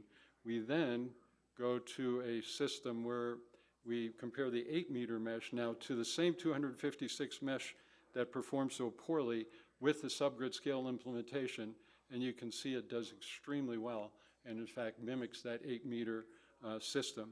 The big thing there is that it runs 10,000 times faster because the time step and the number of degrees of freedom are essentially controlled by the coarser resolution. So it's not a solve-all problem. You have to have a certain amount of resolution. Convectively dominated inlet systems, you still got to put resolution, but it really penetrates that floodplain. We have this implemented now in the global STOFS mesh in certain portions of it. We're testing it, and we're testing several different implementations. And I don't think I can play that movie, and maybe the wonderful AV guy can play that because it's, there we go. So here you can see a subgrid scale channel over here, and that is, maybe play it one more time. That's implemented as the whole thing is implemented with the subgrid scale technology, but this would perform much more instead of this 120-ish meter mesh that we have here. It would perform much more closely to somewhere around a 10-meter mesh. So that's it.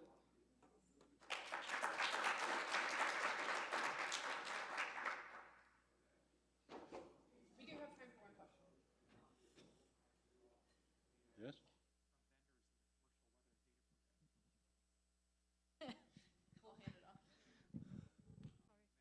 Nadia Pinardi from University of Bologna. So the comparison of the timing to run a global model, barotropic global model, inserting a baroclinic forcing is a bit unfair because you need also to run the baroclinic model globally. Right. So in fact, without the baroclinic model, you won't be able to reach the scores that you have seen in many areas of the world ocean, because the sea level at the coast is also connected to the baroclinic flow offshore. So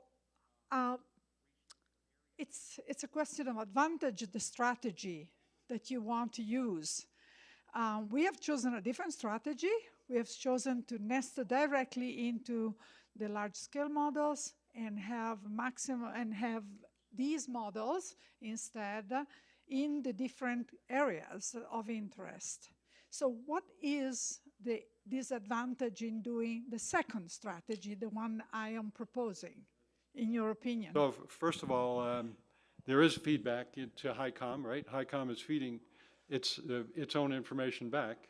So certainly that information is coming back. If we're interested in more details than HICOM can provide, we're planning on inserting our own internal mode model and locally and following that kind of strategy. But basically, we get rid of all the handshakes at the boundaries. And so we have the full physics of whatever we specify at every point, and we're not polluting it with anything that boundary conditions. So I can tell you that versus running regional models, which my whole career was built on that before we did this, we also always had accuracy problems in getting the right physics there on the boundaries, and we always had robustness problems, especially as we went to higher and higher resolution meshes to get that physics. So for example, to try to do to force the Gulf Stream and all the thermohaline motion with a regional model, and we played with a whole bunch of very sophisticated sponge generation type boundary conditions or boundary layers. To try to do that is almost impossible if you want to maintain accuracy. One thing I should say is our model is very not dissipative, so I think that's kind of been a hallmark of what we're doing. So if you want to add dissipation in the handshake, I think it probably works, but we prefer not to. So. All right. Thank you, Johannes. And let's thank all of our speakers one more time. And we are a few minutes into our 15-minute break. I believe it's starting back at 3:30. So they'll open up all the rooms again, and we'll see everybody back at 3:30. So thanks again, everybody.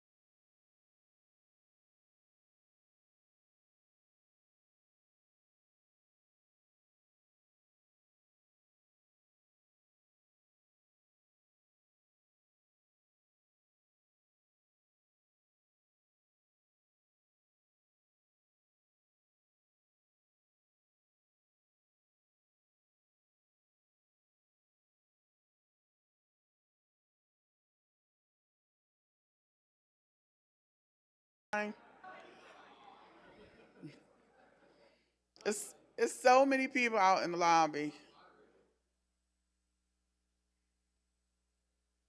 Hello, those of you in the lobby, please return to the main session.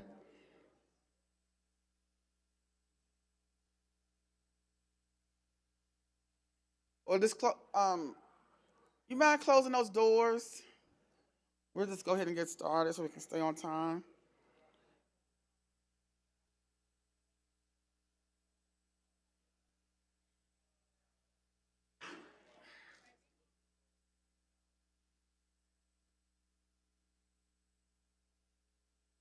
Aaron's not in the room. Okay, I can't do what I was going to do, so I'll hold it to the end. Okay, well, now we're ready to move forward. Hope you all enjoyed your individual discussions. We're going to have a panel discussion led from LM Systems Group, along with panelists Dr. Luke Peffers and Dr.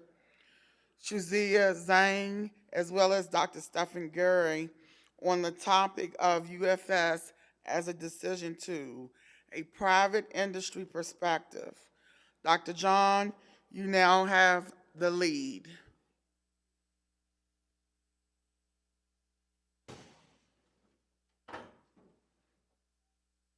All right, good afternoon.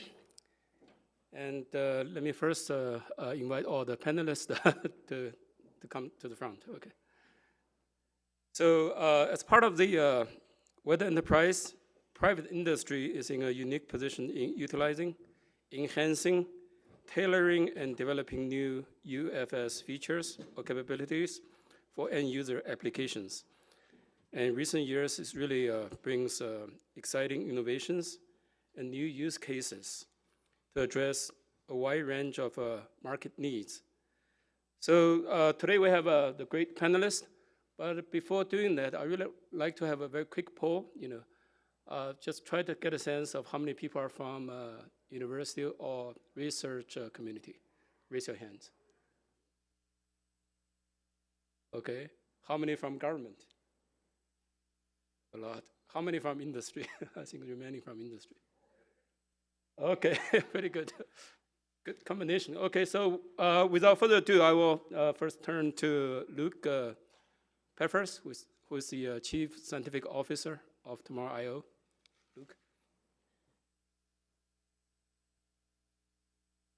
All right, thanks, Lee. I cheaped out a bit on my slides, so if you guys watched me talk or heard me talk on Tuesday, same slide deck. However, I'll talk about different things. So I'm going to blast through this pretty quickly just to give people who may not have been there a little introduction on what we are at Tomorrow, what we're doing, and then I'll jump into the decision support and how we're using UFS as a decision support tool. So bear with me for the folks who've already heard some of this, but I'll move a lot faster than I did on Tuesday. So I'm Luke Peffers, Chief Scientific Officer at Tomorrow.io. Tomorrow.io, a lot of you may have heard of us. We've been making a lot of noise in media lately. We're a company. We have a SaaS platform. We offer weather products, weather decision support products. We build our own modeling infrastructure. A lot of the code bases that come from here in NCAR, we use those operationally. And we're recently getting into the satellite business. So we've launched our first 2 active radars in space. We're going to have a constellation of a combination of active radars and microwave sounders. A constellation of about 30 of those, bringing us sub-hourly revisit everywhere on Earth, aside from the poles. We're not doing polar orbiting, maybe one, but we're focusing on latitude south of that.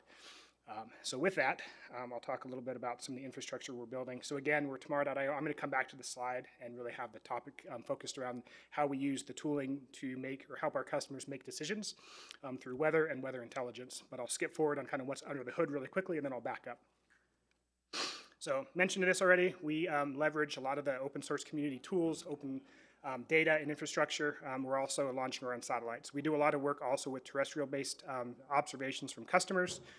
We partner with some groups to deploy sensors for certain customers and get that data into our models, and that's how we kind of get down to the really localized weather forecasting for some of our enterprise customers. We deploy sensors on top of buildings, we deploy sensors out, refineries across the US and agriculture, working with Bill and Melinda Gates to do some farming work over in Africa and Kenya.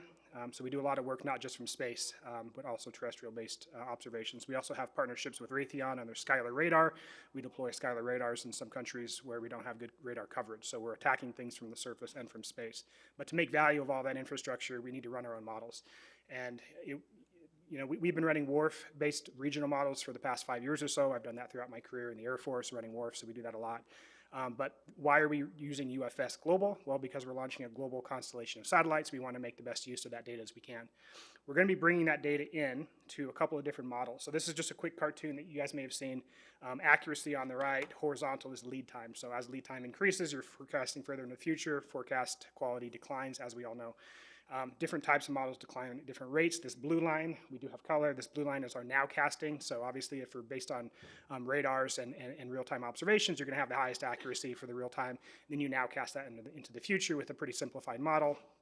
Accuracy drops off really quickly with those simplified assumptions.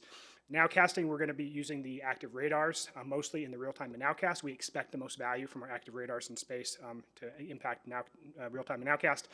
Forecast model, which is depicted by this green line. Also, we do post-processing with machine learning. That's depicted by this red line to reduce systematic biases and try to keep that skill up into the longer lead time.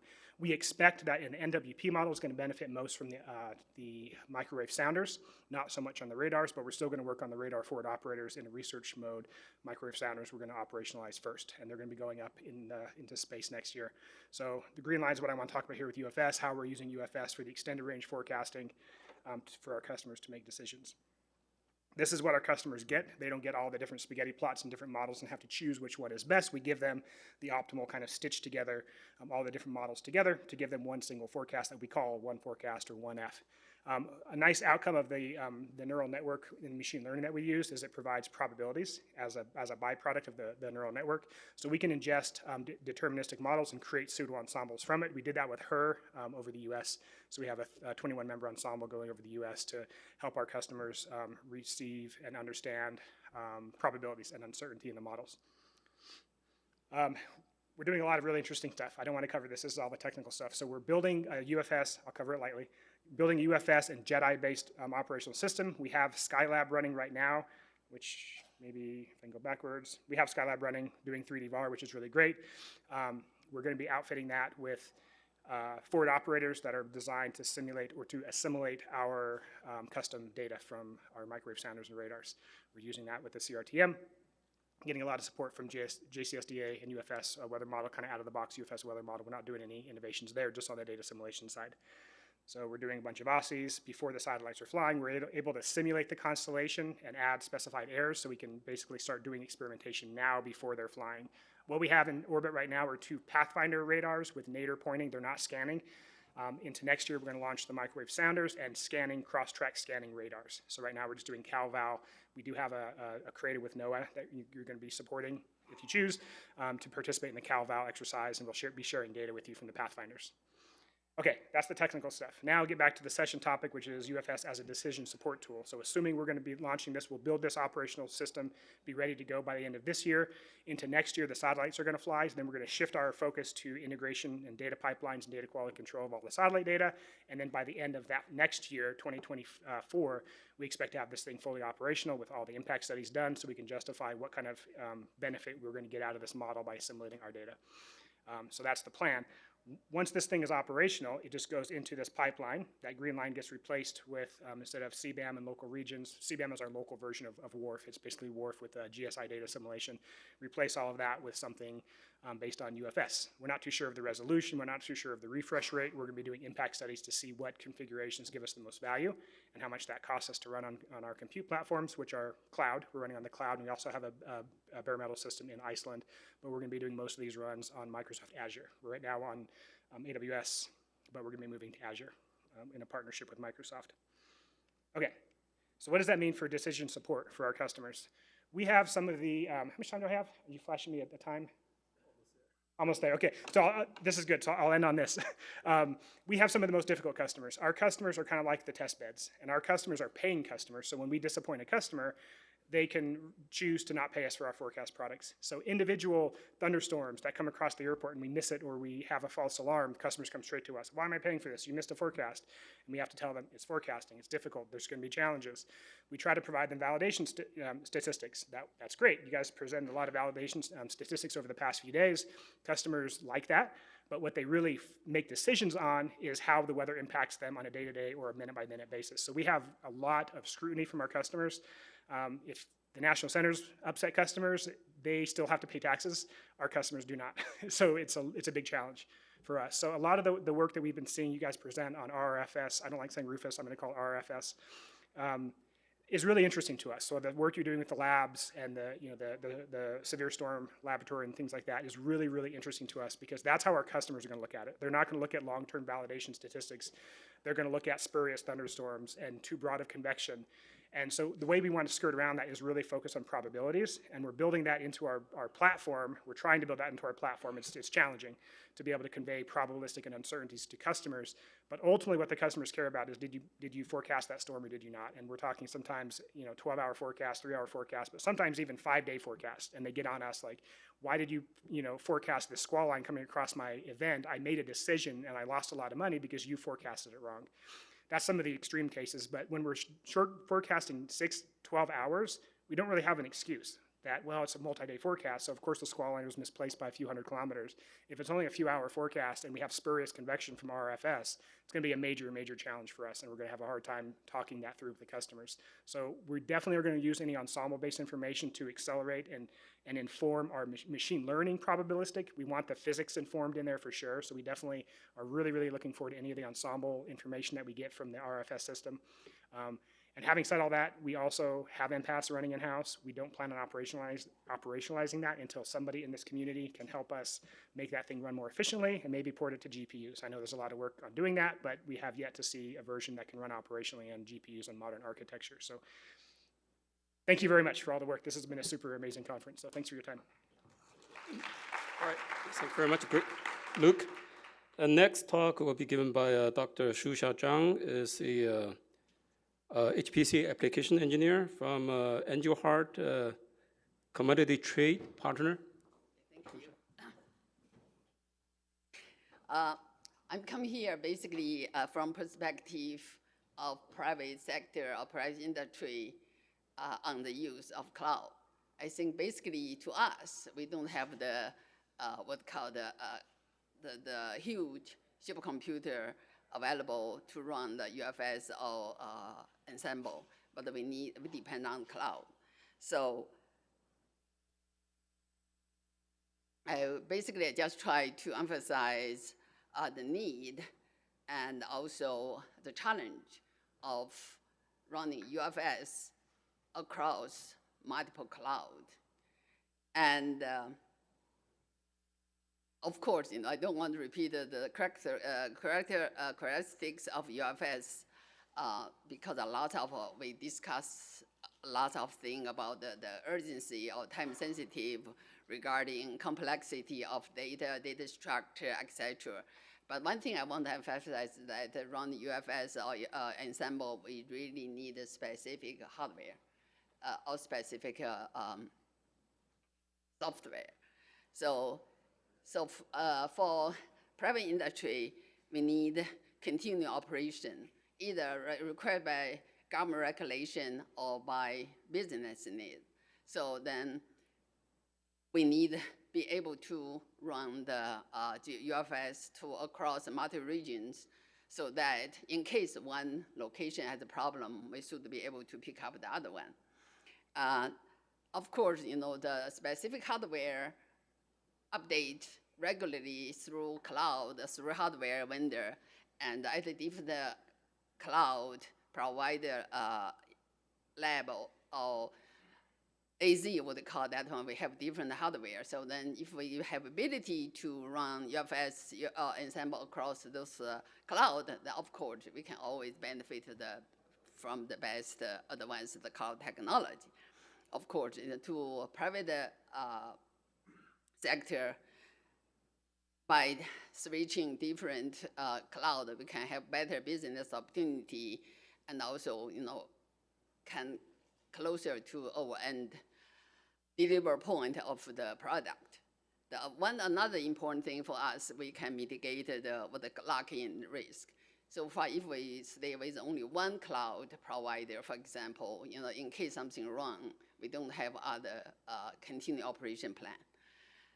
On the other hand, we saw the UFS has been really scalable system.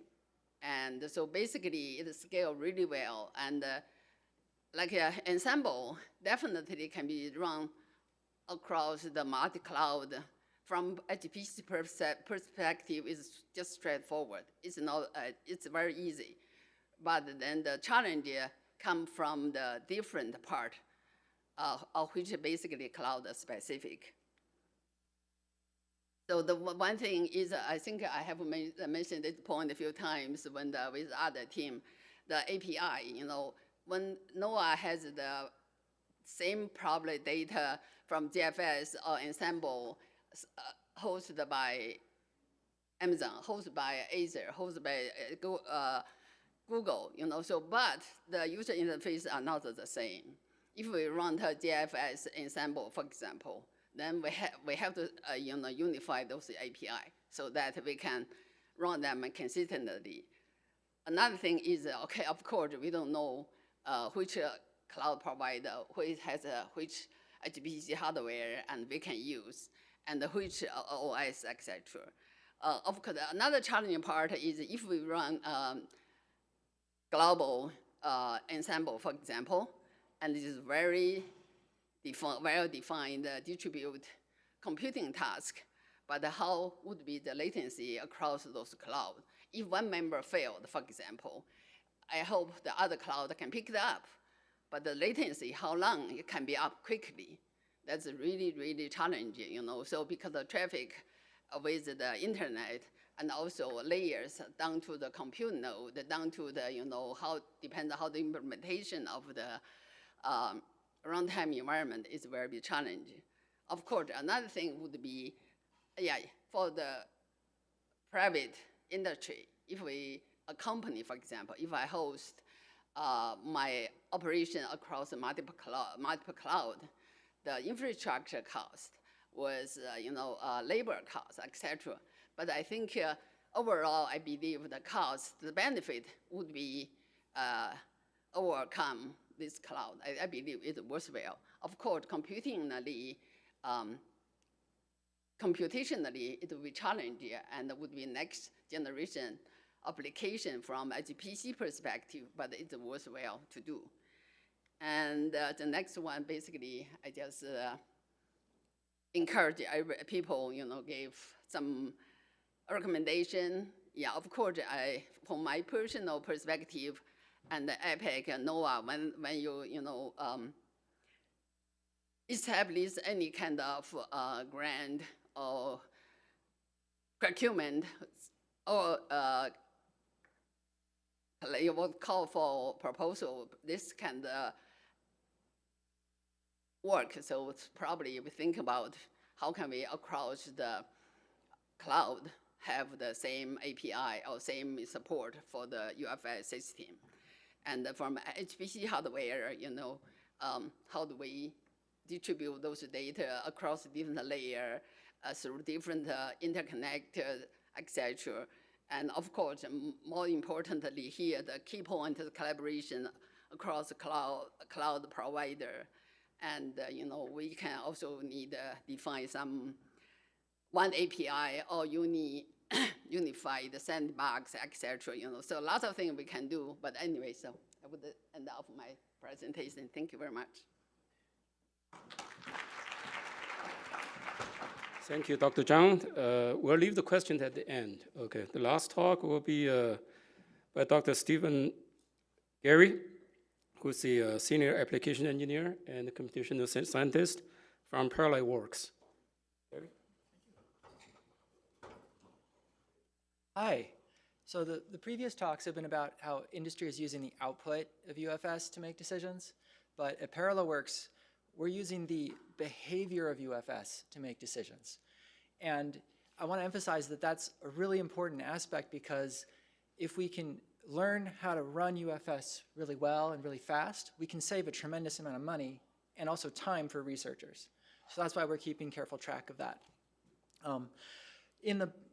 Behind the scenes for the cloud clusters that we provide, there's a lot of settings that happen. Things like choosing cloud instance types, the networking, Lustre configurations, Slurm configurations, and then also compiler and MPI choices.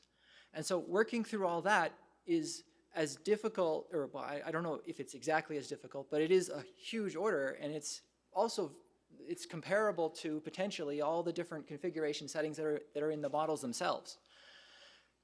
So what we'd like to do is essentially automate this process so that we can explore that parameter space and find a sweet spot when it comes to cost performance. And also I want to emphasize that there are trade-offs between just pure performance and clusters that perform well sort of in general for general purposes. And then finally, there's also, with the cloud, there's some variability about when you get your instances. So there's a spin-up time that can change. There's also spot pricing or preemptible pricing where you don't get guaranteed tenancy. And that pricing can change. And so we want to develop a machine learning framework that takes advantage of previous runs to then guide users on the best place to run, the best cloud to run within the time constraints, cost constraints that they specify. So to bring this point home, I just wanted to put up a table from benchmarking results that Matthew and Uni presented at the supercomputing conference last year. And here's an example of the UFS. It's a fairly large benchmark that was run on 3 separate clouds. And oh, great.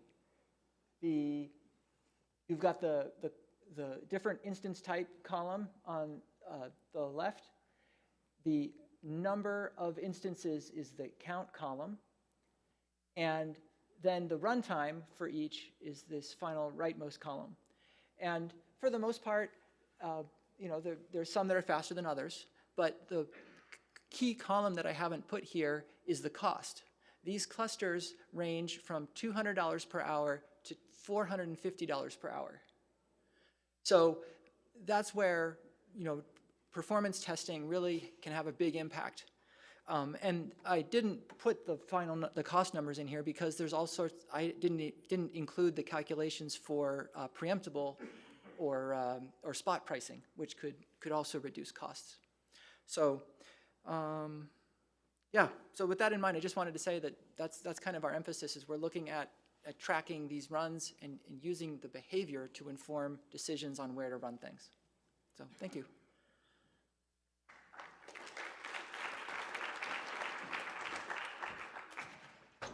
Okay, thank you, Stephen. I think the time is perfect. We have about 7 minutes for questions, discussion. Anyone want to go first? If not, I will have a question for you. Okay. So speaking of, you're all private industry, have different applications. If there's one thing or a number of high priority things you want to ask from the community, from the UFS community, either from the government or from research, what will be on your list to ask?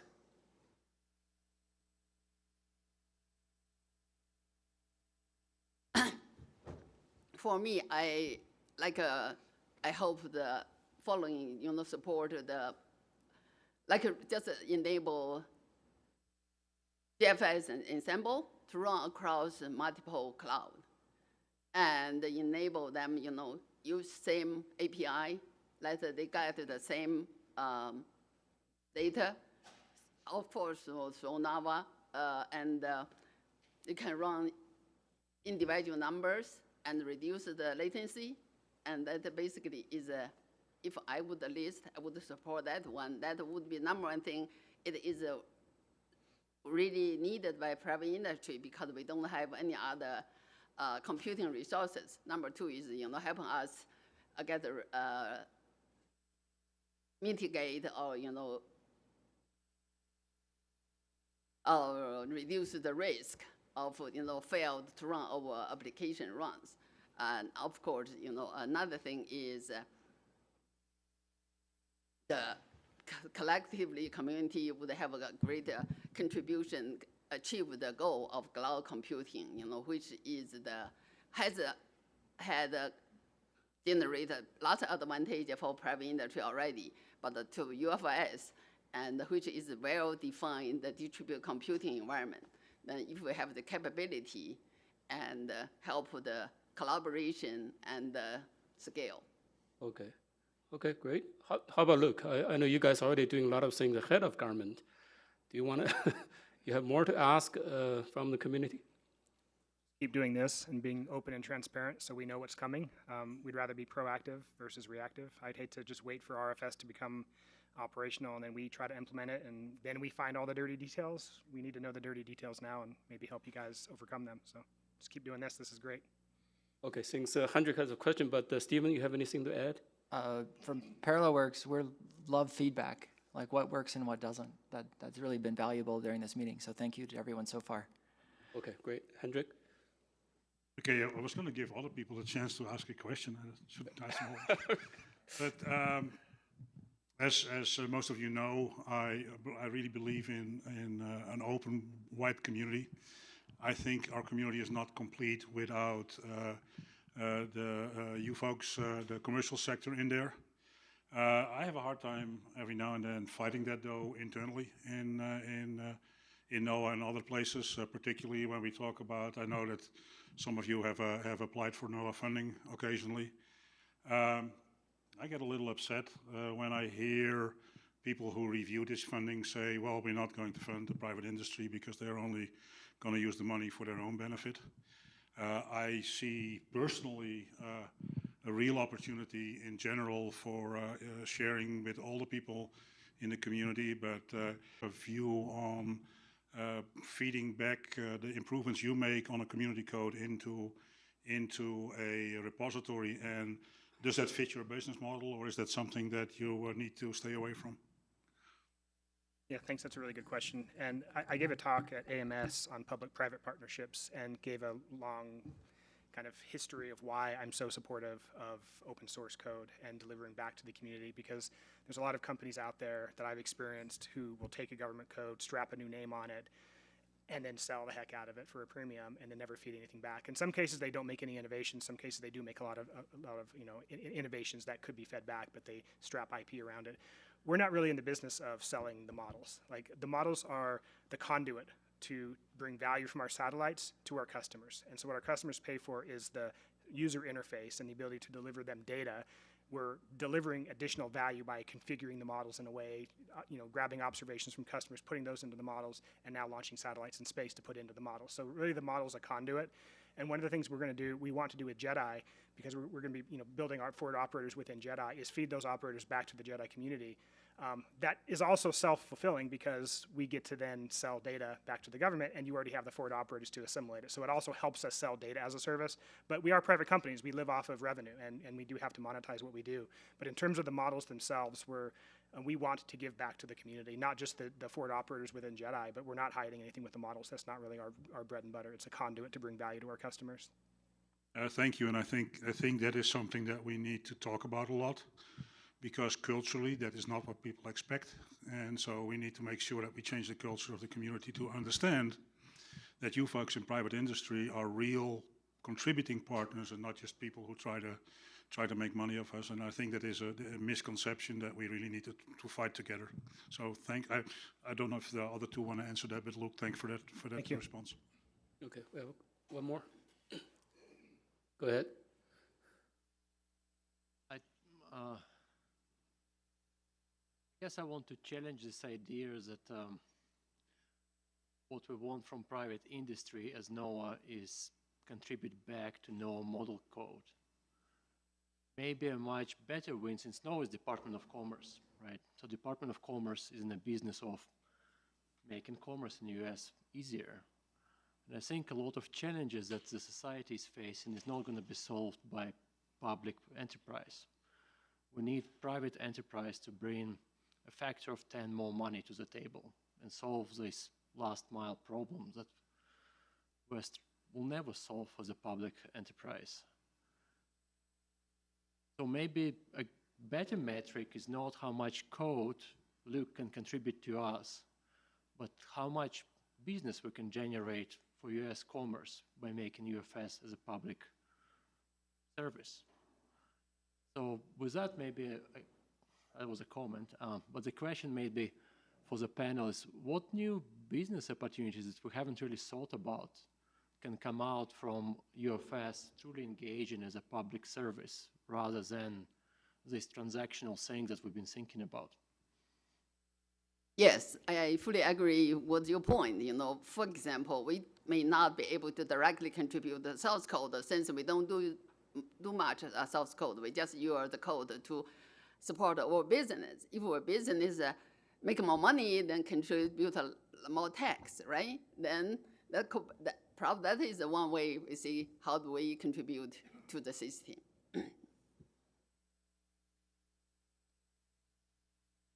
So from the Parallel Works perspective, you know, when we collaborate, for example, with the Unified Workflow team, the weather workflows and like the innovation that we contribute to that collaboration, the innovations that we learn through that collaboration, are great for weather, but they're also translatable across many of our other customers in many other domains.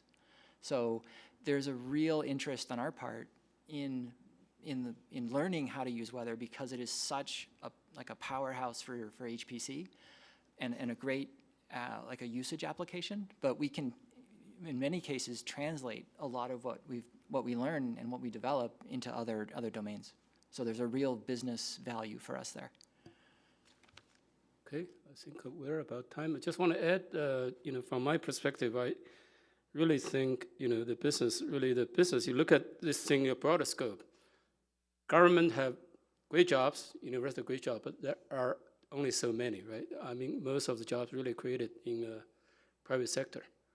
So beyond contributing back to code perspective, really looking this as a engine to drive economy growth, get more better paid jobs, you know, get more inclusive equity, these kind of things I think are important to us and all the community.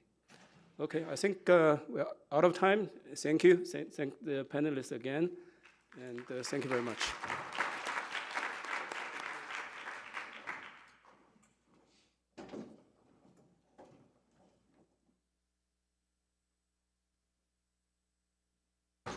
Thank you, Dr. John, and the panelists for your discussion, and for those who had questions.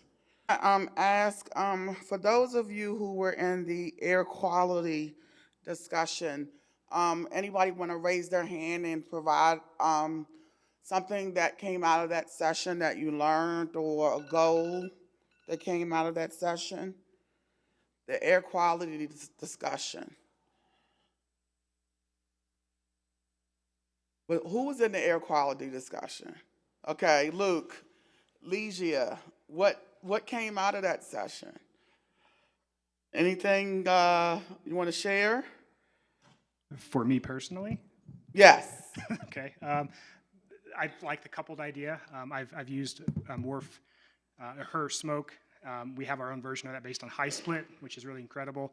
We've always kind of questioned if we've done it right, because especially in those large wildfires in California and Canada, you never really think about how much the aerosol optical depth is so incredibly dense, and how that affects the overall weather patterns, and then how that again affects the transport of the smoke, and it's this kind of like negative feedback effect, which is really incredible. So I loved all the coupling work that was shown, and yeah, that's what I took out of it. Thank you, Luke. Legia, real quick. My banker, like to pay this gentleman, would you please? Yes. Yes, go ahead, Legia.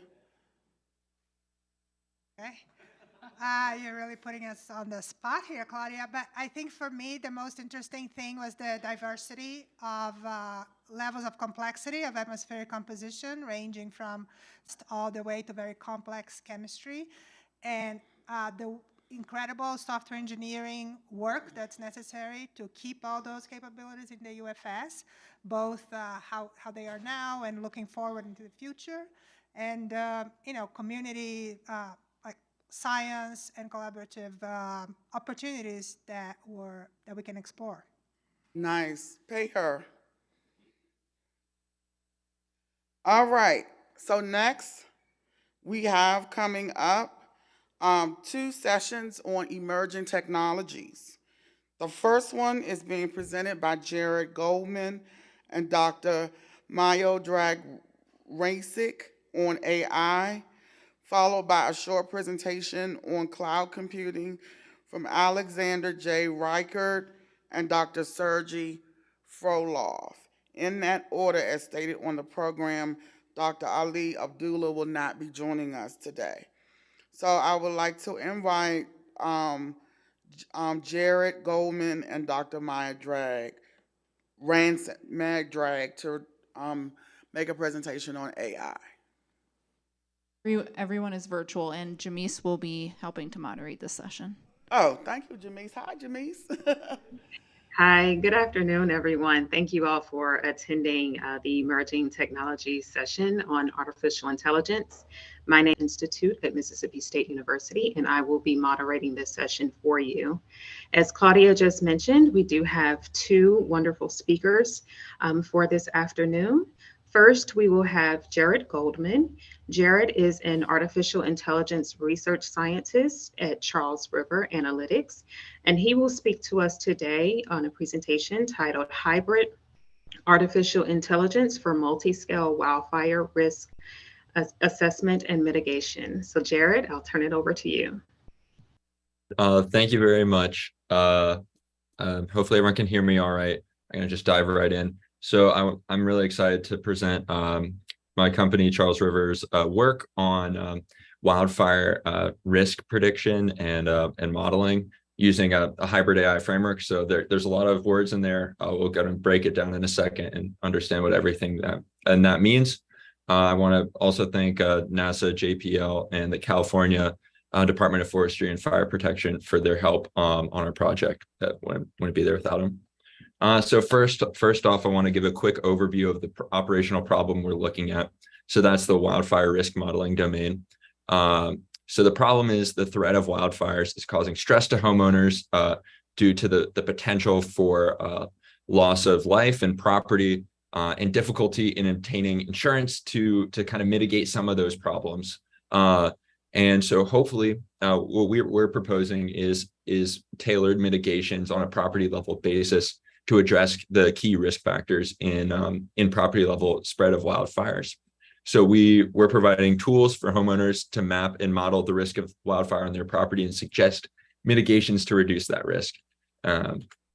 So currently, there's national wildfire risk assessment by Forest Service on a regional level. So that's much more broad scale about the risk of wildfires in different regions. Firewise USA also provides some tools in this domain.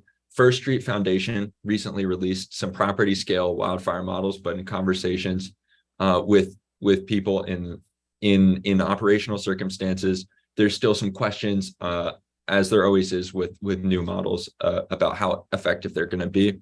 Fire Score by Jupiter Intelligence is another tool used by utilities and other industries to model their fire risk. And the state level fire resource assessment program maps, like the one seen on this slide here, provide some overview of wildfire risk, again on a regional scale. And then we have to mention Verisk Fireline because they're one of the leading insurance risk providers, especially for hurricane insurance. So our approach is to inform homeowners about their risk of fire on their property through regional and property level risk assessments of fire over a 30-year time horizon. This requires combining different models at different scales, from climate, fire incidents, as well as regional and local fire spread, and be able to interpret that and present that in an understandable way. So our approach is based on this Scruff technology, which is a hybrid AI framework to integrate multiple model paradigms of different scales and be able to extrapolate them into probability distributions, and be able to use all of those data together to create some consensus. And we kind of we take the different inputs, as I'll show you in the next slide, and create an explainable user interface to be able to present this to homeowners and let them understand their risk of wildfire and be able to prevent it as much as possible. So the inputs to this model, I don't know if everyone can see my mouse, but are year and season. So you input sort of the year and season you want to understand the risk for, and a property description. So where is your property? What sort of fuel sources are going to be there? And then from the year and season, we create a distribution of potential climate conditions from the NASA's global downsampled daily predictions, which uses a coupled Earth atmosphere model, CMIP 5, I believe. And we use that distribution of conditions to query a model. We trained a random forest model on historical fires in that region under a series of different environmental conditions to determine the likelihood that a fire will occur there. Once we get that, we can evaluate whether a fire is going to occur on the property by running regional fire simulations in a tool called FlamMap, which is used by a lot of operators in the field to model the potential spread of fire across a region from different ignition points. So we took the location of the property given by the homeowner in the property description. Now we take the layout property and use that to evaluate the potential paths that a fire might take across a property. So using fire dynamics simulator, which is a fluid dynamics based fire simulator or heat transfer simulator developed by the Forest Service. We use that to evaluate the different trajectories that a fire might take across a property and assess the damage from each of those trajectories, and to provide homeowners a narrative description of what a fire might do if it reaches their property. And that way we can show them the relative levels of damage and potentially counterfactual examples where we say, if you remove this tree, then your expected damage might go down $100,000, which would be a compelling argument to remove a tree that is an expensive operation, but cheaper than 100 grand. And also potentially to provide this to insurers to incentivize them to give people funds to provide these mitigations and ultimately save everyone money down the line. So this is a broad overview of what the tool looks like. I'm going to go to the next slide, which has a quick little video because those are fun when they work. And this one has been tested multiple times. So here's that regional level view I was talking about, and we're going to show the fire outline. So this is that predicted fire trajectory on a regional scale from FlamMap. And we can see in the broader region, this is in Southern California. We can see the fire spread in these two regions here in this simulation from the ignition points. And then this is the overhead property view generated by satellite images. And then here's the really nifty example of a smoke view, which is the viewer from the fire dynamics simulator. And it shows the path of a fire across this property as it starts from a tree and catches the house and this other tree. So I'm going to pause it here for a second to highlight these cases on the right-hand side. So each of these cases represents one of those situations that I was talking about, where we look at the fire's path, if it starts at one point on the property or another, and how that impacts the damage level. So on the right-hand side here, there's some fuzzy numbers that are a little more clear here. So this is the expected damage on a property from a fire at a certain starting location. And then there's a breakdown for each of these on an item-by-item basis. So what that tells us is if a fire starts in one location, it might cause a bigger impact than another location. But for the sake of a risk assessment, we try and average all of these potential damages into one expected damage value, and take that random forest model that gives you the probability of a fire unit in the region, and and the FLAM map model, which shows you where a fire might spread in that region to determine whether it's going to hit your property or not, and the likelihood of a fire even occurring in that season in the region of your property. And using those two statistics in combination with the expected damage, we get an overall estimated damage value. So this is a probabilistic expectation of your fire risk going forward, which is really valuable for homeowners. We hope to encourage people to take those mitigations and increase community resiliency by making everyone's house more fire safe in their community, and insurers by incentivizing them to help homeowners. So going forward, we hope to improve the predictive elements of the fuel moisture content modeling, which is really important in understanding regional and local spread of a fire, because higher moisture decreases flammability. And so being able to understand the interactions there and be able to better predict that would be really helpful, as well as designing a layout builder for homeowners to be able to plug and play and make the integration really easy for them so that they can take advantage of this tool. And finally, refine the property level model implementation to better simulate the spread of wildfire on the property using potentially physics-informed machine learning or other approaches of AI to kind of enhance the efficiency, because fluid dynamic simulations are challenging to run. And coordinate with insurers as well to get this into the hands of people and help reduce the cost of wildfires on the average person and increase community resiliency. So that's all I have. I think I might be just over time, but I don't know if I have a couple extra minutes for questions.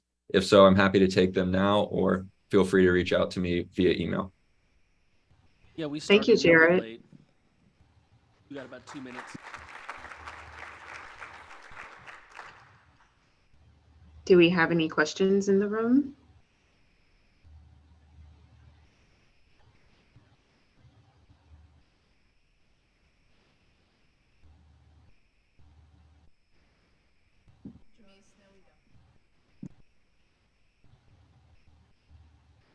All right, I don't see anyone going to the microphone.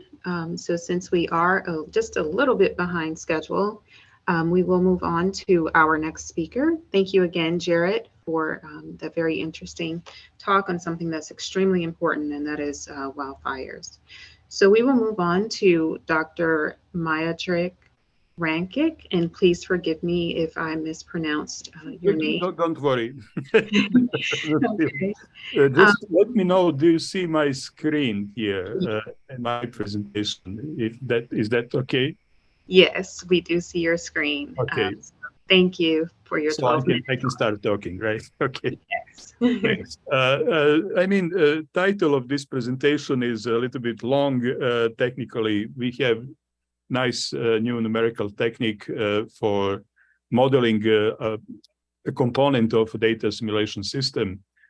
And we would like to use artificial intelligence for calibration. So that's what is this about. This is going to be my outline. I start with a couple of words about artificial intelligence project at Environmental Modeling Center.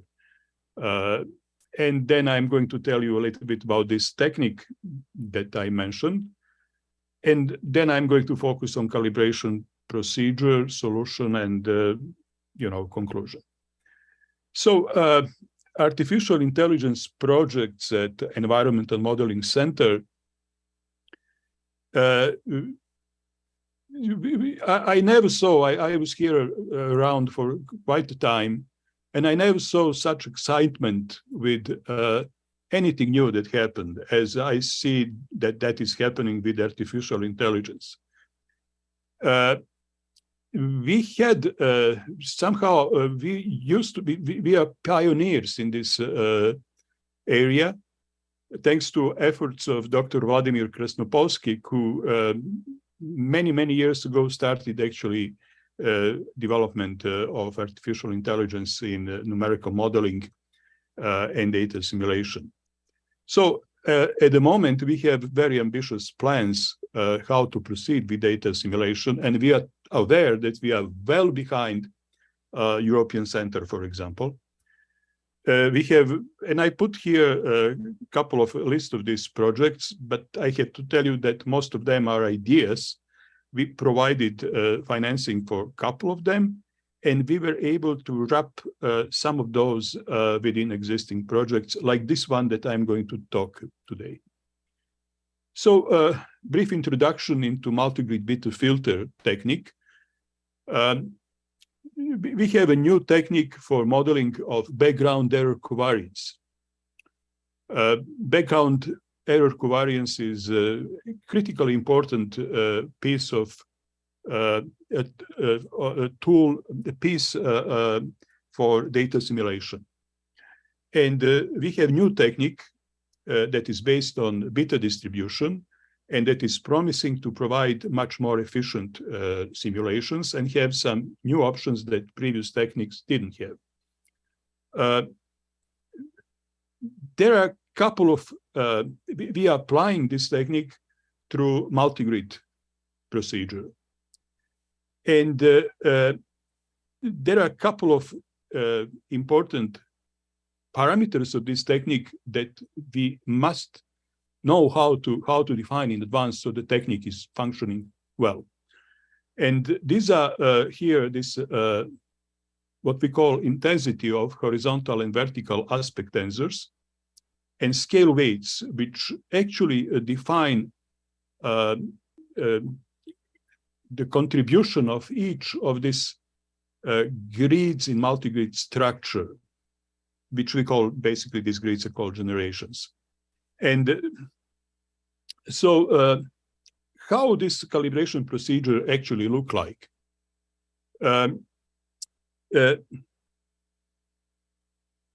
We had different ideas how to do that, but we are focused on the following one. We are getting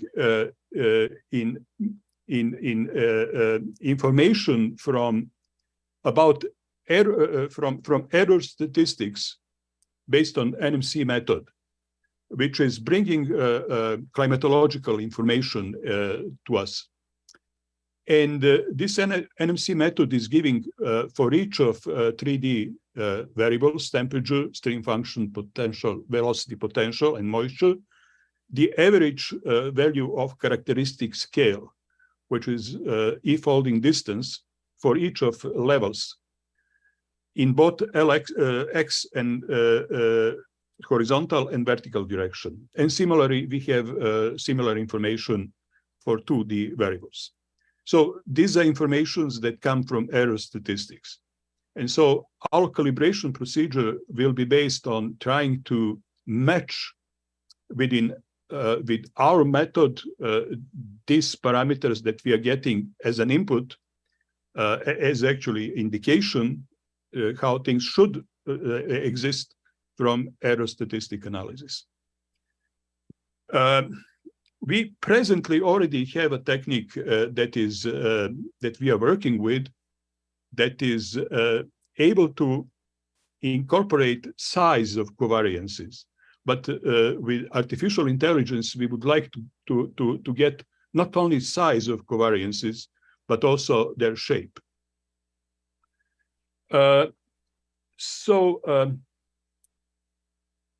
Technically, we have just two information that we want that we need to match.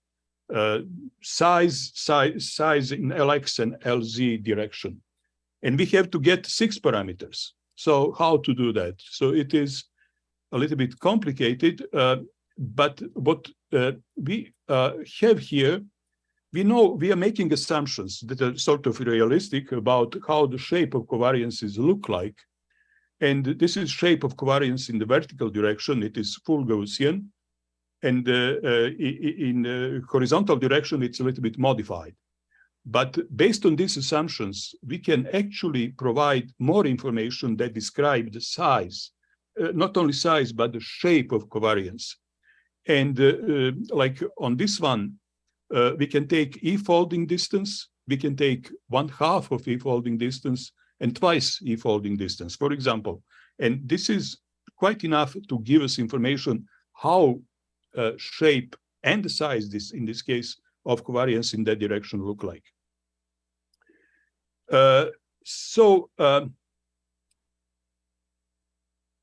In that way, we actually get 6 input parameters that describe now size and shape, and we would like to get 6 parameters. So it looks that makes sense, but the question is how to actually do that. And so we came with the following solution. We have a standalone version of multi-grid beta filter, a software where we can actually provide input impulse, unit impulse, and run it and get isolated covariance out of data simulation system. And we can do that by changing parameters and get many, many different outcomes. So we can at output basically measure those covariances and provide 3 numbers.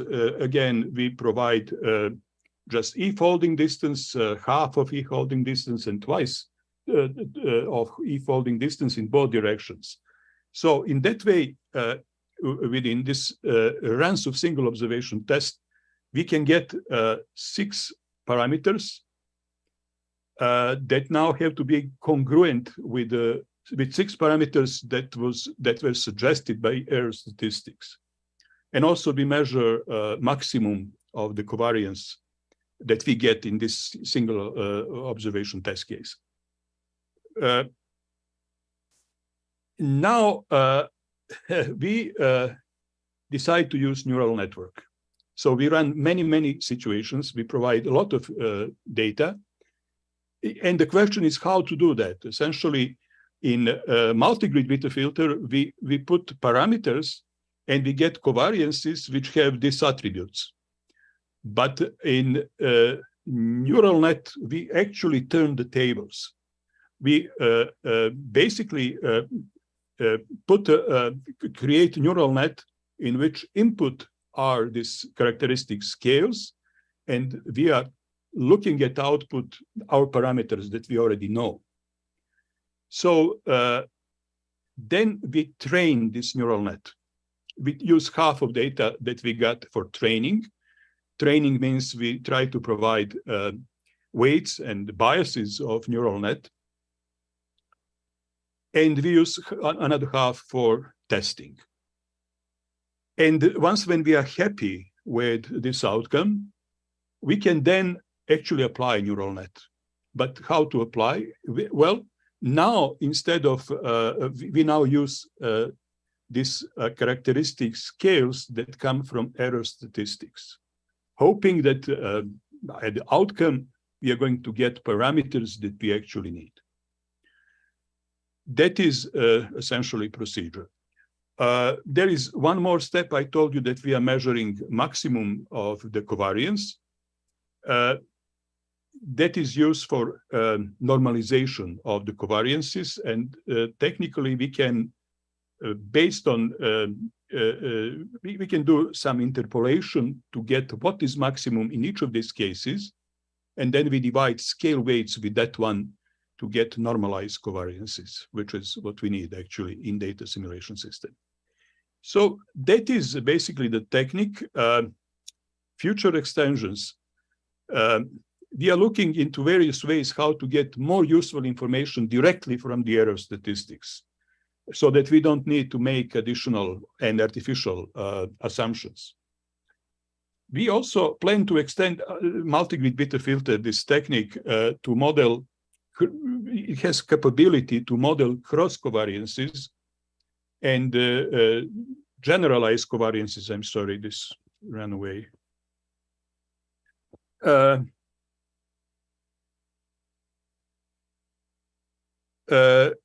Which is going to give us chance to apply artificial intelligence to get much larger range of possible shapes of covariances that we can model.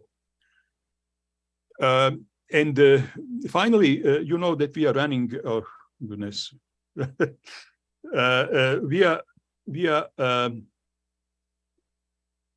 we are running data simulation systems of high-performance computing machines. However, neural nets are being done, I have technical difficulties, but that's the end. Neural nets are being done, run on GPU processors. So the question that we are asking, is it possible that, and actually it is possible, but how to actually most efficiently incorporate GPU within our current infrastructure so that we can basically run these neural nets as part of data simulation system. At this point, this is GSI, but in future it will be JEDI. So that is one question that is actually interesting to ask and to get answered to. So with that, thank you for your attention, and I'm sorry for technical difficulties with my monitor. And please go ahead if you have any questions. I will be happy to answer. Thank you for your presentation.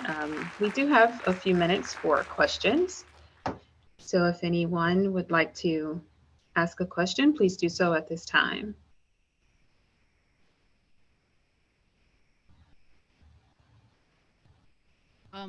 This is Isidora Yankov. I don't have a question. I kind of wanted to try to maybe answer the question from Miodrag. So I don't know, maybe I missed something, but you can do training on GPUs very quickly and then execute it on CPUs. So that may be the way to kind of combine the two technologies. Yes, exactly.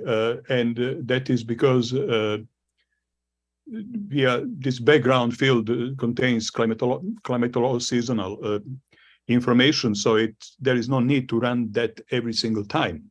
Yeah. However, that was not my question. My question was how to actually incorporate within data simulation system so that we start running this not with climatological, but maybe with ensemble. That is something that I believe is something that we have to start thinking about. People are doing this around the world. Yeah, I mean, we are also doing and testing this type of thing, so maybe we should be in touch offline. Excellent. I would be very happy about that. Thank you. Sure. Thank you. Are there any other questions or comments?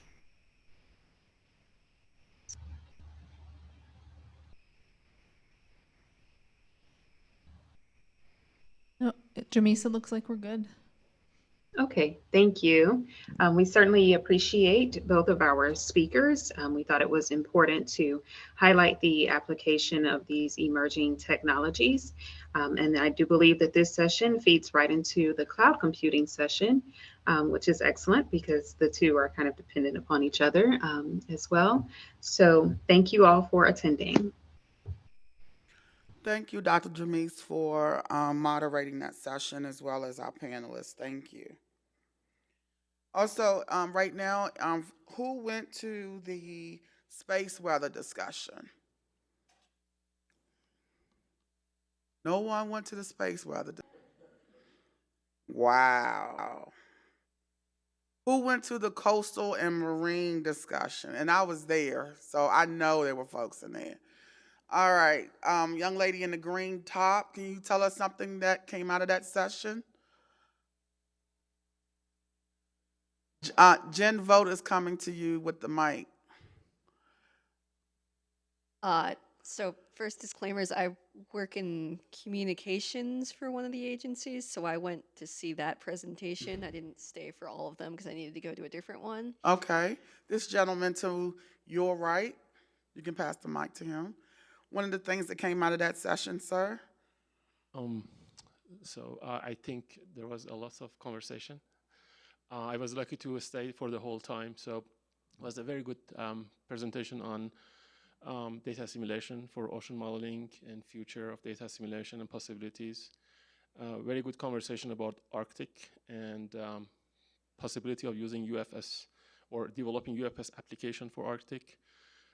There was a talk about global stuffs and storm surge modeling and latest and greatest features going to be implemented in that system coming up in a few weeks, user evaluation. And then there was also a talk about UFS Coastal and the components and great collaboration between NOS, NCAR, and lots of other partners on UFS Coastal application, UFS Coastal model, so coupling infrastructure. Thank you. And you are getting paid your bounty for your input. Thank you. All right, so we will now progress with our program as printed on emerging technologies on cloud computing.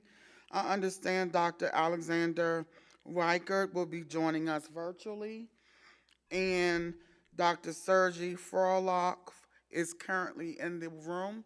If you would come to the stage, come on forward. And do we have Dr. Reichert online? Yes, we do. Hello. Oh, hi. So, you wanna go ahead and I didn't know who wants to go first. Dr. Reichert is listed first, so sir, you may proceed. Sure. I'll go ahead and share my screen here.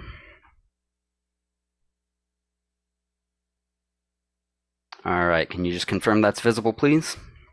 All right, well, good afternoon. I'm Alex Richard, and I'm going to discuss the SPAC framework, which is a reproducible many-platform software stack for operational weather applications. First, of course, a shout-out and thank you to my collaborators shown here on the slide. SPAC is developed and maintained in collaboration between EMC, JCSDA, and the EPIC project. So just very quickly, a kind of roadmap. I'll talk a little about the motivation for SPAC, and then I'll talk about SPAC itself, which SPAC is built on. Then I'll talk about what SPAC brings to the table, what some of the benefits are. And then I'll talk about SPAC as currently deployed in HPC, cloud, and container contexts. And then I'll talk about some of the challenges we face and some of our future efforts. So the motivation for SPAC is that it reflects a growing need for well-organized software library installations. The application suites in particular that we care about, UFS and JEDI, have dozens, or when you get down into the low-level libraries, as many as I think a couple hundred software dependencies. Some of the ones nearest and dearest to our hearts are shown on the right here. These are libraries for file I/O, physics routines, and so on. And in particular on the NOAA EMC side where I work, historically, these libraries have been managed manually, and the kind of one-off nature of those installations is both unnecessarily time-consuming, but also quite risky because it inevitably leads to conflicts and incompatibilities across systems or even occasionally within systems because of different software versions, build options, and so on. So SPAC is a package manager that is specifically tailored for supporting scientific workflows on HPC systems. It's developed out of Lawrence Livermore National Labs. It has recipes for about 7,000 packages, and so that covers most and soon to be all of the software dependencies that we care about for the UFS and JEDI frameworks. It handles dependencies, which I know probably doesn't sound very impressive for being a package manager, might seem a little obvious, but even that feature alone is has been enormously helpful to us, really eliminates a lot of guesswork and risk and reduces our development burden. It also handles more sophisticated requirements, conflicts between versions, packages, and so on. And it also has a lot of built-in awareness of compilers, different MPI flavors, different build systems like CMake versus Auto Tools, and so on. So those are all things that really help to accelerate our development and get us to deploying. SPAC is also highly extensible and customizable, which brings us to SPACstack. So SPACstack, again, is a collaboration between NOAA EMC, JCSDA, and EPIC, and it's the nuts and bolts of it is that it provides site-specific configurations for the platforms that we're interested in, and it provides templates, so essentially lists of packages along with default versions, build configurations for each one, and so on. There are a lot of benefits of using SPAC, but just to name one, SPAC's built-in caching, both source caching and build caching capabilities, as well as some parallel build features, can really help to reduce build times from what might have in the past taken days or weeks to taking hours, or in some cases even minutes. So on the right here, I'm showing a time lapse of the of an installation of the UFS weather model dependencies on my personal computer, and from start to finish, that took about half an hour, and even that is not taking full advantage of some of these build acceleration features. So in terms of our current deployment, on our HPC platforms, we install SPACstack as a unified environment. So that basically means that, with a couple exceptions, we identify one version, one configuration for each of our packages of interest for everything that gets used across our applications, and we basically put it all into one big stack and then make it accessible through environment modules so that developers can use whichever ones they need. So I won't call out all of these systems, but suffice to say that the first few bullet points here cover those systems that we in particular care about at NOAA EMC, but you can see that, that SPACstack has been deployed across a range of systems. We deploy our releases of SPACstack on a quarterly basis. So that helps to, and we have releases going back a year, so that helps to provide some stability. And then as of just this week, we have a framework in place for doing intermediate installations. So if developers need just one or two packages and we don't want to rebuild the entire stack, then we can do that quite readily, and in a way that maintains a consolidated, easy to access environment for developers. SPACstack is also deployed on the following cloud platforms, so NOAA Parallel Works, as well as AWS Parallel Cluster and EC2 directly. And then EPIC and JCSDA separately maintain some images that provide SPACstack. So EPIC currently deploys Docker images, and JCSDA deploys through Docker and Singularity at the link shown on the slide there. Certainly on the NOAA EMC side, SPACstack has been a real godsend for transitioning models into the cloud, because it really helps to accelerate that process and take out a lot of the guesswork and provide for consistent and smoother transitions to cloud platforms. So I'll finish up by talking about some of the challenges we face and some of our upcoming efforts. Of course, one of the biggest challenges is maintaining a unified environment that keeps all of our applications and all of our developers happy.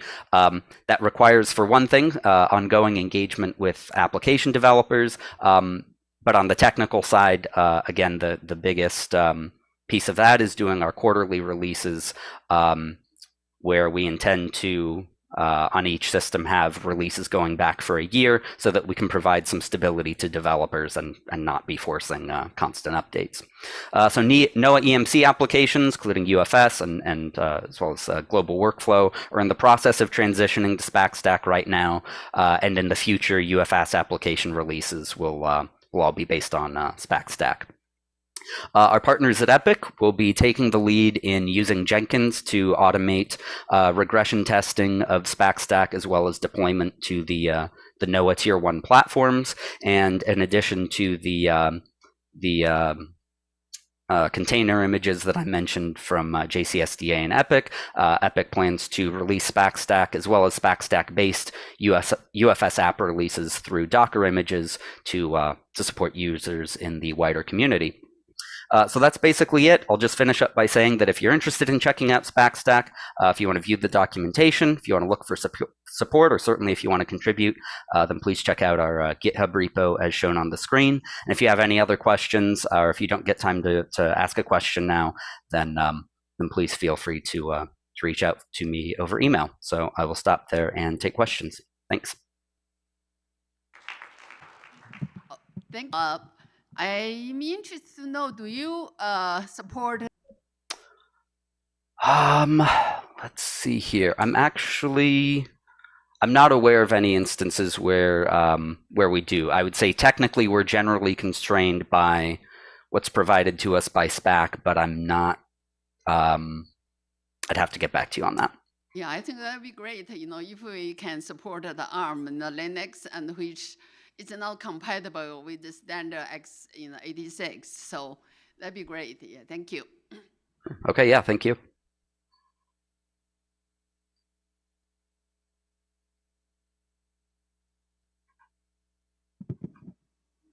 Just a comment that with the UFS being developed as a community model, we may not expect that every user or user groups will be able to have access to HPC resources.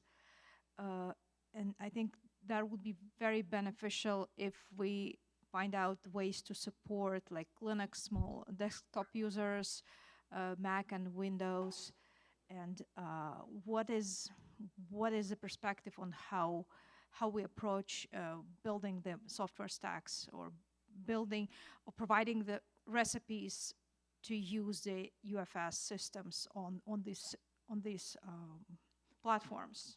SPAC stack may be a little bit of high high target for these smaller systems. Sure. So, so this is something that I think probably my JCSDA and EPIC partners could speak to a little bit better than I can. But as I understand it, the goal is to use SPAC Stack also for support of, say, a user who wants to run models on their laptop. I would say for anybody sort of interested or maybe wondering about whether to use SPAC Stack, I would say the big consideration is, I would say the most defining feature of SPAC Stack is the fact that it is fairly specific to the applications that we care about. I mean, that's really a core part of it is just the, kind of the configurations for each package and so on. So as it currently stands, SPAC Stack can be downloaded and deployed in a way that is, with not too much effort, can be, done on a personal computer. So that's something that I think is, again, a target that's within our sights, but something that I probably can't quite speak to as well as some of our collaborators.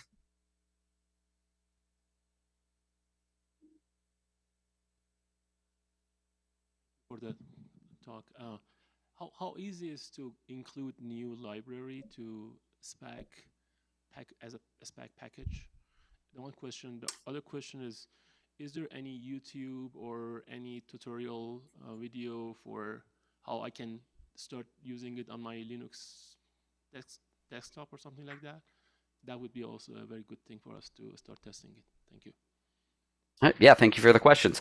So for your first question, as far as adding a new package, that is something that you can request through just through a GitHub issue. So we have there's a button for installing a new package. So depending on sort of when and where it's needed, it can either be incorporated into a release, or we can do, again, through these kind of chained environments, we can do, we have some support on the HPC systems, we can provide packages between releases. So again, that just works through GitHub issues. And as far as the existence of a tutorial for using SPAC Stack, we don't have a video tutorial currently, but I will take that as a comment and a great suggestion. So thank you for that.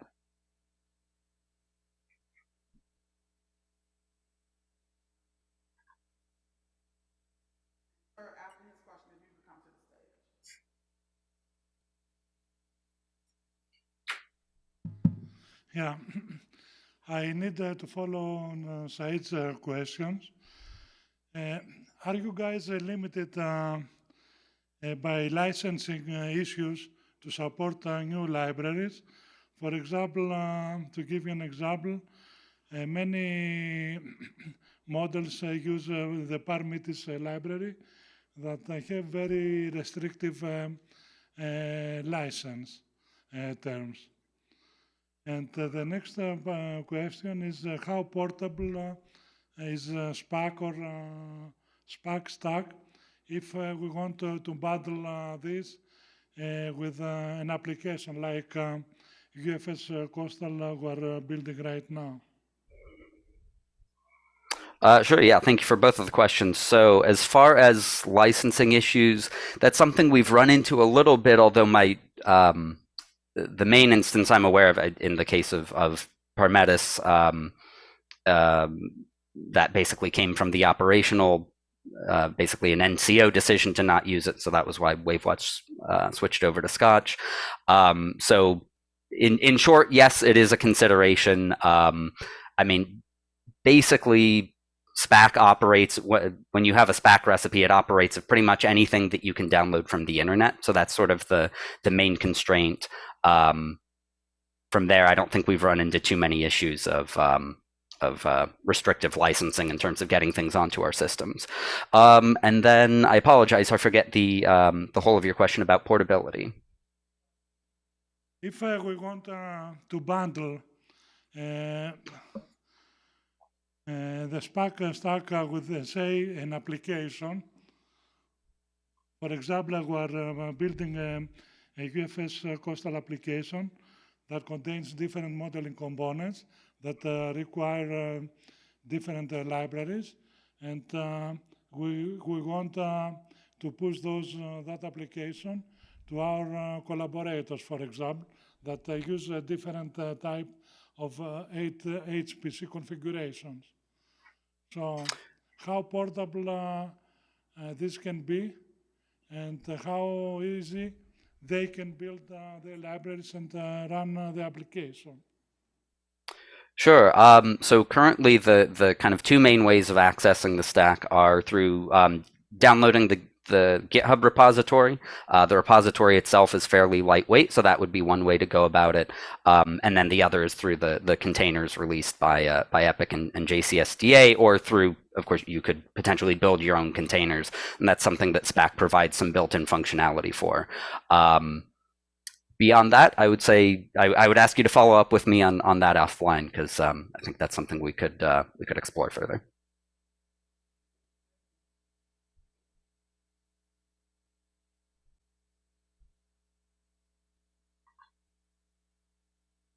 Yeah. Welcome everybody to the last talk of today.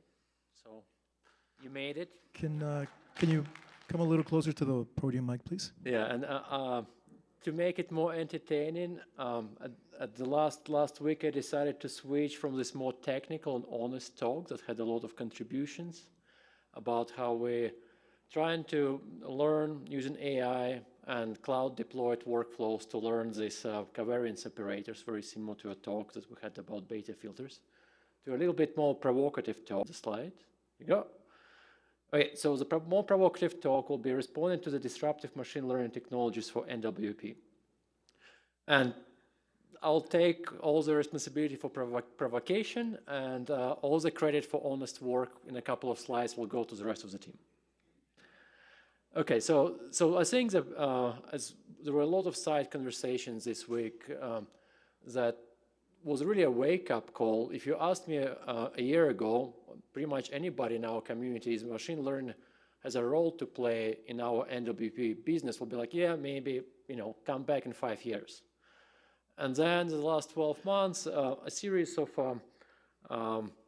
papers came out from companies like NVIDIA, from Google, and from Chinese Huawei, saying that they can train their models on ER5 and demonstrate performance competitive to SMWF high-rise forecast. And it was all good, there were, some of them were bombastic papers, but then the European Center came out and said, like, it's true. Look, it has competitive skill to what we have in operations. So here you go. So for example, here, it's a slide, I think that's from a bombastic paper, essentially saying that the Chinese AI model beats the operational IFS. But very similar results come out from a European Center, and I think that the middle figure here that shows that Pangu weather can actually track the ground truth better than HRS forecast for this tropical cyclone. And of course, you know, about a year ago, the ChatGPT came out, and now nobody can even buy GPUs because everybody wants to use them for ChatGPT. So ECMWF treats machine learning as an essential threat to how they, and a transformative opportunities, how they do NWP business. And so should NOAA. And as a lot of side conversations this week showed, we do treat it seriously, but we do need a coordinated response to move forward. So if we take a more nuanced look at this specifically the Pangu weather seems to be a winner at the moment. So if we take a more nuanced look at its performance and where NOAA can still play a role. So first, initial conditions from the operational state-of-the-art model do matter. So if I take, so this is the analysis, this is what the TC should look like, and this is what IFS HRS looks like, and that, you know, and that's what ERA 5, a 10-year technology, tells us it should look like. And you could see that the Pangu forecast actually looks much more closer than initial condition from HF, from high-res, from the operational system. So if we initialize from ERA 5, the forecast wouldn't be as good. So all the progress that European Center invested in the last decade, HPC research, gives us the initial condition that these AI models benefit from. And the other, so unique role of NOAA operations. We're the only game in town in this country that has all the observations to actually initialize the model. So the other thing that if you look at the AI forecast, it's kind of blurry, you know, maybe not quite as, you know, but TC experts might start questioning some of the features that you see there. So it's not, you know, maybe a little questionable in detail. So the current generation of machine learning models is trained to make things smooth. That's their feature. But this is going to get improved by the community. NOAA doesn't really need to improve that aspect. There will be a whole community in academia, in a private industry working on that.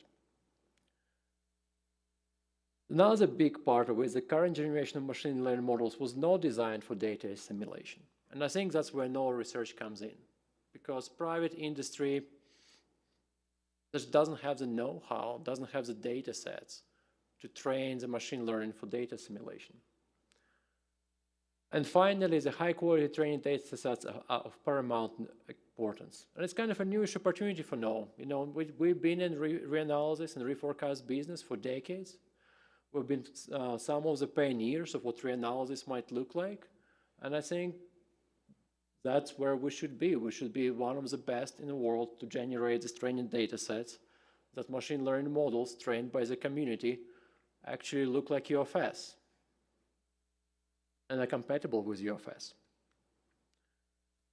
So I'll switch to a more pragmatic thing. So I work for NOAA PSL, and our perspective and focus is kind of has three aspects to it. So first is focus on producing high-value, cloud-ready, machine learning-ready training data sets. So we're working on producing what we call a replay data set from 1957 to present that will make UFS track ERA 5 and OROS 5 reanalysis. So it will be produced on UFS grids. It will have biases that will look much more like UFS, but it benefits on that investment that European Center did in their reanalysis. We're also going to produce a native cloud-coupled reanalysis and reforecast with UFS. So we'll actually produce something that in some ways will be a step ahead of ERA 6. ERA 6 will be an uncoupled reanalysis. We're targeting a coupled reanalysis. We're going to invest in short, which we call hero rounds with extremely large ensemble counts, up to 800 members, as a training data set for these machine learning models that can improve our data assimilation. We also need to try to make our data sets machine learning cloud ready. So what does it mean?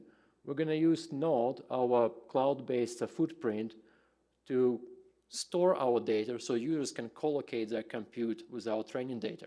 That's something actually not available from ERA 5, and there is no plan from European Center to do so. We need to move away from legacy output formats such as grep and netcdf and flat files and move to things like ZAR and netcdf plus kerchunk. And we also need to provide this data on grids that are compatible with machine learning tools. And finally, we need to focus on machine learning development for data simulation. I think that's where we need to invest on a lab level and build those public-private partnerships that we talked about. So back to science. So I have 2 science slides. So a specific interest of it is coupled data simulation. So in the coupled data simulation, you're trying to work with observations that carry information about either the interface between atmosphere and ocean, or it can be land, or they actually capture the interaction between 2 things. And it has expected improvements for S2S and hurricane forecasting. And the character of these processes, they are very intermittent and low in average amplitude. So here is some power spectrum analysis, like something that you get from a statistics textbook. And it says, like, if how many ensemble members do I need to capture a true correlation with a 90% statistical significance? And in atmosphere, we're working with correlation. Maybe 0.7 is like a weak correlation, but a lot of times it's 0.8, 0.9. So our existing operational ensemble size is 80, and you can see that we're capturing up to 0.7. So we're actually that's appropriate ensemble size. But for coupled data simulation, our correlations are on order of 0.3. That's pretty common correlation for coupled processes. So we'll need to have over 200 ensemble members to actually develop systems like that. And that will be expensive, very expensive. So one of the things that we're pursuing, and we have some initial results. So here on the left, I have true correlations from an 80-member ensemble between atmospheric and ocean surface temperatures. And as you can see, a lot of them are, pretty low, 0.4, maybe getting to 0.6 in the extreme cases. And here is our predicted correlation from a 5-member ensemble. So they're predicted using a neural network. And you can kind of see this spread scale that we have true correlations from a large ensemble on the bottom, and the prediction actually has a pretty high R-square to it. So our current work is we're working on producing this 1 degree 800-member ensemble, spanning maybe 3 months or so, and we're also going to work on producing a 1/4 degree couple. Both of these will be coupled ensemble with 240 members. Maybe that will be a 1-month-long data set. Data will be generated using RDHPC cloud allocation. Our experience is that once we try to do it on-prem, the fair share just doesn't let us do that. And we will be storing it on ZAR format on node storage in a way that can be used directly by machine learning pipelines. And the challenge is extremely hard to fund it. This work is so pioneering that if we try to go it through a peer review process, through a competitive thing like NOFO, it just gets killed. So we are working with a private foundation, high-tech foundation from West Virginia that sits above our operational computers in West Virginia. And we're using some of our IRA funding in a lab to sponsor this research. But here is my message to program managers in the room. We really need, this work is important, and we cannot fund it using competitive processes right now that we have in place. So conclusions, last 18 months were really groundbreaking for what we can and think and conceptualize for machine learning for NWP business. And our focus is on producing training data sets to actually do the training that we need for NOAA. We're also working on collocating NOAA data sets with computational opportunities, cloud native, machine learning native formats. And we're also going to invest into machine learning work in our labs that we actually know what needs to be done. We can't outsource machine learning work to private industry completely. That work has to be done in our labs. So that's it. Thank you very much.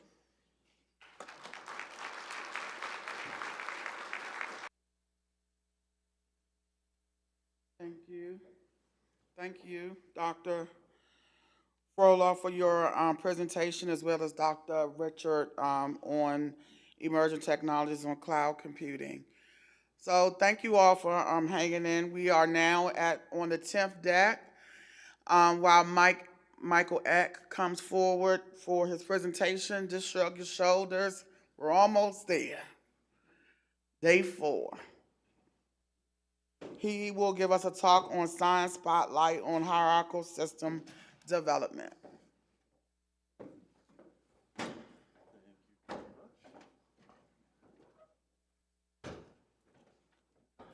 All right, I understand I only have 35. I'll try to be quick. Oh, that was a test.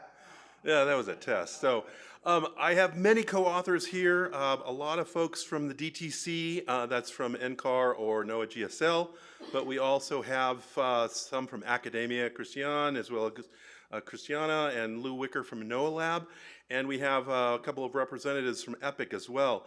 But likely, all of this work we're doing to use a hierarchy in terms of improving our models definitely involve all of you and the whole community.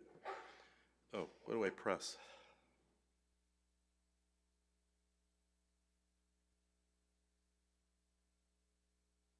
The big one. Oh, there we go. So, Earth system model development, what's the process? There's a lot of Earth system research out there, certainly. Is this the current, or the previous or current paradigm? But a lot of great research. How do we identify it? How do we get it in the model? So we don't want to have the usual, here you go, toss it over the fence. What do we do to get it into operations? So how do we effectively improve this process? Is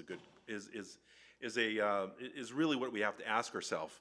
So this is rather a dense graphic, as are the rest of them in here. But anyway, what is hierarchical system development? Okay, an efficient pathway to modeling development. So what does that involve? Oh, do I have a... No.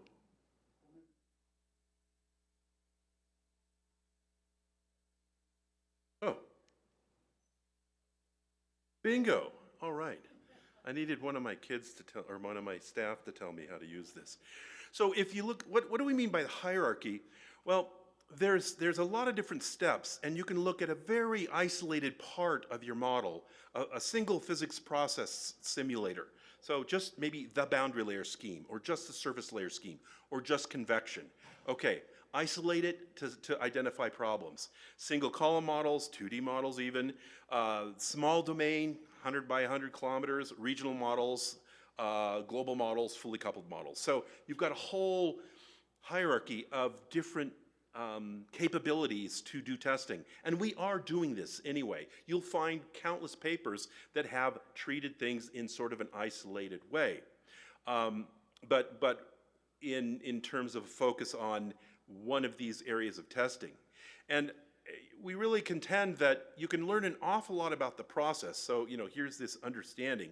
You can learn a lot about processes, but very little about, the behavior of the entire Earth system. And as you get more and more, coupled and connected and many interactions going on, you learn more and more about the behavior of your system, but you learn less and less about the specifics of the processes that are going on, because they're kind of embedded in all that connection. And so you really need to have a continuum of testing, a hierarchy to allow you to understand what's going on and what you can improve it. So this pathway allows maybe for an efficient way to improve the models. You can have multiple entry points here, whatever you're interested in. If you want to run the whole global model, great. If you want to just work on one parameterization, that's what you can do. So there's a lot of different unique perspectives for hierarchical system development, model complexity, configurations, principles of large-scale flow. Certainly, it needs to be end-to-end ultimately. So you've got data ingest, quality control, data assimilation, modeling, post-processing, verification with a configurable workflow. So what you really need to do to make this work is you need an infrastructure to connect all these pieces in an efficient way, as opposed to, I published an article and I focused on just this process. So it sits on a shelf till somebody brings it out and go, I think I'll put it in a single column model. And then you kind of go through those steps in a long, drawn out process. So you need an infrastructure to connect these steps. And of course you need a verification process to allow you to understand how the model and how the components are behaving. So I'm suggesting we have our common community physics package, and that comes out of DTC, and we have the MET Plus verification data sets. I will point out along the way that you have your process level assessments. Sure, do the process level, am I getting the surface flux right? Okay, yes I am. But going all the way down to the fully coupled model, well, we look at 500 millibar height and anomaly correlation scores and ENSO index and so on.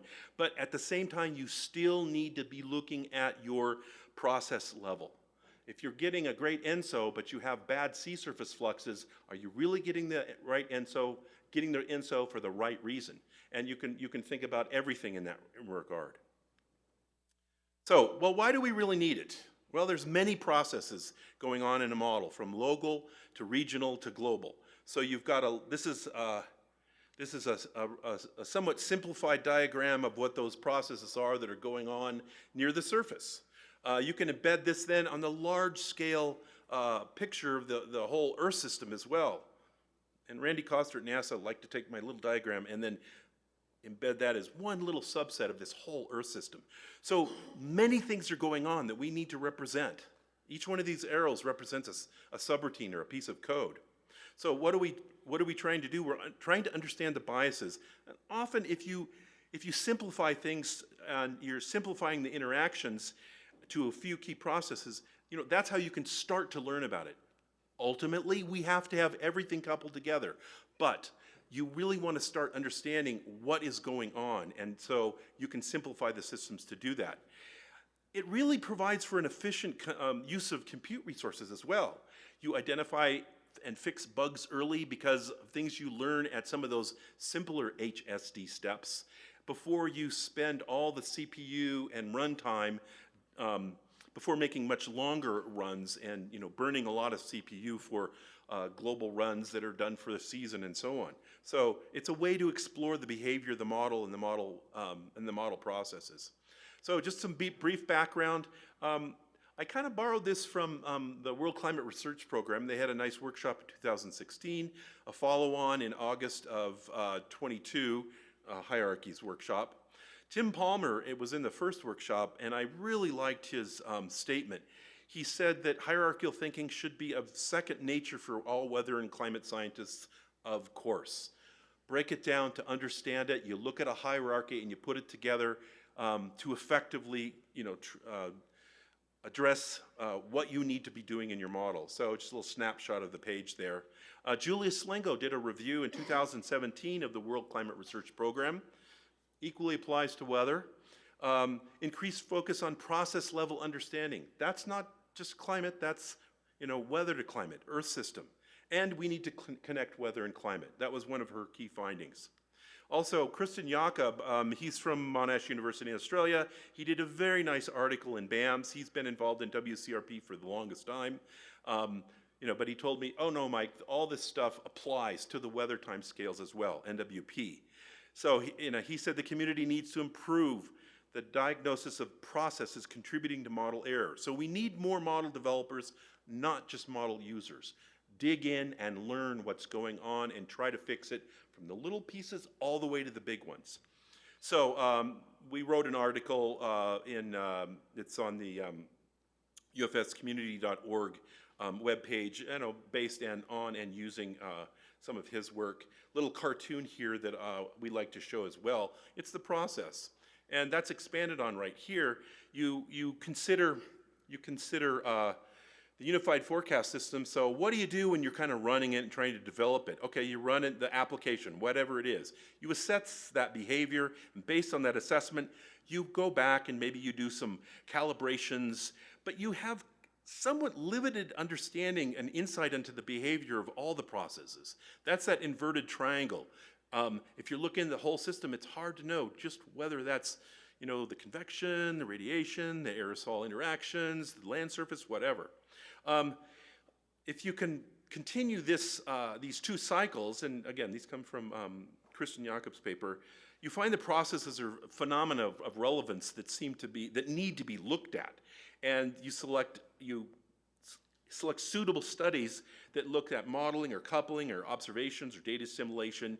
You use these hierarchical system development tools at the different steps to then, design systems and improvements based on what you have found, and you get great insight on the behavior of what you're looking at, but of course, the effect on the applications and the system is, of course, maybe limited. So what you need to do, pointing out that, you know, this is the lower down in the R to O funnel or integrated funnel, higher readiness level kind of stuff.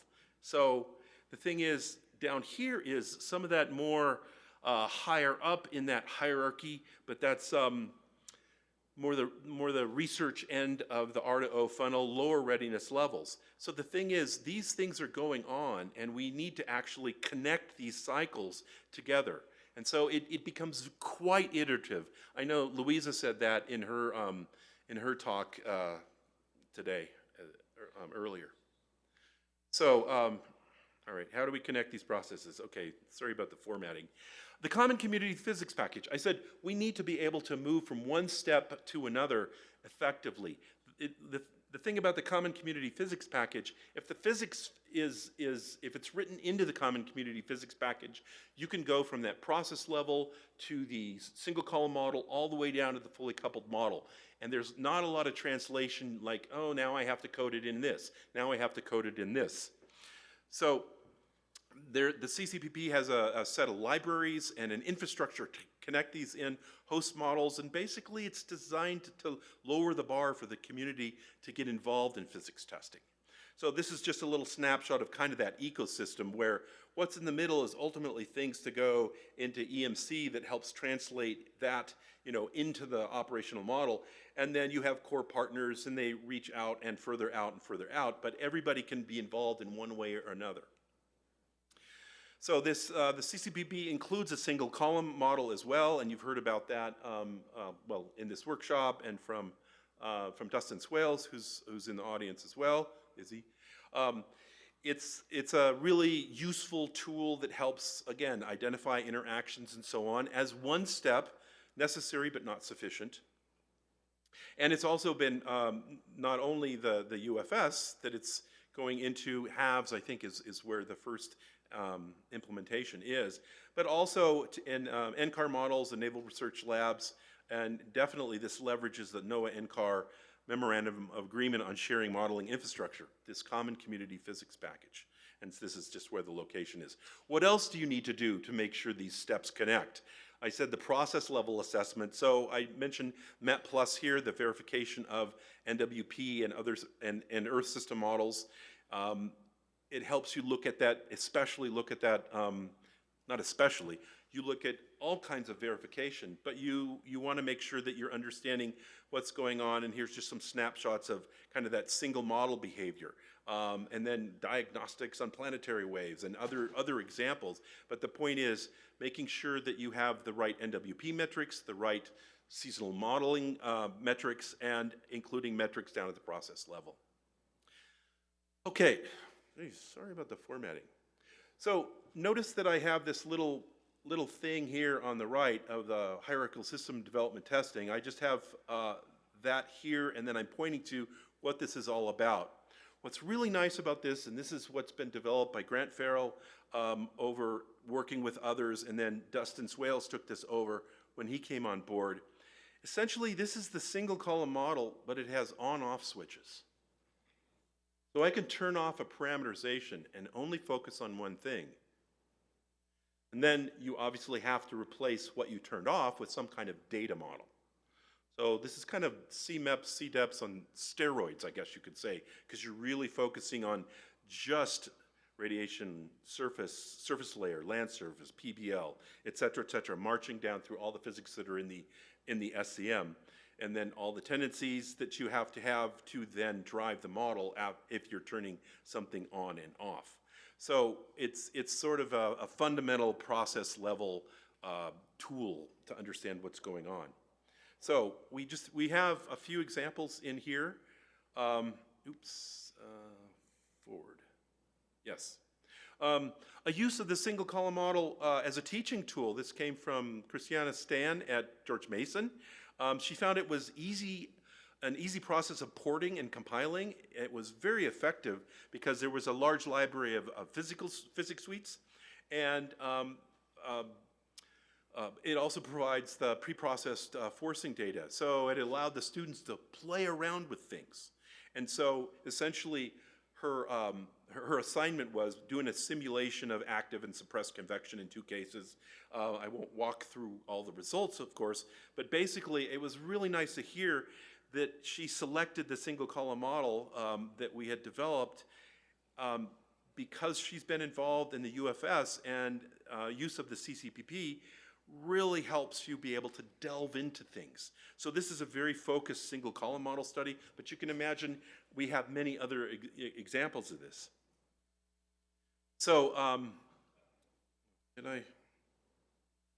oh yeah, this is just another example, model uncertainty model intercomparison project. It's a WWRP project, essentially where we're looking at many different single column models to help look at a coarse versus fine resolution model, but the information you're gaining from the single column model runs, looking at this array of 44,000 grids over the Indian Ocean, allows you then to examine what then the coarse scale of the behavior of the single column models, then what it does. In this case, we used the German Weather Service, DWD, their ICON model, to do this because we didn't have the data at hand, and so we were using this. And the single column model, behaved very nicely, and we're learning a lot about the stochastic physics, using this again as a tool. So moving on, again, sorry about the formatting. This is Lou Wicker's research. In terms of time, I will just kind of go to what are the main takeaway points. But you notice that I'm pointing to, this is more of a small domain model, not single column, because they're looking at squall lines, which are inherently 3 dimensions. So there's many things that we learn by just focusing on more of the idealized cases, like the squall lines here as well. So what do we examine? We examine things like CAPE, the instability, what's the vertical wind profile, et cetera. NCAR is in the process of making all these physics packages CCPP compliant. So again, with the single column model, with these small domain models, with the regional model, et cetera, and the work that the various researchers are doing, you have then the ability to go from one modeling system to the next. This is an example of UFS case studies. This is a platform to share the UFS model representative cases, configurations, data sets, results, et cetera. So for regional and global modeling, right now, DTC and EPIC teams are collaborating to update the repository and the instructions. And so this just happens to be an example of some of the case studies that currently exist. So entry points. So coming here, look at these cases, and we can, again, this is the focus on the regional and global. There was regional studies that we've done in DTC. This is unifying our physics project that we have done. That's looking at single column models, but a regional model. I guess the important thing is to hit the takeaways. We notice that there's some biases in the models, the limited area models, but with the SCM, we have the ability to learn about really what's going on as you kind of dig in. So in this case, The physics at 3 kilometers versus 13 kilometers, the high resolution is more realistic. Okay, that's reasonable. The deep convection may have been activated too frequently. And use of the SEM is something that then helped reveal what was going on. These results are based on using the SRW version 2.0 and in companion, the SCM, the single column model. Another example on the single column model used with a global model in companion, looking at the radiation code for prototype 8, the physics, using an arm-aware case, basically using that global model results and the single column model helped us, informed us about the possible cloud radiation interaction and just what was going on, which actually led to some changes, or, well, in this case, hey, the RRT MGP wasn't quite ready because of some things we learned from using the single column model. So those were just a handful of cases, but they kind of showed where we are in different hierarchy steps as well. I'd like to show this one.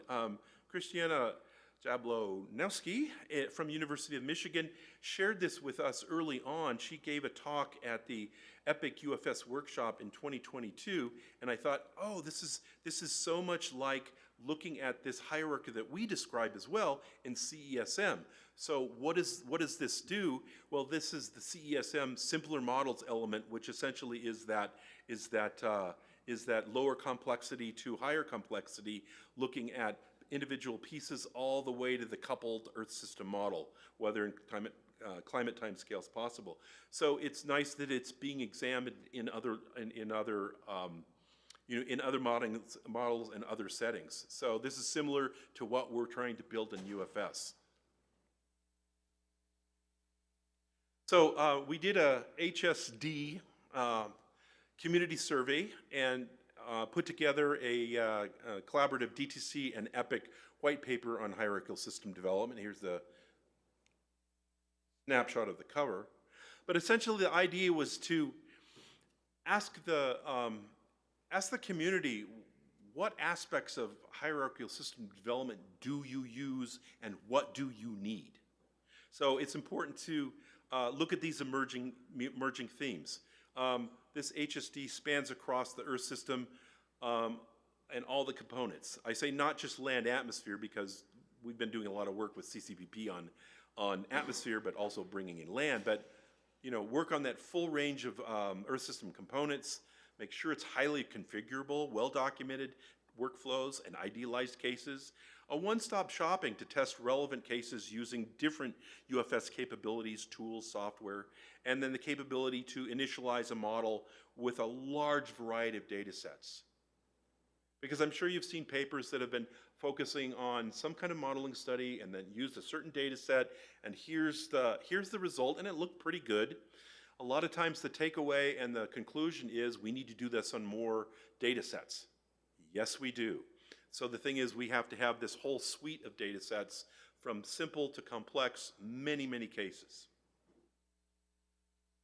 So summary and challenges and opportunities. Earth system models for weather and climate are becoming more, complex. They're becoming more fully coupled. We need to get the right answers for the right reasons. You can tune your way out of biases, but pretty soon you're going to run against a process that, oh, well, we really need to understand that. We're changing a resolution. We're adding a little more understanding of physics. And so by having everything set up in this hierarchical system development, you can march down that direction of getting the right answers for the right reasons. Really, this is a systems engineering approach. Little pieces all the way to the big thing. And this is many, many little pieces then gradually feeding into the fully coupled model. Tom Alinier kind of did the same thing yesterday, looking at all his little DA toy models and then marching up to the fully coupled model. And some of this stuff is certainly easy enough to do like on a laptop and so on. The HSD helps you understand the spatial and temporal dependencies in the models as well. And the idea is this isn't, you start at the beginning and go all the way to the end. No, you keep learning things all throughout. Something you learn about the coupled model on a regional or global basis, you go back to the simpler steps. Oh, I've learned something. I need to go back and dig in a little more here.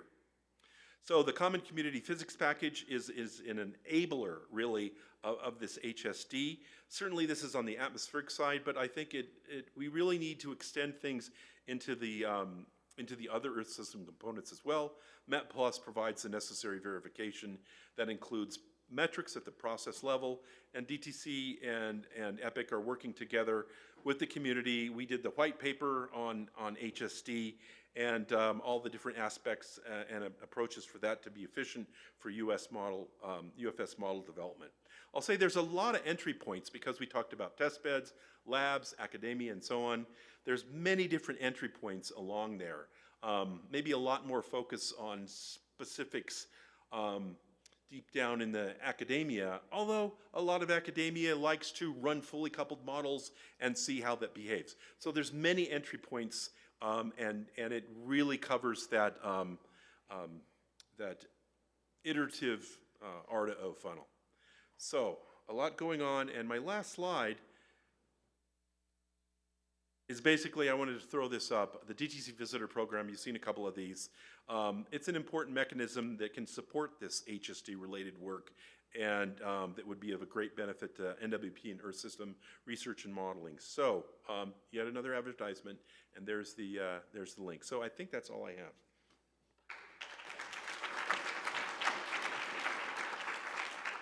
Those were pretty dense slides. Thank you for bearing with me. So, Hendrik. So, you know I'm a fan. So I love the fact that we're actually making progress with this. I love the fact that this is sort of integrated in other things we're doing, like you already said, CCPP, allowing for the column model and things like that. Looking at releases that we're making, we need to make sure that we start doing the operational resolution, but also toy model resolutions and that kind of thing in there. So we're making good progress with that. So the two questions I have that I'm sort of wondering what you think about and whether it needed or not. This is really atmosphere focused still.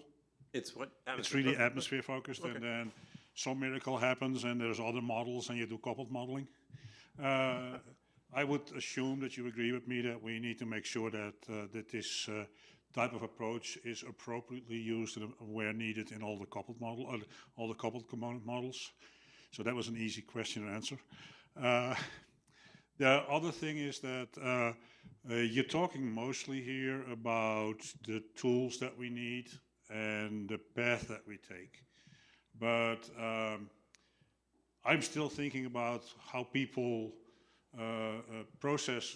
follow that process when they're doing their own research. And so I very often see people use the tools there. But do you believe that there is some kind of need or benefit to using things like AI and other systematic approaches to even go a step further and almost automate some of these hierarchical things? Understanding that we're not there yet, but looking to the future? Yeah, I would say yes, and that's why I suggested that the Common Community Physics Package, this is mostly atmosphere and some land, and land, because the success of R2O, a lot of that is, and we were both at EMC and we know this, is just how long does it take to get an idea all the way into the system, and that's appropriately helping. And if we can make this testing faster along the way, yeah, absolutely, that can help. AI, machine learning, and those things integrated in there.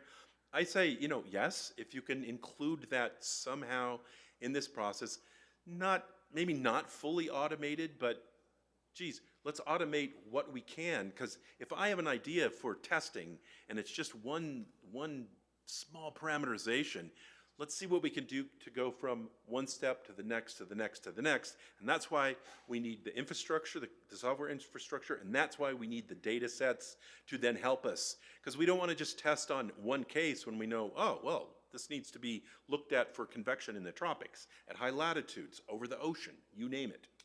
Yeah, this goes back to the operational conundrum.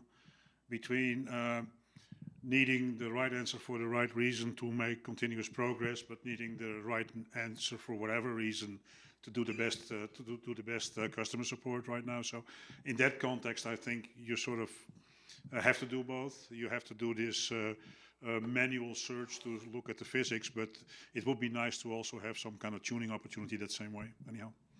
Yeah, I'm pretty sure there's another guy who wants to This ask is a going to be a question. good question. There was, I don't know, my mentor when I was working at the Dutch Mat office was Anton Beljaars, and he said, ultimately, when it comes down to things, yes, we want to get the right answers for the right reason, but Mike, we don't want to get yelled at. So we have to be able to address what we need to get out of the system. Don't forget the compromises that you made, the tuning that you had to do to get that right answer. I'm anticipating a good question here. Go. Don't get your expectations too high. Oh.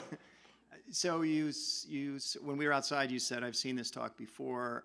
I learn something from your talk every time. So great job. There's a tough nut to crack though. And that is, as you get down to the bottom of your hierarchy or the bottom of Christiane's pyramid, yeah. When you get to a coupled ocean atmosphere, coupled ocean ice, coupled atmosphere ice, coupled land atmosphere, yep.